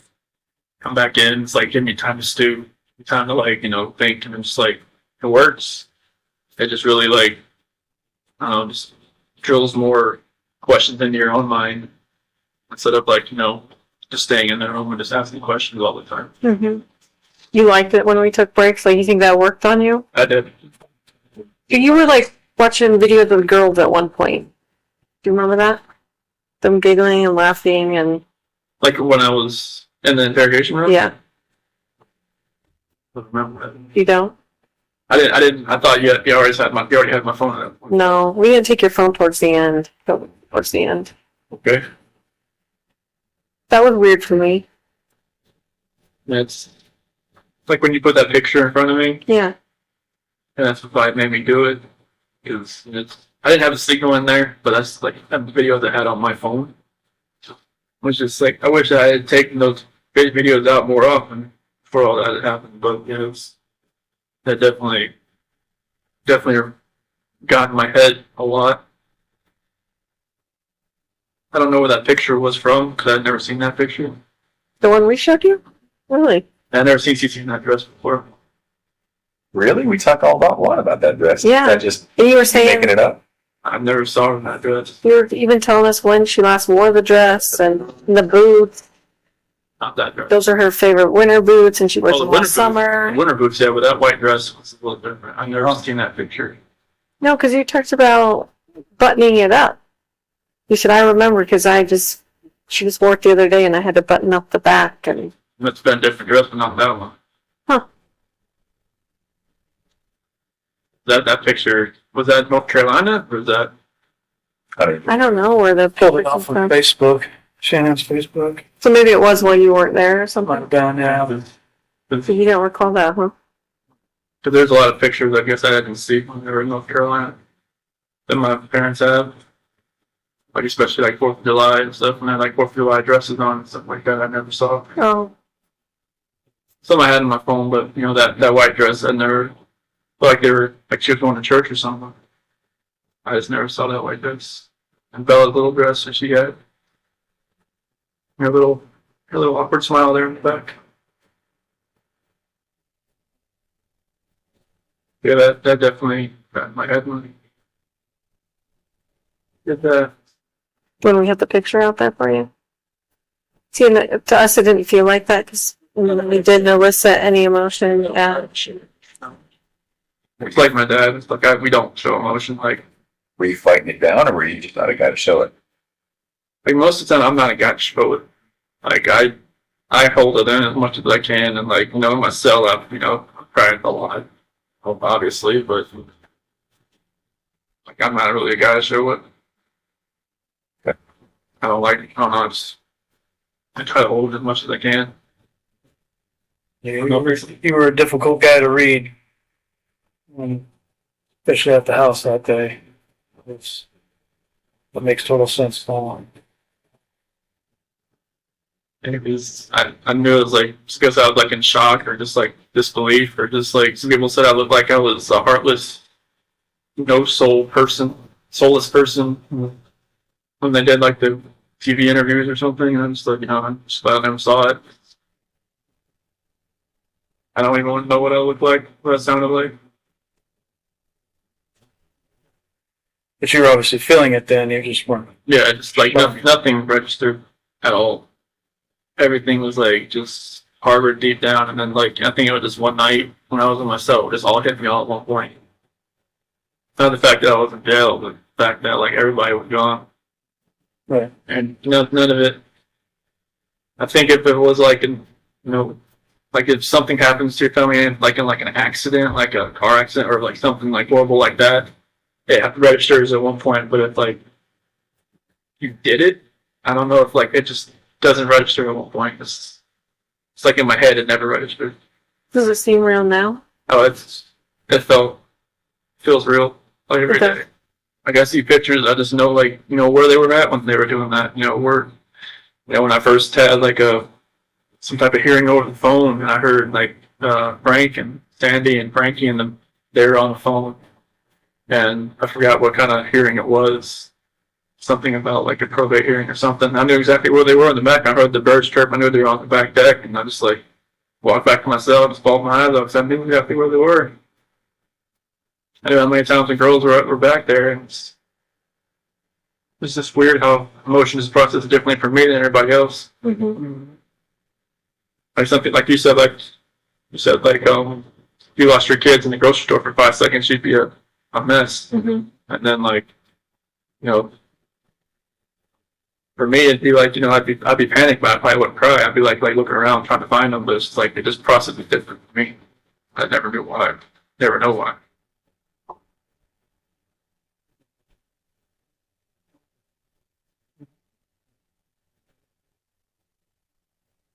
I don't want to think I'm like a cold-hearted person. It's just a matter of just don't show it. Show the emotion as much as other people do. Even when the girls left North Carolina, her Shan's brother and mom and dad were all crying when they left. And it's just kind of like, I never really saw my parents get like that when they left. Kind of like, I don't know if it's like you're born that way. Like your family doesn't show emotion like that? Is that what you're saying? Yeah, my dad couldn't really speak at the sentencing hearing because he said he was kind of like, he said he was going to lose it.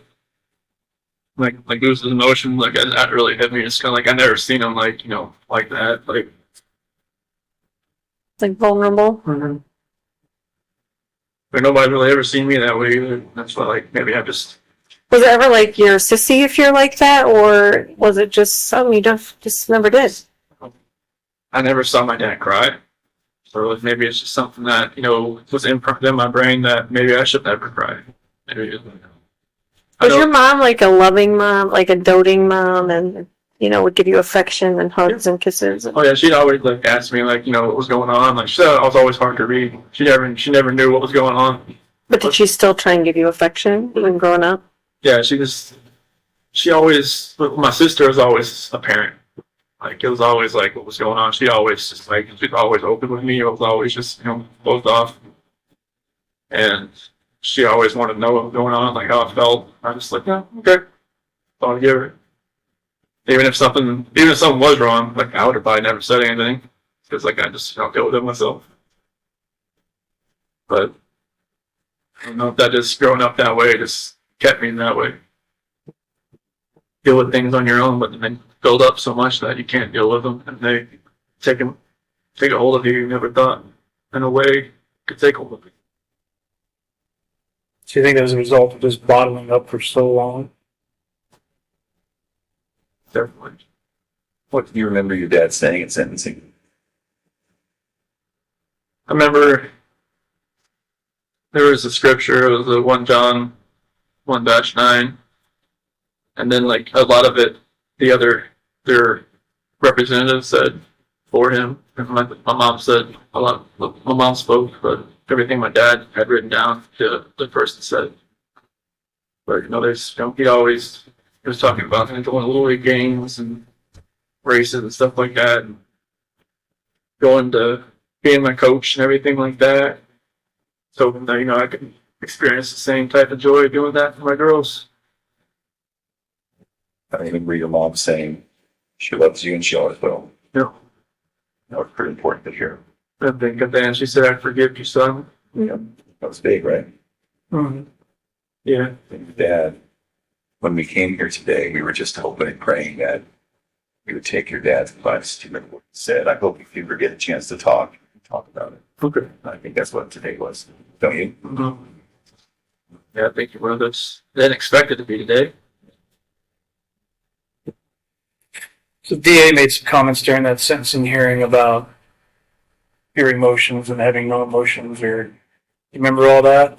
Yeah, just he lied to us from the start, and a couple other things. I believe that's what he was saying. What do you think think he was anywhere close to it? What do you think of, basically, what is your opinion of what he said in that? I mean, it's going to be, you know, taking all his evidence and putting it into the story that he wanted to convey. And like, if you don't know me, that's where you're gonna portray me. Like, if you take everything from August 13th to now, like, that's how people are gonna know. That's how people.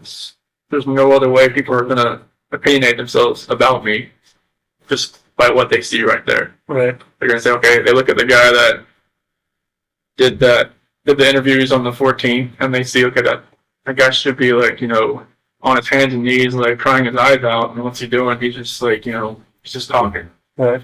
And they're just like, then I know, and maybe got some information maybe from, like, her friends saying, like, he was cheating on her or something like that. He's a cold person. He was, you know, trying to do this and that. Like, they don't know me. That's always going to be their opinion about me. Because like, there was one church service, the only one I've mainly gone to in here, and said, "Do not define by one moment in your life." And I think that's like, people are defining me by one moment in my life. They don't know, like, what happened before, what can happen later. Right. Well, I just hope that, you know, maybe hopefully one day people can stop judging everybody. There's tons of people in here that, you know, I don't even want to know what they did because I don't want to judge them. Like, you know, like, I'm not that person. Like, you know, they know what I did. I'm not going to ask them what they did. You know? Makes sense. You did show some emotion during that hearing. What part did you think you felt most emotional?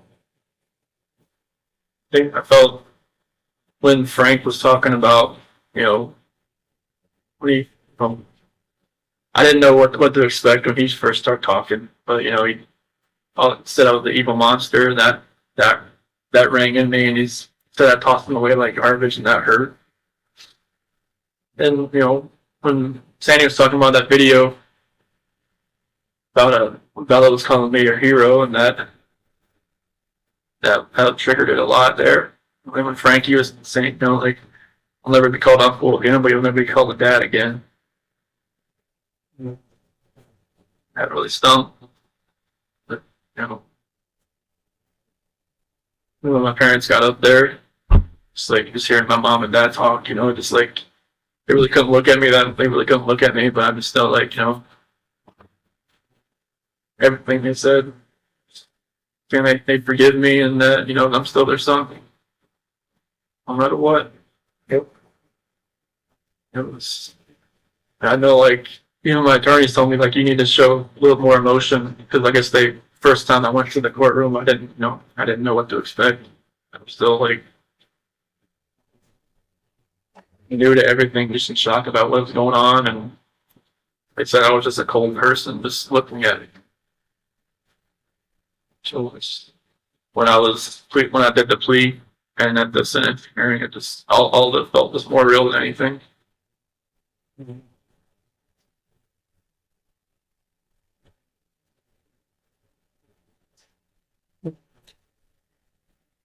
I remember growing up, my pastor used to tell me, it's better to be 1 foot out of hell facing heaven than 1 foot out of heaven facing hell. Mm-hmm.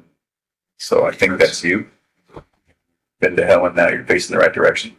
Definitely, I definitely feel like I never knew I could have a relationship with God like I do now, but that's like the amazing grace with all of this, but I just wish nobody had to pay any kind of price for this. I know there's a purpose for everybody. I just hope that I can find mine. Well, I think you're seeking peace, right? That's good. It's the only thing you really can do right now is to seek peace, and pray that everybody can find it too. For everybody that was involved, like for all of you, and just all your team and everybody, friends, anybody that was involved. Okay. What do you want to happen with this information? I mean, I know you're probably going to tell Frank and Sandy and Frank, you just kind of give them a little closure, right? Yeah, I don't know how much I'm going to tell them. Obviously, you know Sandy better than I. She wants to know everything. But I'm going to digest a little bit before I talk to them about it. So I don't think there's any rush on that.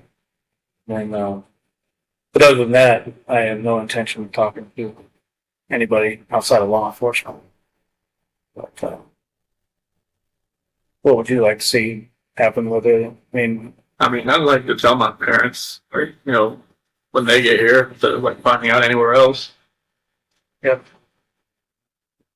So I know like they've been bombarded with information from like, you know, from the Amanda girl to the Trent guy to the from like people going on Inside Edition saying they knew me or went out with me or had like whatever else with me.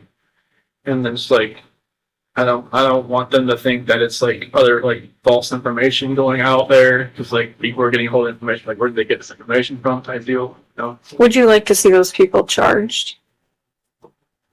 You know, people take advantage of situations, and you know they gotta honestly don't have to look into themselves and just figure out why they did it themselves. So I mean, I don't think charging them would help. I think they just need to work out whatever they got going on within themselves. I mean, if Did you ever have a profile on Tinder or anything like that? Any of those dating websites or anything? I just had Facebook, I had Instagram. But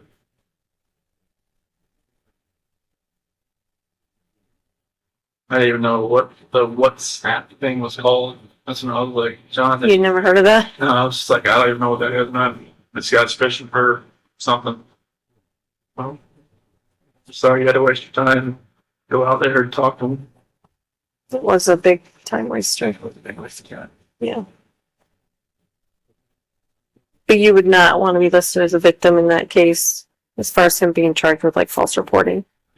I mean, he's whoever's gonna try to get their 5 minutes, 50 minutes of fame, whatever they want to do with this. I mean, that's on them.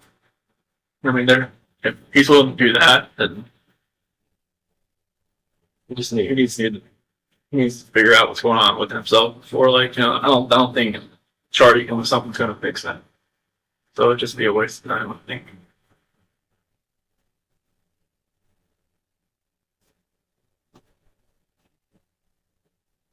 Anything else before we send you away? Don't be afraid to ask. How things in Colorado now. I mean, since all this stuff, everything's quiet now, everything's cool and Well, we had another guy murder his fiance, girlfriend, whatever you want to call it. So that's neither weather news too. I'm sure you've probably seen that on the news now. everything here's based. Well, the only thing here was like that Jamie Kloss thing. I don't know if you heard about that. Oh yes, we were just talking about that out front. That the girl was kidnapped. Yeah. She escaped after like 90 days. That's crazy. He'll probably come here. Anyway, Yeah, they said he's in some county jail. Is that right? Yeah, What you say? Barron or something. Barely counted, man. yeah, so all that thing here is like stuff I try to, it's like everything happened here. So you guys stay tonight there, watch out. Sorry. Definitely. Yeah, Do you mind if I take a picture of you just to show what you look like now? You just look so different then. I just, you know, like, It's not gonna go on social media or anything. It's just for like our own record. okay, Is that okay? that's fine. Were you asking him something while I was? I'm sorry. No, I was just going to say it's like the roads in the background is varying up, you know. I know. When it's snowing, it's horrendous. Reminds me of the day of ice racing, actually. Of ice racing? Yeah, but we had spikes on the tire and that, so. Oh. All right, Chris, we're going to let you get back to your day. But, 1 minute to finish your drink? yes, they won't let me take that back.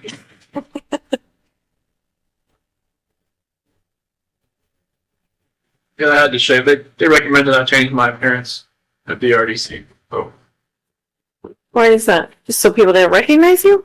Oh.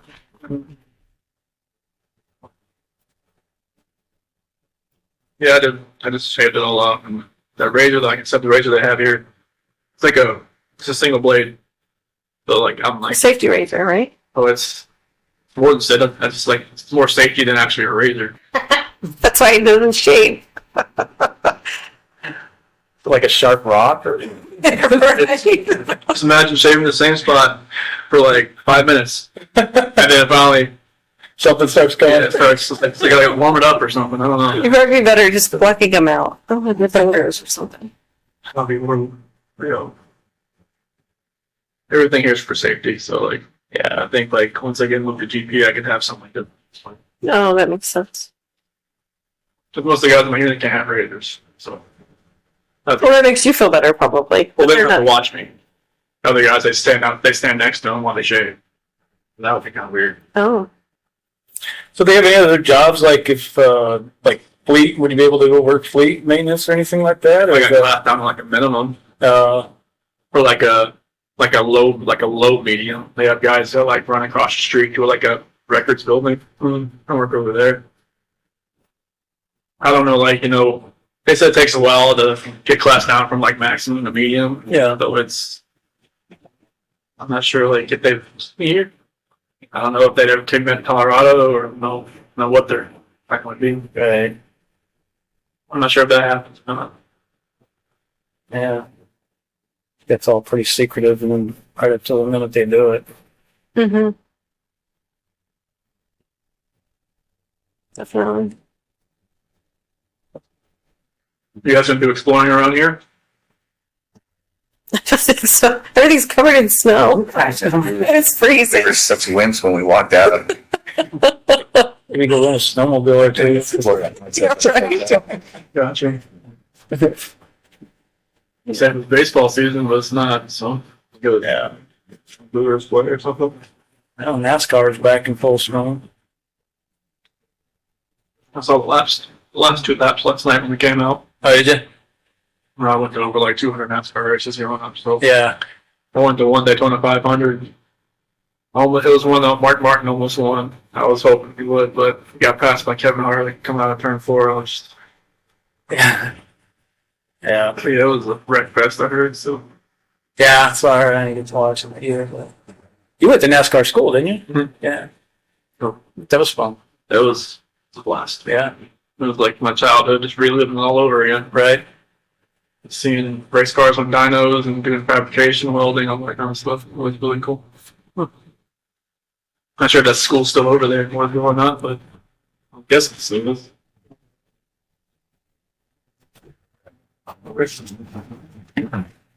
So do you have to be escorted back? Is that what they do? Yes. Yeah, like the unit I'm in, we all have to have that course because it's a special management unit. So guard escort you everywhere. Yeah. So what about when you're all playing basketball together? Are the guards watching you? There's 3 of them in there. Do you ever get in fights playing basketball? No, we're just, we're, guarding each other, like blocking everything like that, but everybody's, Or cool with each other? Good. it's like, yeah, I'll take one. There's right there.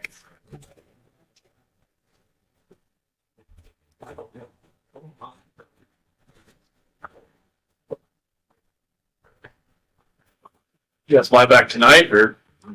Tomorrow. Tomorrow? Yeah. Could have flown back tonight, I guess, but I don't know what time that flights are even. Probably the only time you ever come. My brother went to school there, so. But I had never visited him when he lived there, so. That was my first time driving through yesterday. It's a cute little town. Actually, this town's cute. Honestly, like the downtown. It's a pretty cute place. It's just so desolate because it's so cold right now. I think it was like a couple weeks ago, it was like -50 with the wind chill here. Oh, Yeah, they said like the PSU counselor I talked to, she said it hurt to walk in here and breathe. I'm good. Yeah, they were saying, like, on the news, like, for people in, like, Chicago and all those places not to take deep breaths. So it's, like, freezing their lungs. Yeah. It was insane. It was like deep cold from Canada that came through here that just like it froze everything. I mean, it was so cold in ourselves. We were just like going out to eat. We were like just like shaking like that. If heat couldn't keep up with it. there's not much you can do. Plus, this place is old, so like all the windows they couldn't insulate it. Yeah, the wind was just like rushed, man. Would you stay here if you could? I don't really know much about the state or anything about what's going on in here, but like from what I see, it's. I mean, they say it's decent. Yeah. They said it's a lot better than going anywhere else. Yeah, that's generally the word. Is if you hear it's not as bad as other places, that means it's pretty good. Yeah, so like I'm just hoping and praying that I can help people here and that they'll keep me around, maybe they'll make me like a personal care worker or something.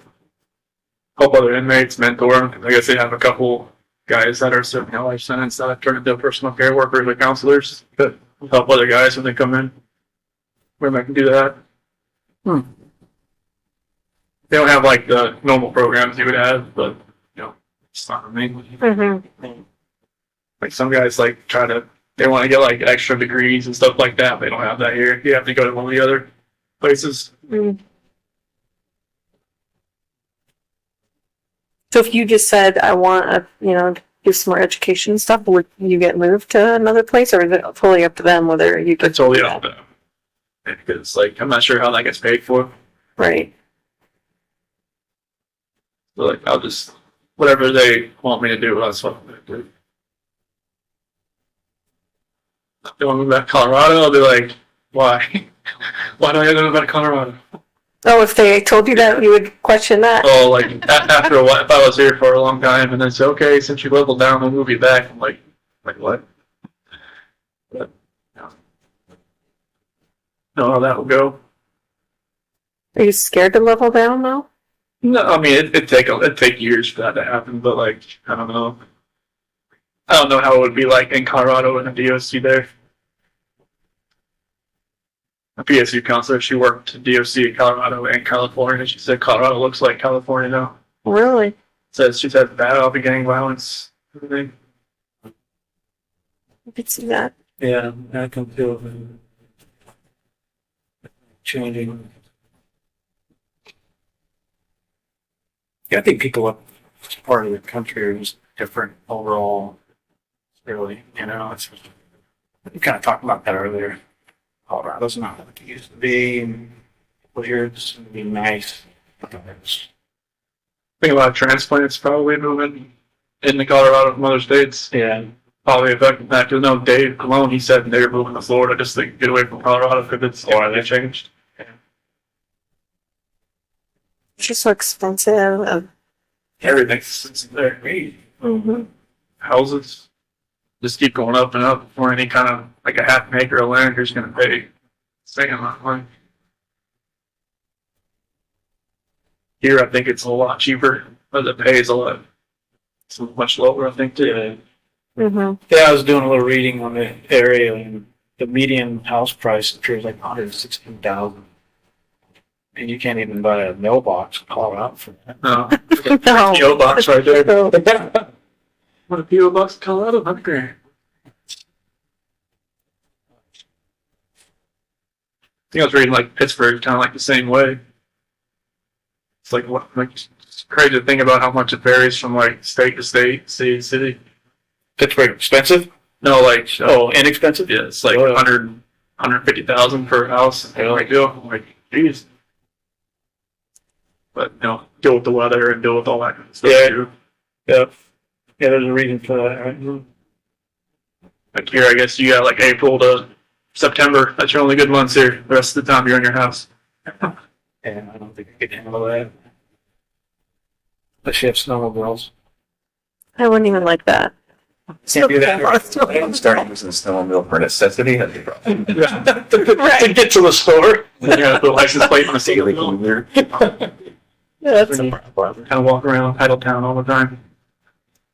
Mm-hmm.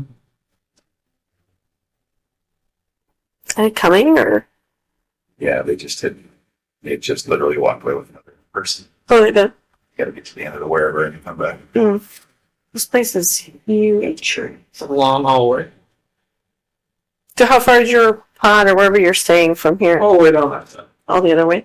I think this is like the west side of the building here. Mm. I haven't gone much farther than this. Like all my stuff's all on the east side. But they got huge like pods. They're like 100 over 100 guys in them.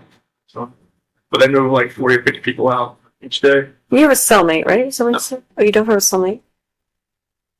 Nope. When I go to GP, I buy a will. Mhm. I don't have one. Most of the cells in my unit are single cell. There's like 3 that are doubled up, but they don't have the overcrowding. They have that issue they had when I first got here. That's what she was saying. There was like 400 extra inmates that they ended up shipping out to different places. So Yeah, I never knew what the definite part of it was as far as like how many people they had coming in and out, but it was like people coming in and out everywhere. mm-hmm.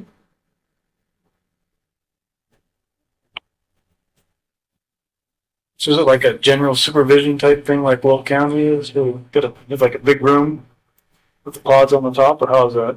No, it's like you have a sergeant desk at the front of it and then a hallway of like 20 cells. Okay. They just kind of walk back and forth. It's the RDC was like you have like a cul-de-sac of cells, 3 tiers, and then like the perch for the sergeant right here. He can see in everybody's cell just from looking around. Right. But this one's like they got to walk up and down. This used to be like a mental hospital or something. Like back in the day. Okay. This is definitely old. You can hear the pipes like vibrating around the walls, and it's like, oh god, don't bust. Is it like exceptionally freezing in here? Cold and black. That's Yes. It gets, Whew. depending on which way the wind's blowing, depends on which side, but it gets cold.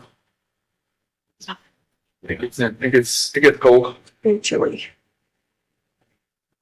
There was like a 6-foot snowdrift outside my window for a little while. It's finally starting to go down. Someone it was like -50. Oh.